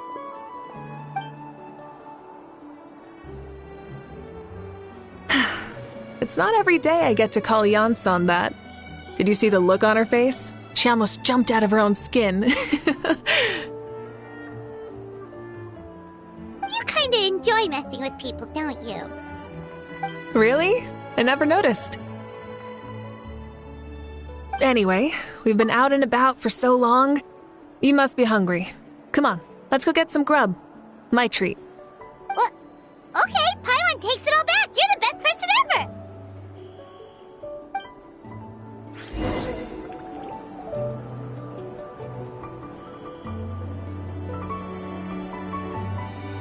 I'm sorry, but I don't take private commissions.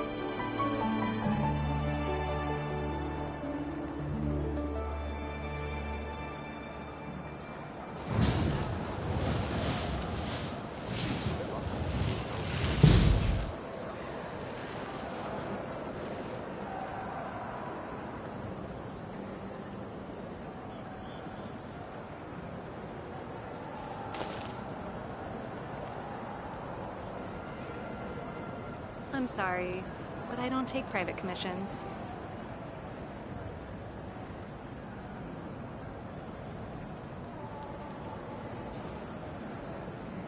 I was too sure of myself.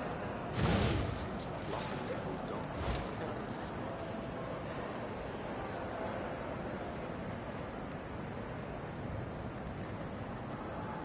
I'm sorry, but I don't take private commissions.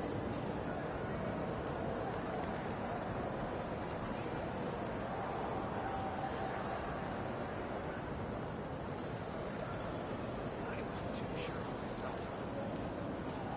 Seems like lots of people don't like carrots.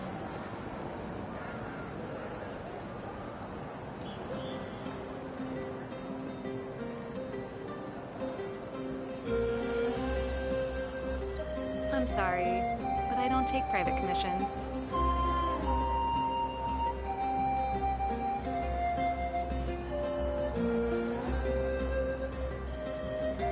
I was too sure of myself. Seems like lots of people don't like carrots.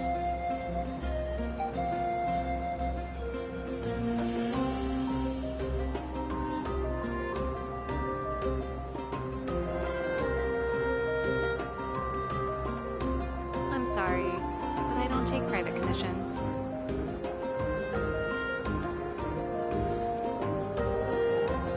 I was too sure of myself. Seems like lots of people don't like carrots.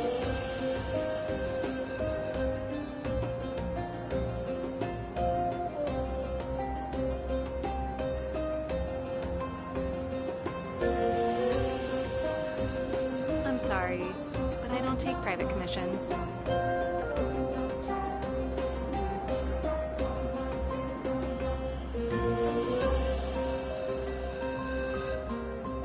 I was too sure of myself. Seems like lots of people don't like carrots.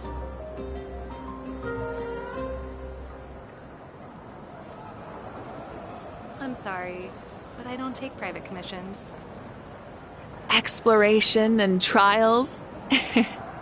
Adventuring is right up my alley. I was too sure of myself.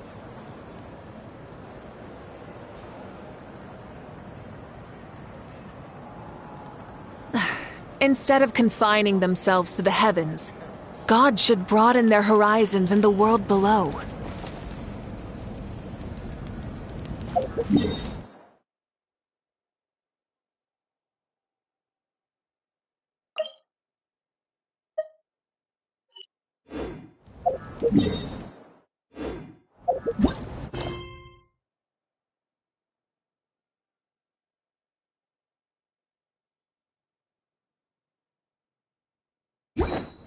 Try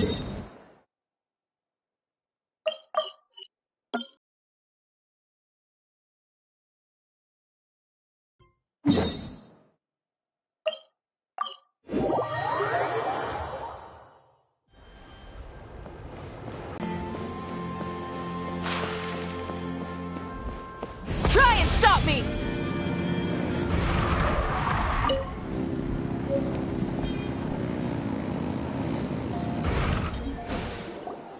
Hey there, boss. I'm here with some guests. I'll have the usual.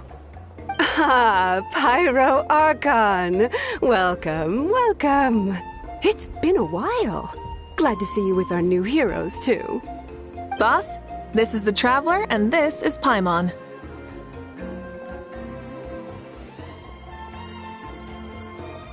Hi there. Greetings to you both as well. You'll have the same as before, then? Ah, we worked out today, so yeah, that would be great. So what is the usual?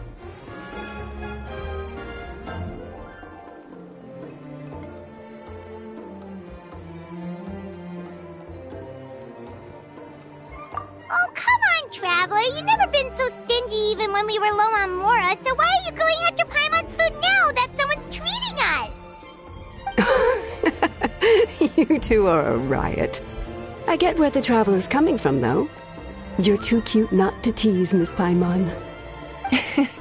If someone's down in the dumps, your banter can cheer him right up. And that's not just from me, by the way.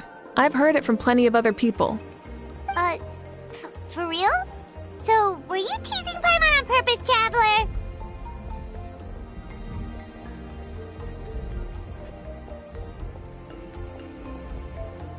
Just leave it to us.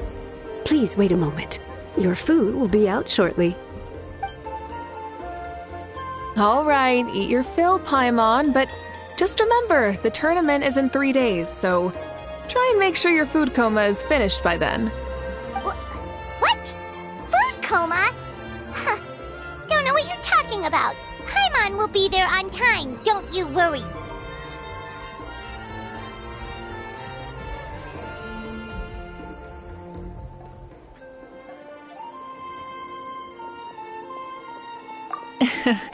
Don't worry, in the event that you do oversleep a bit, I have my ways of waking you up. Really? You do? Speaking of your ways, Mavuika, you still haven't told us about how you plan to find Xbalanque. Oh, that? It's actually quite simple. Xbalanque is a native of Natlan. The records speak of him as a wise, brave, and upright man, and refer to him as the first son. People like that tend to be like me, passionate about competition. The more they disdain dishonest ways of winning, the more they'll celebrate a fair victory. You could call that a trait shared by all the heroes of Natlan. They're full of energy and passion, and despise victories born of deceit. Conversely, they're constantly drawn to things that are full of hope and excitement. You mean Xbalanque might want to take part in this upcoming pilgrimage? It's not a matter of might. He will. It's precisely because such an important figure will be participating that we must prepare the best tournament possible. Checking in on the various tribes was also to ensure that we'll be prepared to give him a warm welcome. So, all we need to do is to look for him in the stadium on that day. As the first Pyro Archon, he should have no problem running away with the whole competition. But isn't it a bit unfair for the Pyro Archon themselves to participate in such a tournament? After all, everyone else is just an ordinary human. When Xbalanque ascended to Archonhood, he did so as a human. I see no problem in allowing him to participate in this event as a human from ancient times.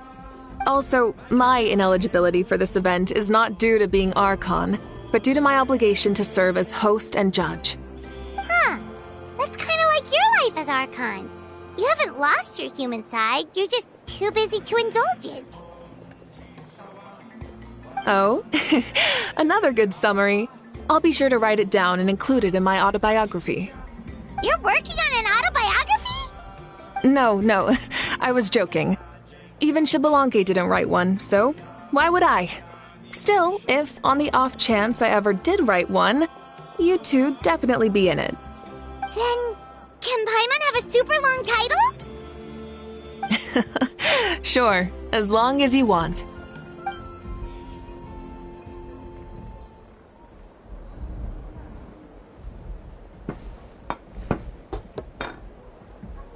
So many dishes and such huge portions, too!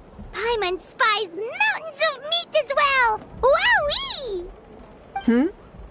You know this is just a normal breakfast, right? Wait, what? Our Archon's always had a healthy appetite. Please enjoy the food while it's still hot. Food never tastes as good once it gets cold.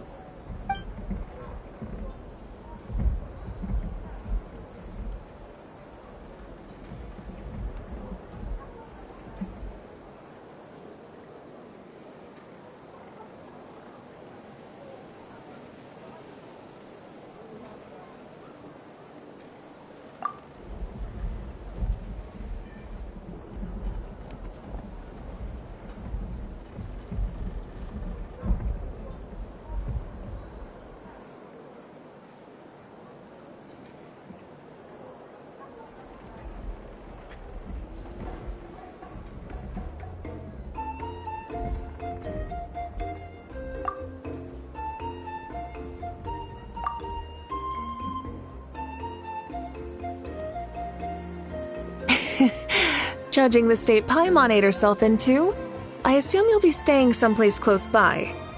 Is that okay? Actually, since it's so beautiful around here, we were planning to stay in the area for a few more days anyway. See the sights and all that. Of course you can. I'll go arrange some accommodations for you then.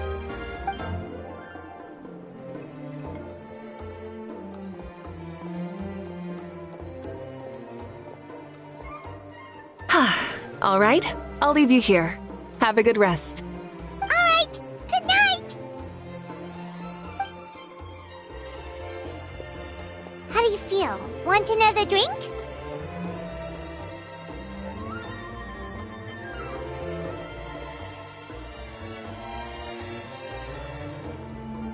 Then how about some dessert? Paimon still wants something sweet. Why are you looking at Paimon like that? There's always room for dessert.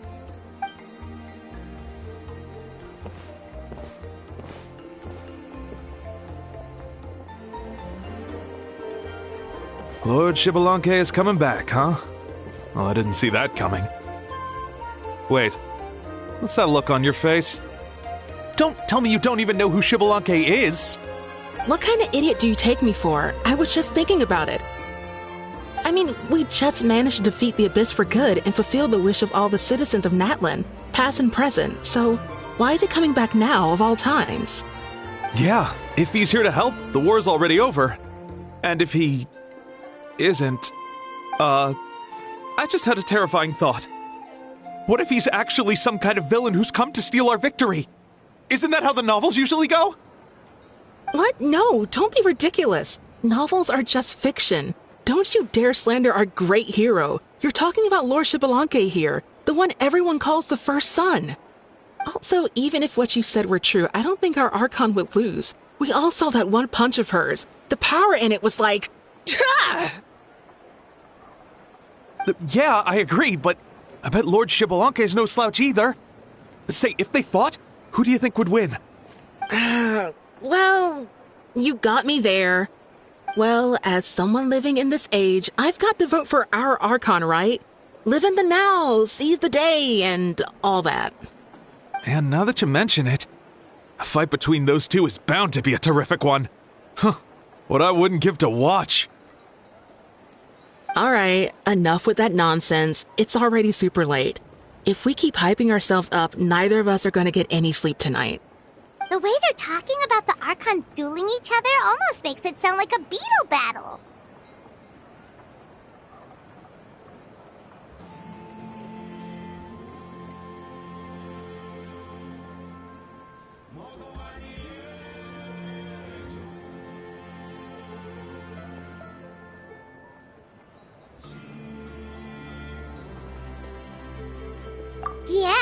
They really do love their contests of strength here in Natlan.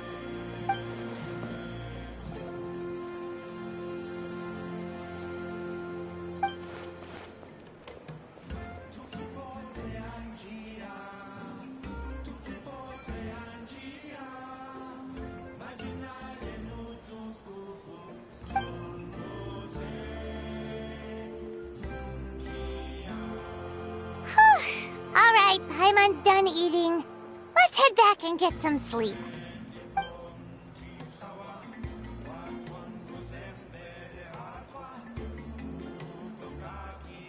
Time sure flies, huh? The tournament's taking place tomorrow morning, so let's get some sleep while we can.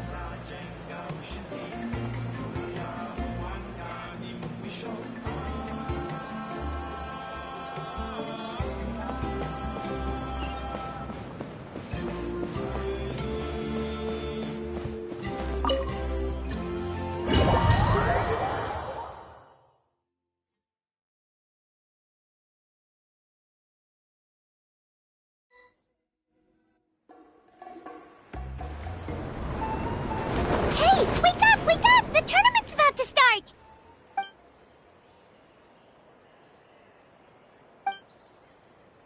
Oh no, we've overslept! Only a little bit, but... Okay, wash up and pack your things. We gotta go, go, go! Ah! I can't believe it! Mavuika totally called it! How could we have been so careless? Is this what people mean when they say you get so excited before a trip that you struggled to sleep the night before only to miss setting out the next day? Hey there. How are you feeling? Mavuika, why are you here? Isn't the tournament about to begin?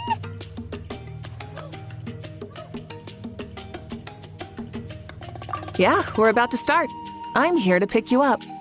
Put on your helmets and get on the bike. Huh? Can we make it in time?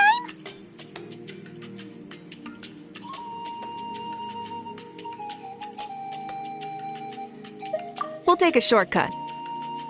Sit down and sit tight. You can hold on to my waist if you get scared.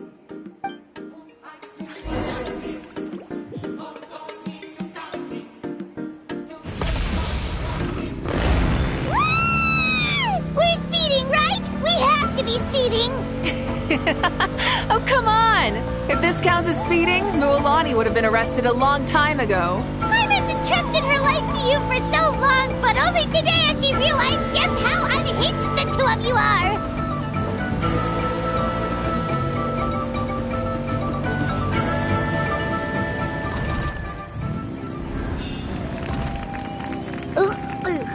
So much air!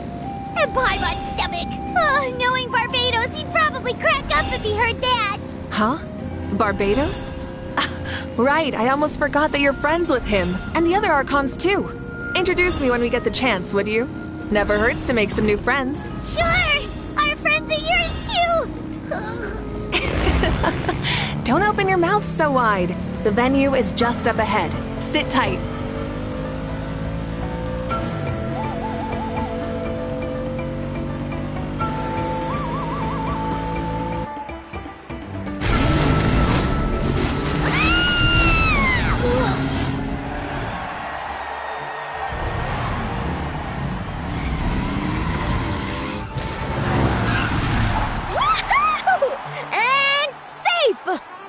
Time too.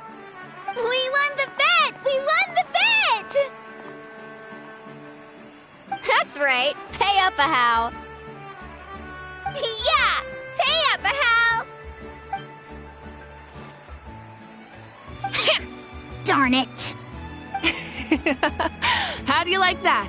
A short Flame Strider show to start us off, and to introduce and welcome Natlan's great friend Tumaini. Sure pulled off that stunt pretty neatly. How can you call that a stunt? Wait, what do you mean, pulled it off? That wasn't supposed to be part of the show? Everyone, welcome back to the pilgrimage of the return of the sacred flame. Once more, I will say a few words before we begin. Bored? Heard it all before? Not to worry. We're doing things differently from now on. The abyss no longer threatens us day and night as it once did. my comrades, my friends, thank you for your hard work and sacrifice. We have achieved a lasting victory. A new day has... From now on, the pilgrimage will no longer serve as the prelude to a war waged to defend our land. However, many aspects of it will remain the same. It remains a trial to determine the strongest among us, as well as a stage upon which to showcase your individual growth. Today marks the beginning of yet another legendary saga, one written in the triumphs of the victors. So without further ado, let the tournament begin! Yeah!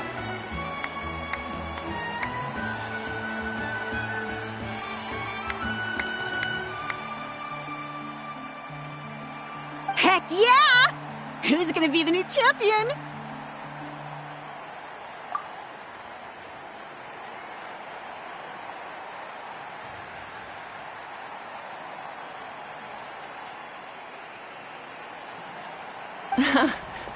Now then, you two. You'll be the mobile supervisor.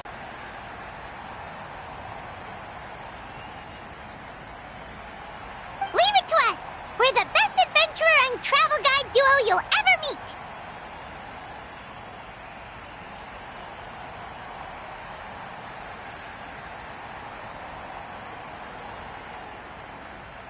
Oh, and one more thing.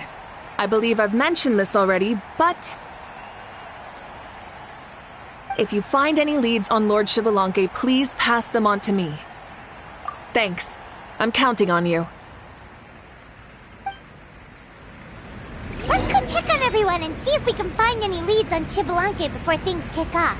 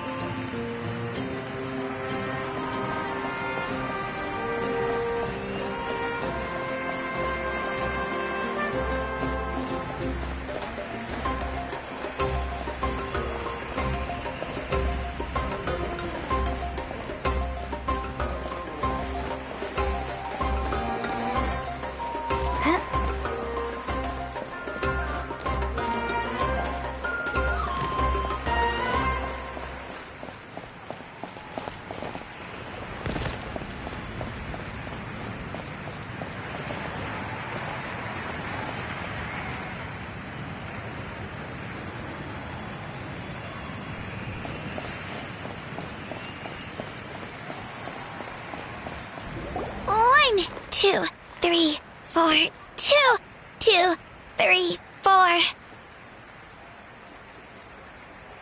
How's the warm-up going, Kachina? Feeling good? Oh, hey you two. Yeah, I'm feeling great. Ready to get out there and show 'em who's boss.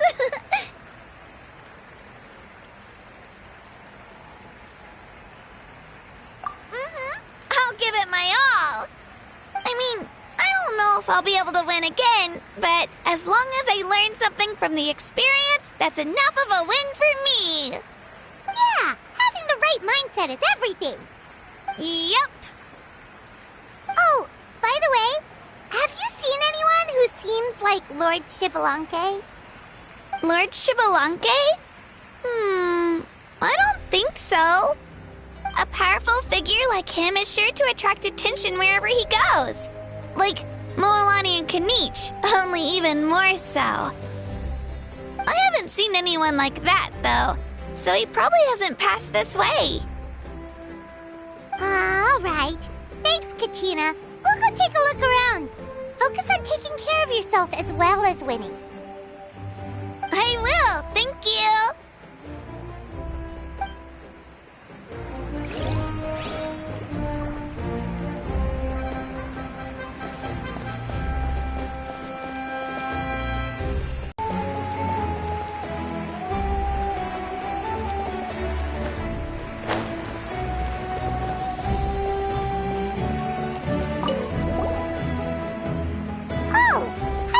Paimon-san?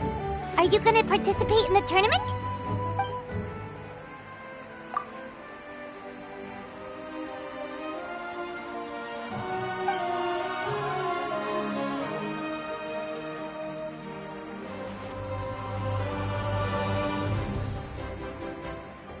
That's fair.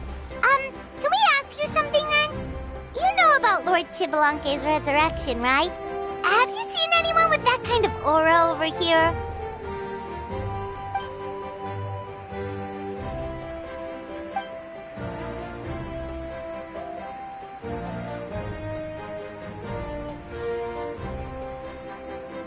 Come around then.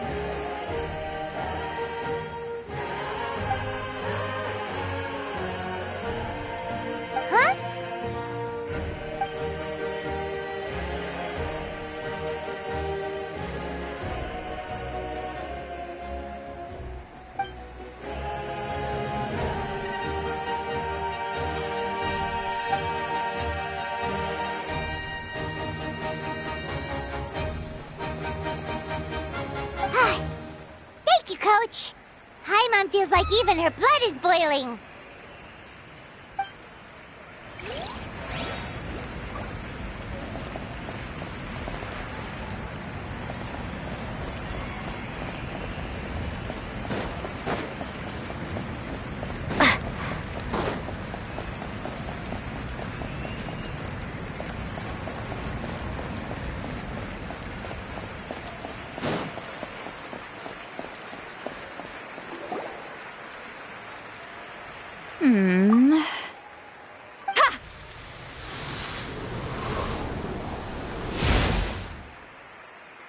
Woo! Oh? Well, hey there, Traveler and Paimon. What brings you here? You... I'm not buying what you're selling. The Traveler means it! Still, Paimon didn't think you'd be taking part, Sweet Lolly. Given who you are you sure it isn't against the rules? Though not a violation per se, what it will be is an unpleasant surprise for the youngsters. Normally I stay out of this kind of event. Don't want to put too much pressure on everyone else. But we're celebrating the end of the war here, so I'll give the occasion the respect it deserves. Good luck then! Make sure you show off your super majestic side, alright? Well, aren't you the sweet talker today? Too much syrup on your pancakes this morning? Anyway, thank you both. I'll remember your words of encouragement and do my best. So, what was that? Ha! Thing all about? Some kind of strange ritual? Of course not. I was using my power to search for Lord Xbalanque. To be more precise, I was trying to look for him in the world of souls. After all, I also have no idea what he might look like. Still, nothing so far. But why? He is the first Pyro Archon after all. Isn't it a given that he'll be revived with an unimaginably large amount of power? Yeah, we don't have any leads yet. We'll check for leads somewhere else. Good luck, Granny, and take care! Be on your way now. Oh, and take care of yourselves too. Granny Eatsley will display her dashing self on the competition grounds soon enough.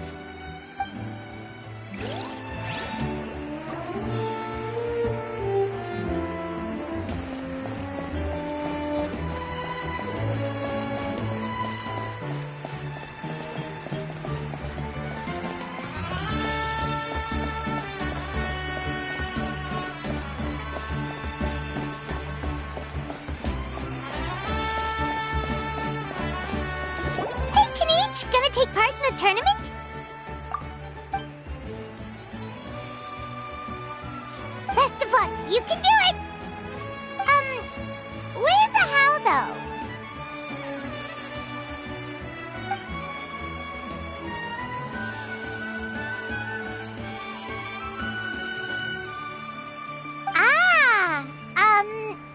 On a different note, have you heard anything about Lord Xbalanque?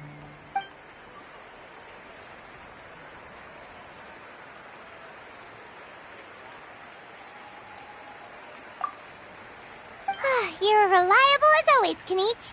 We should go check with the others now, so we'll see you later. Good luck, and make sure you don't get injured.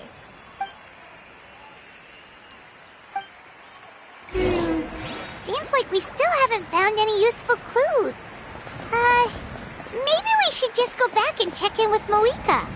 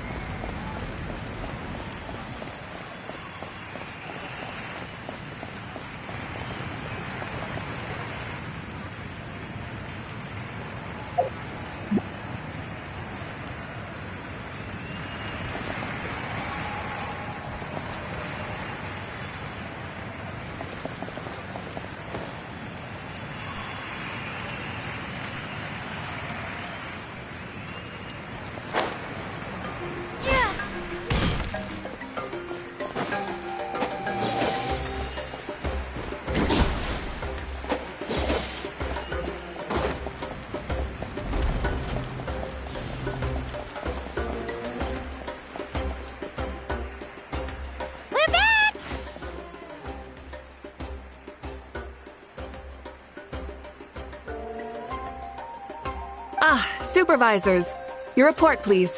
How are the contestants doing? Madam Host, the contestants are doing great, and the competition is proceeding as scheduled. However, when it comes to Xbalanque... No leads, huh? The competition is almost about to begin, and there's still no sign of him? Not what you expected? Not necessarily. Still, let's go give everyone a warm welcome before we kick off.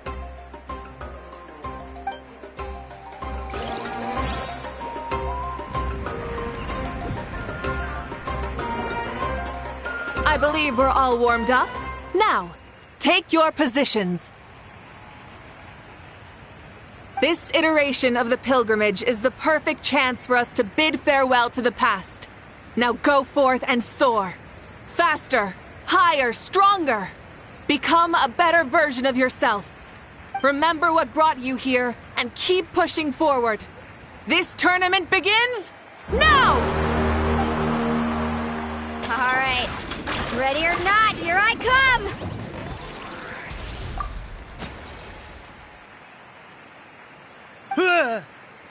There's Mualani, a natural sports star. She's not gonna stop scoring anytime soon.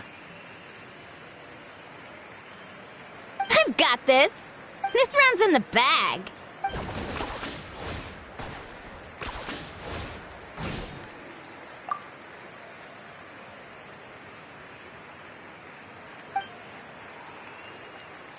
Kanich is coming up to the trickiest parts of the course here. But is he slowing down? No! He's speeding up! Amazing! How's he so fast? The gap between our competitors has increased significantly. Could this mean? Oh! Contestant Kachina has suddenly appeared from the side.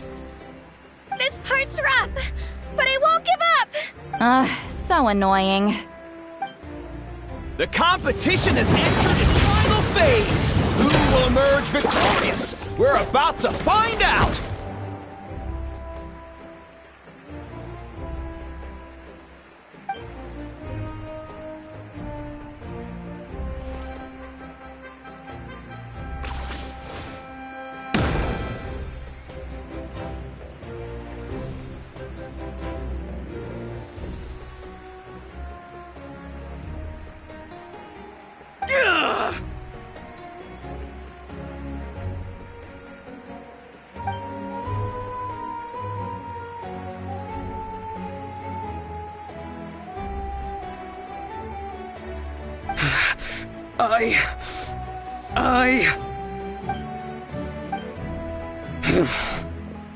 I yield.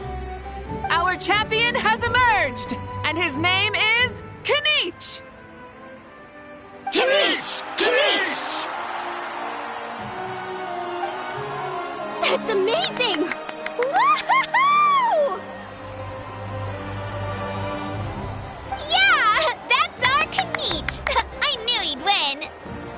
What?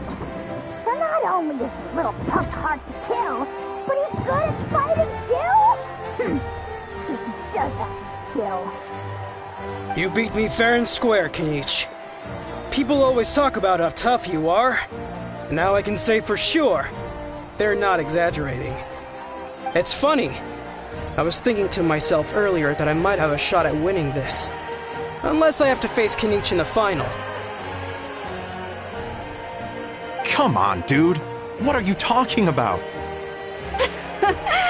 Losing to Kenichi isn't really a loss at all. You've more than proven yourself, too. You could beat me up 30 times over.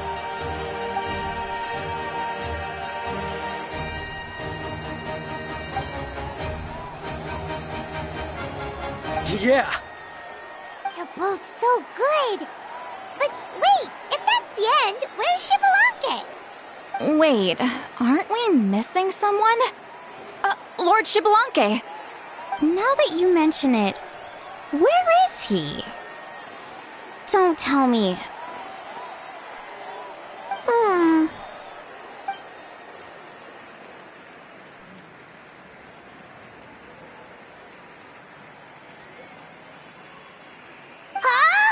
Are you saying that you beat Shibalanke then? Ugh, just kill me now! Better death than to suffer this torture! What a joke!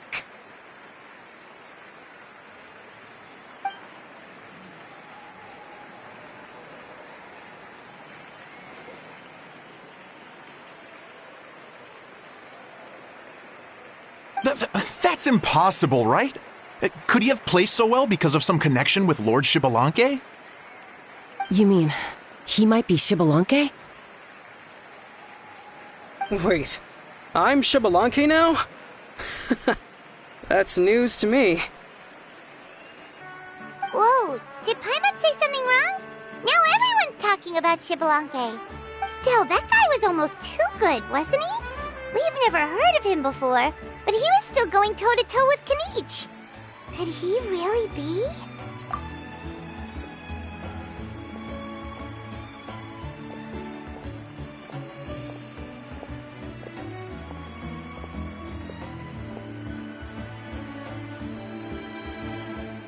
Huh? What are you looking at, Mavuika?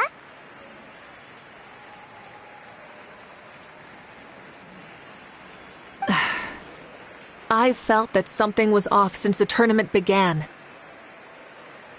Reflecting back on it, it wasn't because I could sense Shibalanke's power, but rather that I could not.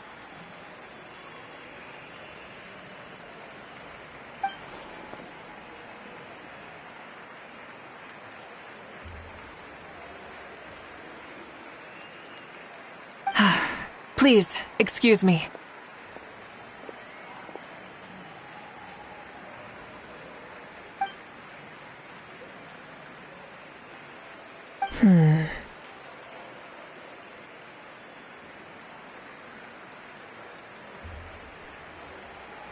There you are.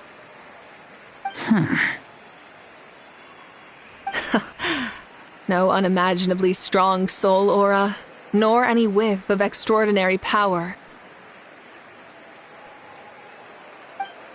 But I know, beyond any doubt, that you are Shibalanke himself. Huh? Who's that? I've never seen him before. Isn't that Mauso? Like, Tato's grandson? When did he sign up for the tournament? Did he even fight anyone out on the field? What are you talking about? He's been standing there this whole time. I totally thought he was just there to cheer the others on.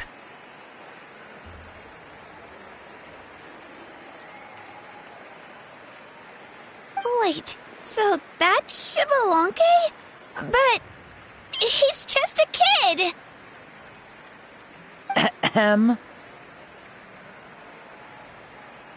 Ha! Ha! Well, this kid doesn't look like he can take a single punch from the almighty Dragon Lord! Kahola how! Just give me 1 second and I'll... Huh? That's Lord Xbalanque? But, I mean, he was right next to me for most of the tournament. And he didn't seem very, well, Xbalanque to me. You recognized me? Perceptive. No less than expected of this era's Pyro Archon. Forgive me for asking, but how did you do in the latest tournament? I didn't even make it to the final 32. No! This is a joke, right? It has to be. It's clearly staged. Out of my way! I've got to see Lord Xbalanque for myself! As expected, your return has caused quite the commotion.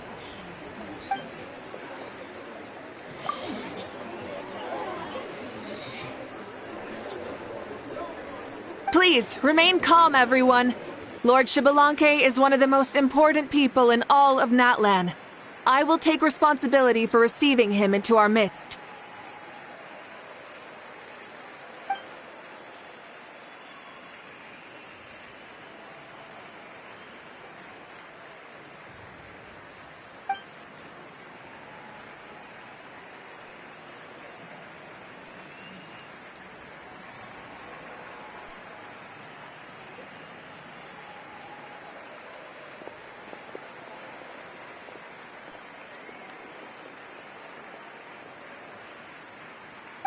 She's calling us! Quick, let's go! Hey, wait up!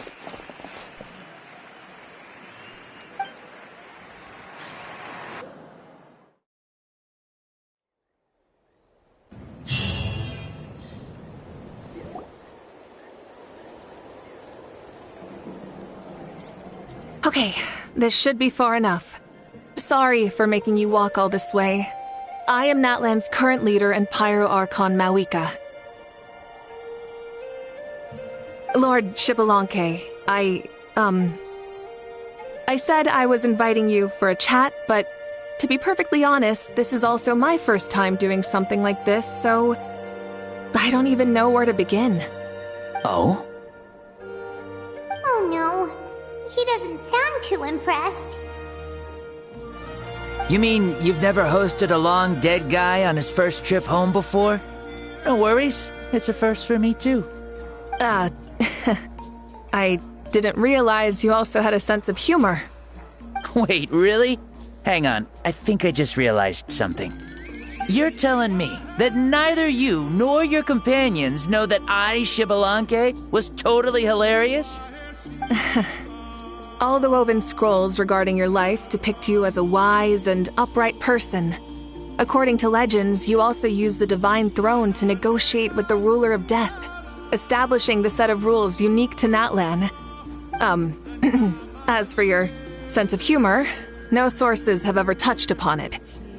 Maybe it's better to say that we know even less about you than we expected. I see. In that case, allow me to reintroduce myself. I am the first Pyro Archon, Xbalanque. You may call me dear beloved son, or just Lanque for short. Wow, talk about being overly familiar. And these two are? Allow me to introduce the Traveler and Paimon. They're important friends of Natlan and our companions. Great heroes who helped us defeat the Abyss for good. Ah, I see. I was about to say, why did a child follow us all the way here? Though you could say the same for me. And judging by your expression, that's exactly what you're saying.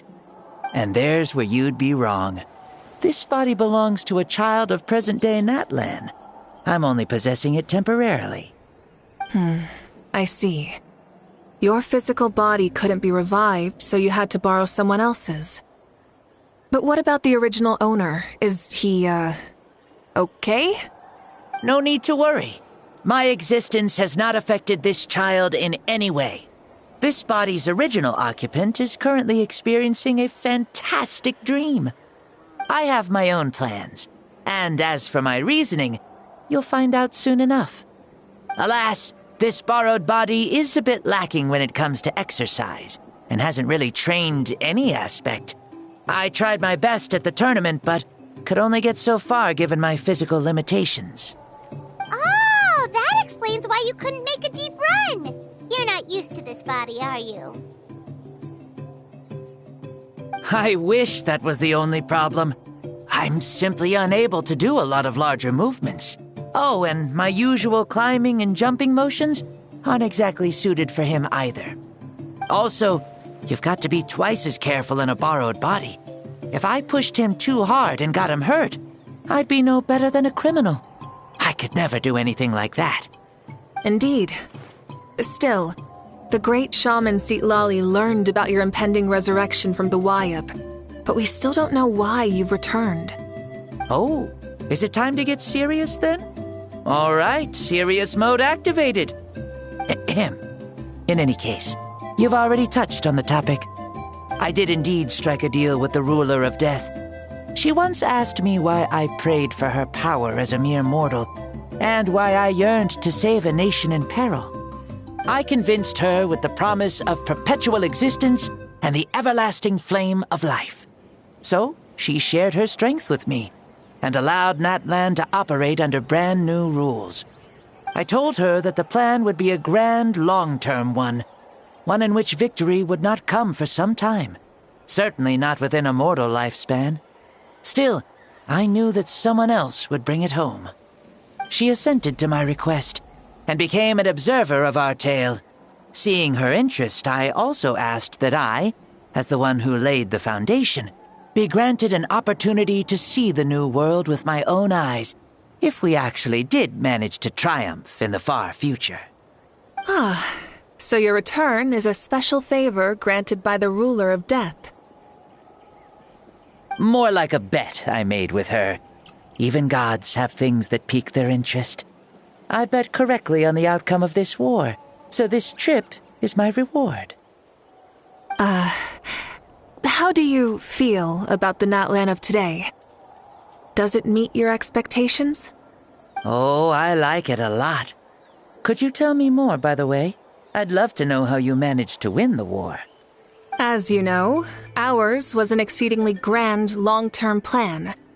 I'll skip over the most ancient parts and start with what I know. The battle from 500 years ago. The disaster struck suddenly, and Natlan was engulfed in darkness. Our land and faith were both shattered, and everyone believed that our nation's end was nigh. But even when thrust into battle against the abyss, fate, and the passage of time, our heroes did not give up hope of victory. We each shouldered our heavy duty using the power that you left behind. All the Pyro Archons in the last 500 years have devoted their lives to banishing the abyss, rebuilding our tribes and faith, and uniting the people as one. As for me, I decided to head 500 years into the future, that is, the present, so I might finally bring together our people's resolve, which has stood firm for thousands of years, and fight for our final victory.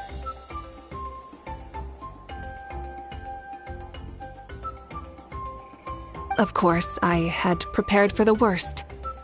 That I would awaken to naught but monsters, corpses, and ruins where our nation once stood.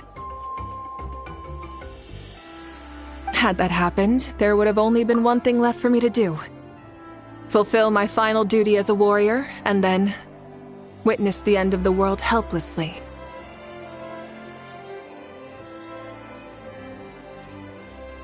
Still, the outcome proved that our faith was not misplaced. This victory, and the miracle that it created, is the greatest reward for all who gave everything to protect our realm.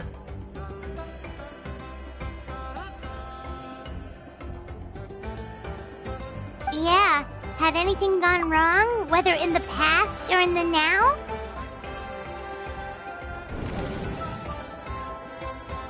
I have always believed you to be shrewd. Surely, such a quality was needed to bargain with the ruler of death, and win so much for us in the process. Natlan was only able to overcome this crisis with your help. All these millennia later, and the people of Natlan have finally achieved victory over fate. If future generations will call me the one who created the rules and initiated the plan, then you are the one who inherited those rules. The final executor of the plan. The one who created a miracle. Beginnings and endings. Creation and change. Mavuika, you truly are a remarkable leader. It is my honor to have met you. Please, you're too modest. Rather, it's our honor to welcome you back to this world. Ah, and that's the perfect segue to something that you should know. You see, you don't have to worry too much about my second life, since I'll only be here for a single day. Like, from sunrise to sunset. A single day? What?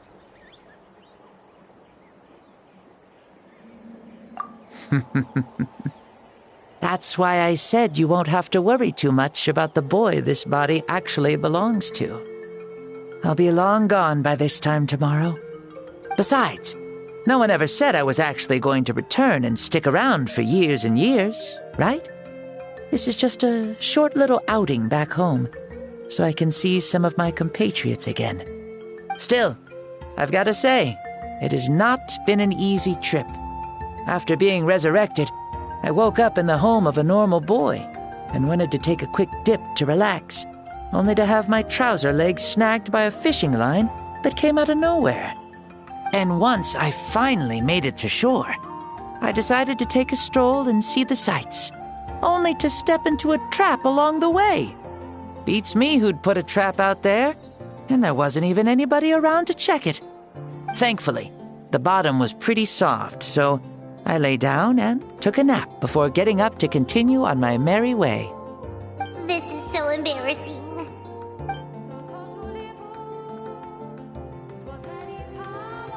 After countless trials and tribulations, I finally managed to sign up for the tournament. But then, I ran into a girl who claimed to be a fitness coach. She insisted that my muscles weren't up to snuff, and made me do twice as many warm-up exercises as everyone else. Oof, you guys in the future sure have it rough. Well then, what's next for you? Oh, what a great question. I was just about to get to that. You're a pretty considerate gal. So, I do have a small wish that I haven't been able to fulfill. I managed to participate in the pilgrimage, but alas, my potential is restricted by this form. It sure would be nice if I could show everyone what I can actually do. Why is he stealing glances at us like that? Well, now that I've said it, care to help an old man out, hero? Ahem. See, I was also quite the formidable warrior in my time. Surely a match for Mavuika. I mean, I was the first Pyro Archon after all. I could shake the cliffs with a single punch, scale mountains with a single leap. Very formidable indeed. So, you'd like to spar with me? Yes. Using your current body? Will he be able to handle it? Don't worry. I'll find a suitable location for our duel, and a way to keep this body safe. The first sun. The ardent sun. This star is a flame, burning with a passion that will consume all. From the moment I first saw you, I knew you to be a true warrior, just like me. Surely you shall not refuse me this battle, O inheritor of my ancient name, the Burning Sun, Kiongozi Mavuika. I accept. Brilliant. In that case, let us free ourselves from mortal shape. Let the ancient souls guide you to the true arena of duels.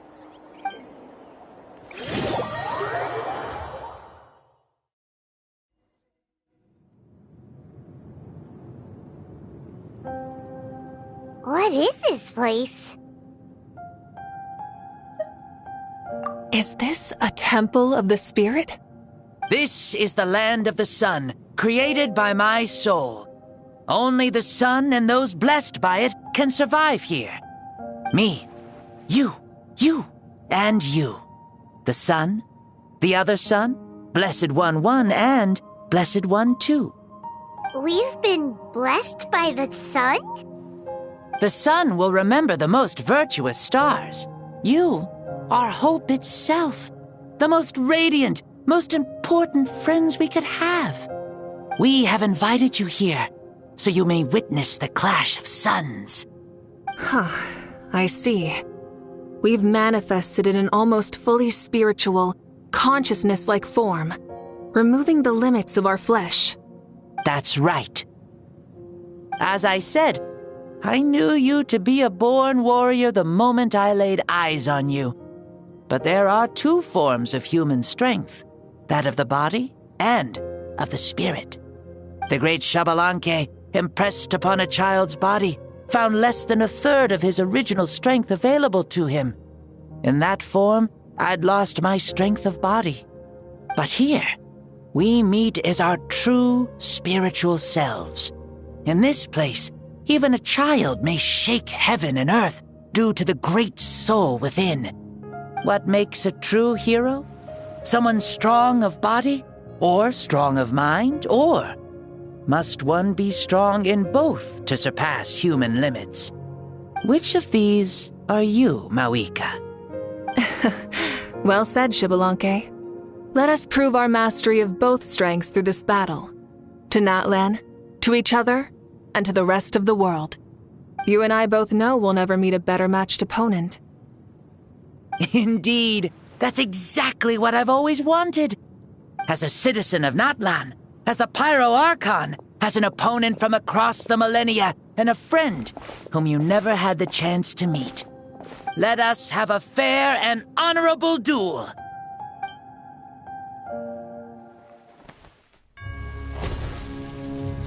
Our fight will end when the flame is extinguished. Fine. You ready?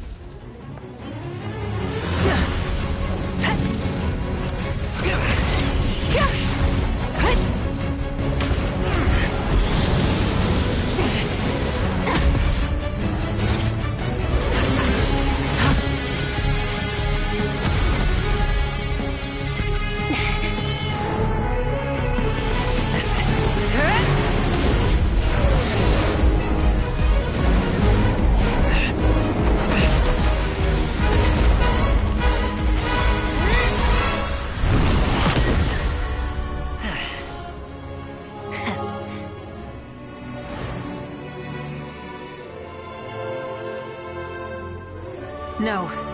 In war, there's no time for that.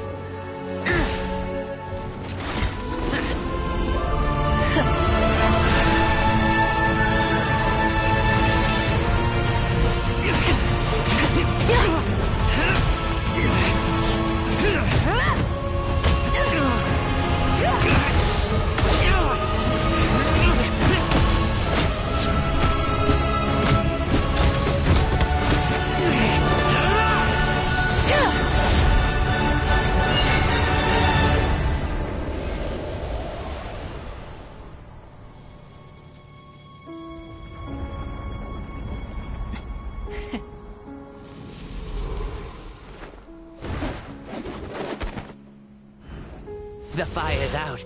Let's stop here.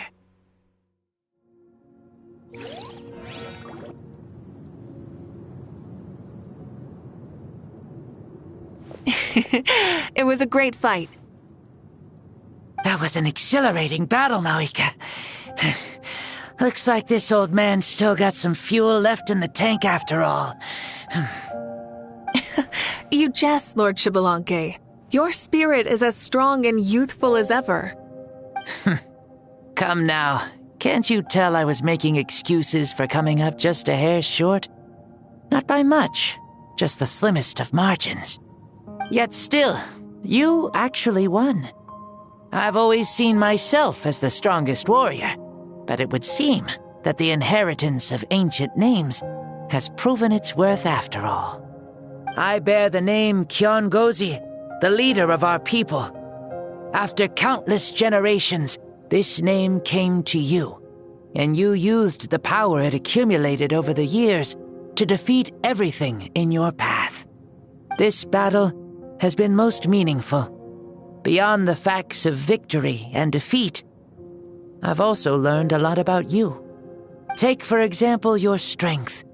It is at once ruthless and gentle, both tenacious and sharp. You neither overwhelm your opponent with sheer power, nor defy them with only your strength of will. You possess a great understanding of your own might, and will convert all of it into fuel, so you may climb to even greater heights. It is thanks to heroes like you that this war was won. I'd have never been able to return to the mortal realm otherwise.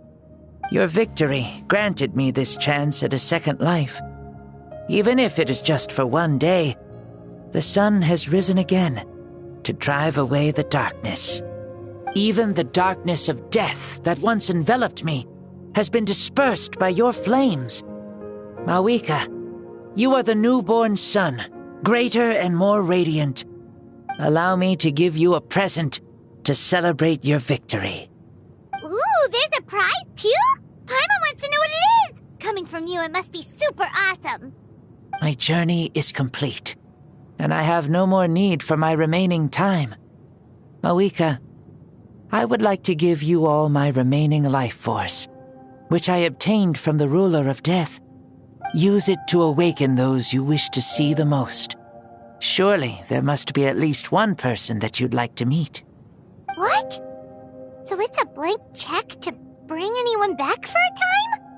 Though Natlan possesses incredibly unique ley lines, it is still extremely difficult to meet the dead outside of the Night Kingdom. Now, take it. Though we both became Pyro-Archons in life, we were still born into this world as ordinary humans.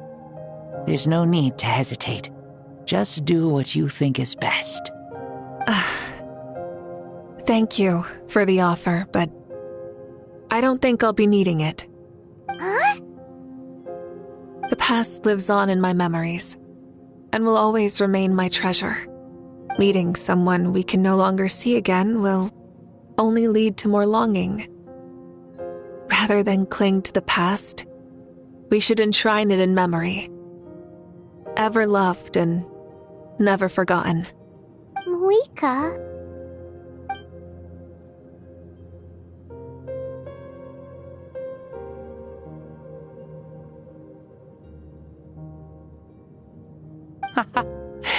They were right. That's exactly the sort of person you are. They? Your parents, sister, comrades, and friends. Those who walked with you, and those who left you behind. Those who crossed blades with you, and those who prayed for your safe return. Each and every one. Mavuika, has one granted the special privilege to return, I can sense them calling for you, and watching over you from within the distant winds. Dear Mavuika, our esteemed Archon, leader of our people, how have you been doing? We all miss you so. There are so many things we want to say to you, but if we really were to say them, they'd just be those simple, heartfelt words. The war is over, Mavuika. All our efforts had meaning, and all our struggles bore fruit. This is the fairest and most precious thing in the entire world. May you be happy in this era of peace. May you eat well, sleep well, always be full of energy, and never forget that we will always love you. These are all words spoken by the people from the past. Their voices are echoing through this Temple of Souls.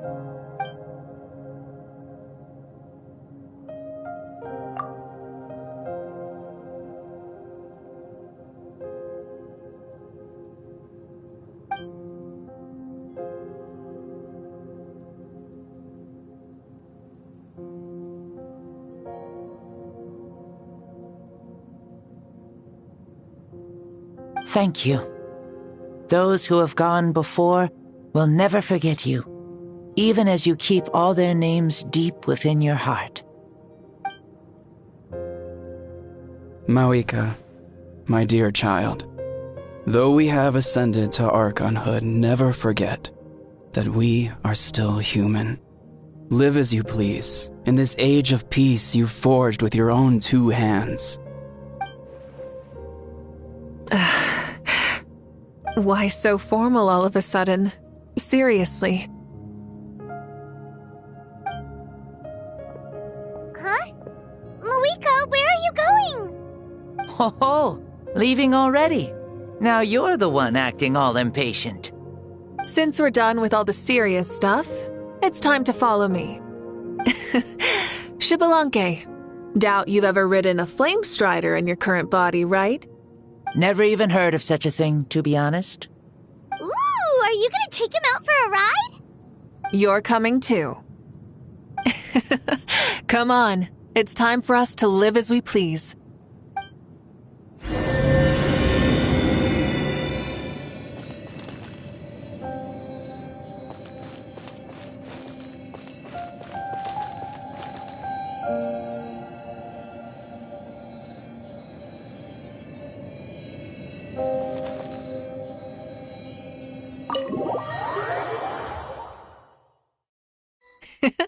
Helmets on, sit tight, and don't fall! Is this a board you can use to ride on the water? And you can stick it to the back of vehicle? Playing with this stuff is part of everyday life, then? Yeah, we're living good! I wonder if I would have ever become Pyro Archon if we had had these gadgets around back then. I might have had a bit too much fun with them. What? That would be terrible! Agreed. Good thing they were only invented after I died, huh? Looks like I really am better after all, for becoming Pyro Archon even with all this temptation around. Point Mavuika! The hands of our friends, the Children of Echoes, are as skilled as ever. They were already famed in your era, right? This bike was built by their most talented artisan in this age. Speaking of which, we just passed them by. Sweet!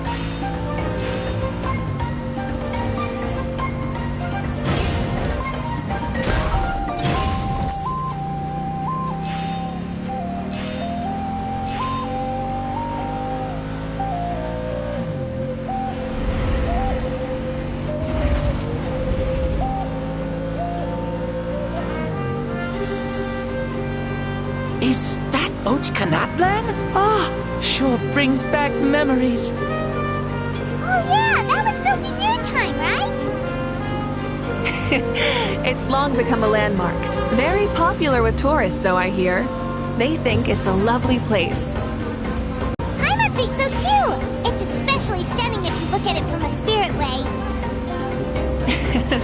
The stories of the past become things people aspire to in the future. It's just like what they say. The apex reached by those who came before will become the everyday goals of those who come after.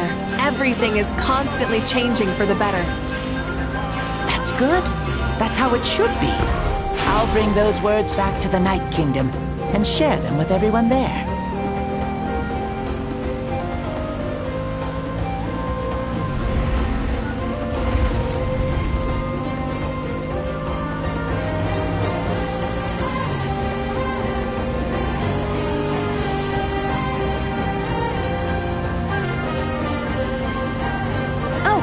You can see the people of the springs from here. They seem to be enjoying life. Just like the people of Natlan back then. All kinds of things might happen during the day, but as the sun sets, you can always count on the people of the springs to relax by the water, playing their instruments and dancing their worries away. Because that's their way of life. Precisely. And so it is for every tribe. No matter how many years have passed, for the people who live here, some things will never change. Well, you're the one most qualified to say something like that. So, what do you think? Satisfied with what you saw? Very much so. Speeding across the water, the warm breeze against my face, it makes me very happy. I really do adore this world, just like a plant adores the sun.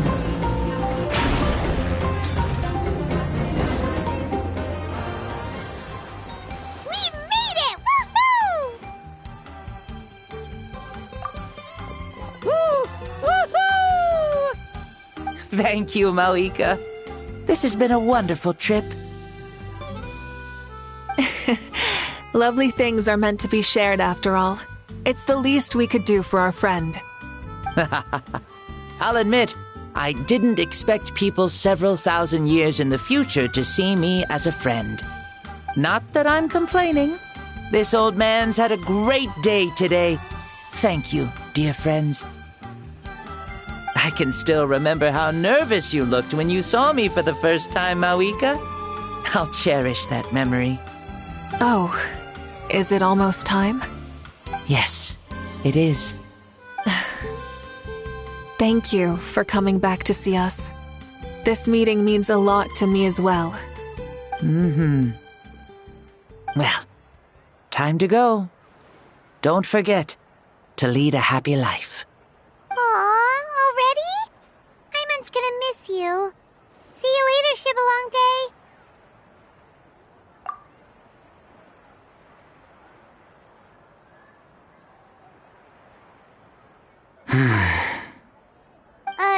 He closed his eyes. Did he fall asleep? I can no longer sense Shibalonke's soul. Well, it's gotten quite late, hasn't it? Thank you for accompanying me this whole time. Let's hurry back. You must be starving. Yes, after the end of the pilgrimage, we hold a banquet to congratulate the champion of the tournament. There will be good food and plenty of it. You guys are gonna love it. Mao Sao should be there too. I'll bring him over.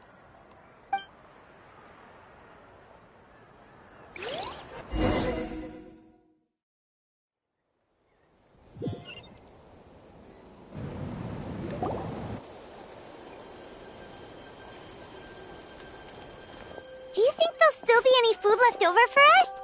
It's kinda late and all. I'm sure the feast has already started, but don't worry. I'm sure Yansan will save some for us. She's very reliable. Leaving the tournament planning to her was a smart move. So she probably figured that we'd be gone a long time. Yeah, I told her as much too. Seems like they've prepared the thing. What thing? See that row of braziers over there? Oh, so that's what they are. They haven't been lit, so Paimon totally thought they were something else. Here, watch this.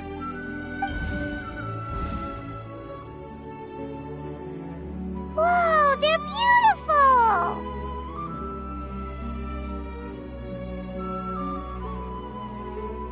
This particular kind of brazier is called a signal flame, and is reserved for those coming back late at night. The others set up an entire path using these signal flames to await our return. Those returning to the tribes must light them with their own hands. The flames will illuminate the path ahead and show the tribe that the person has made it back. Even if you're surrounded by darkness, never forget. Your friends wait for you in the distant light. Remember that feeling when the exhaustion of your journey creeps up on you.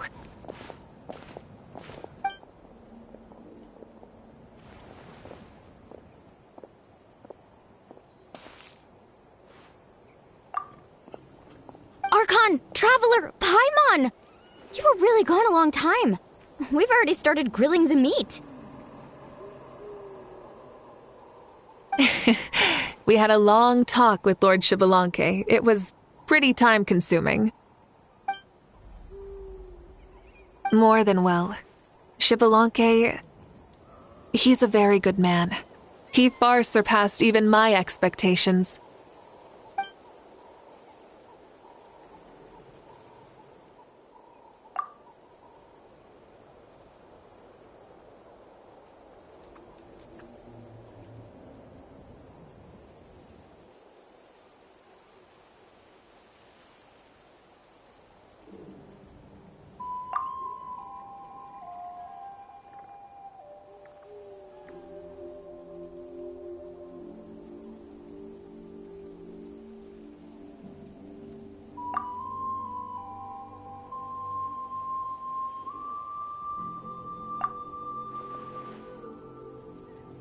So the only reason Lord Shibalanke didn't win the tournament is because he was limited by the physical body he was in. That's right, but don't feel disappointed on his behalf. He himself was not upset about that turn of events. He had many revelations during this journey, and as he said, strength of mind is as important as the strength of the body. He realized that after failing to make it to the final 32. No matter how many times Paimon hears it, it's still so funny to think that Shibalanke didn't even make it that far.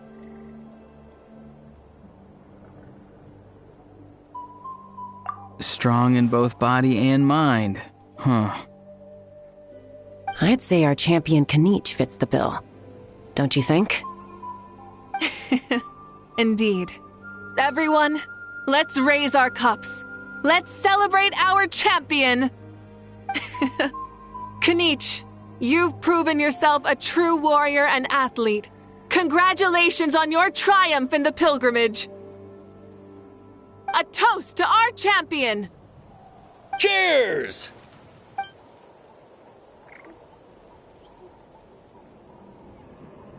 Hey, look! The kid's awake. Huh? Where am I? Hello, Mausao. You're awake.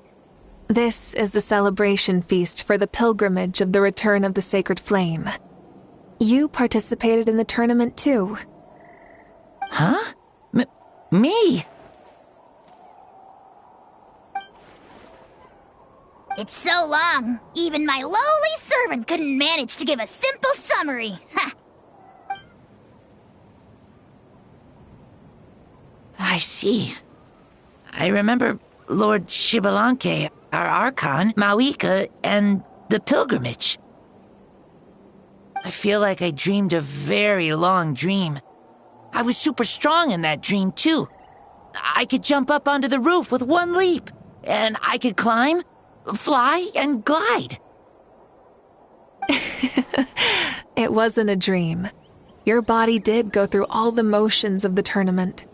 You were already an outstanding contestant. I'm a contestant?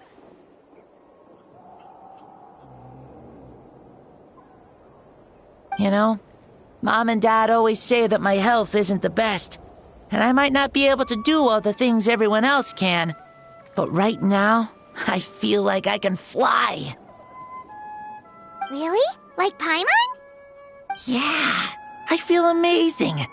It's like I'm filled with power from head to toe. I want to feel like this next time, too. Then go and train hard, then come back next year and show us what you've got. Yeah, as long as you put in the work, you'll do great. I know it. That's how it is for all of us. Yes. You'll turn out to be a truly beautiful vegetable. I'm sure of it. Yeah, I will.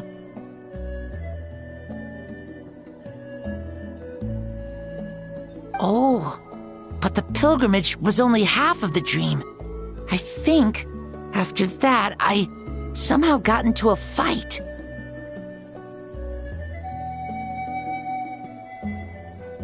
Really? Against who? I think it was our Archon.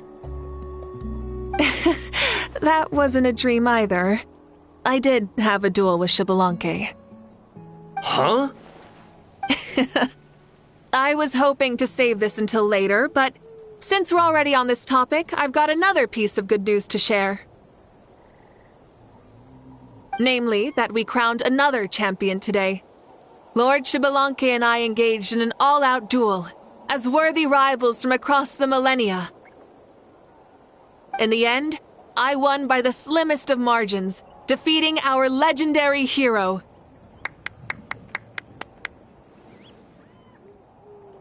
Wow!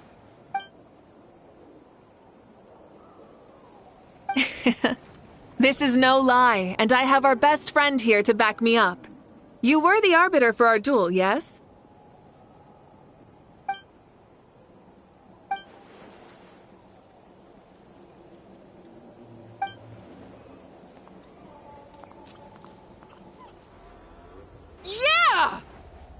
Amazing! What an achievement! Come on, everyone, let's have another toast. For our Archon this time. Very well. Acknowledge my victory, recognize my valor, and drink this wine of victory for me. Woohoo! Yeah!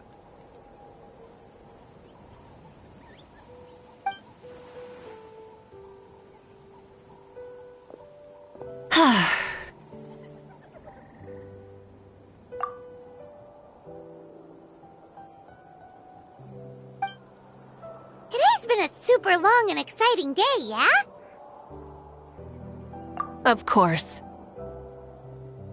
Oh, right. Mavuika, the Traveler said there was something to ask you. Hmm?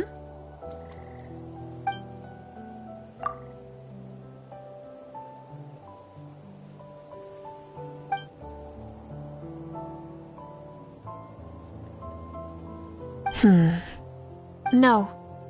In battle, there's no time for that, so it never crossed my mind.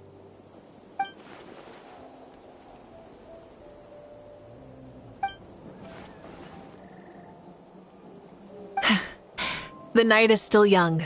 Cheers.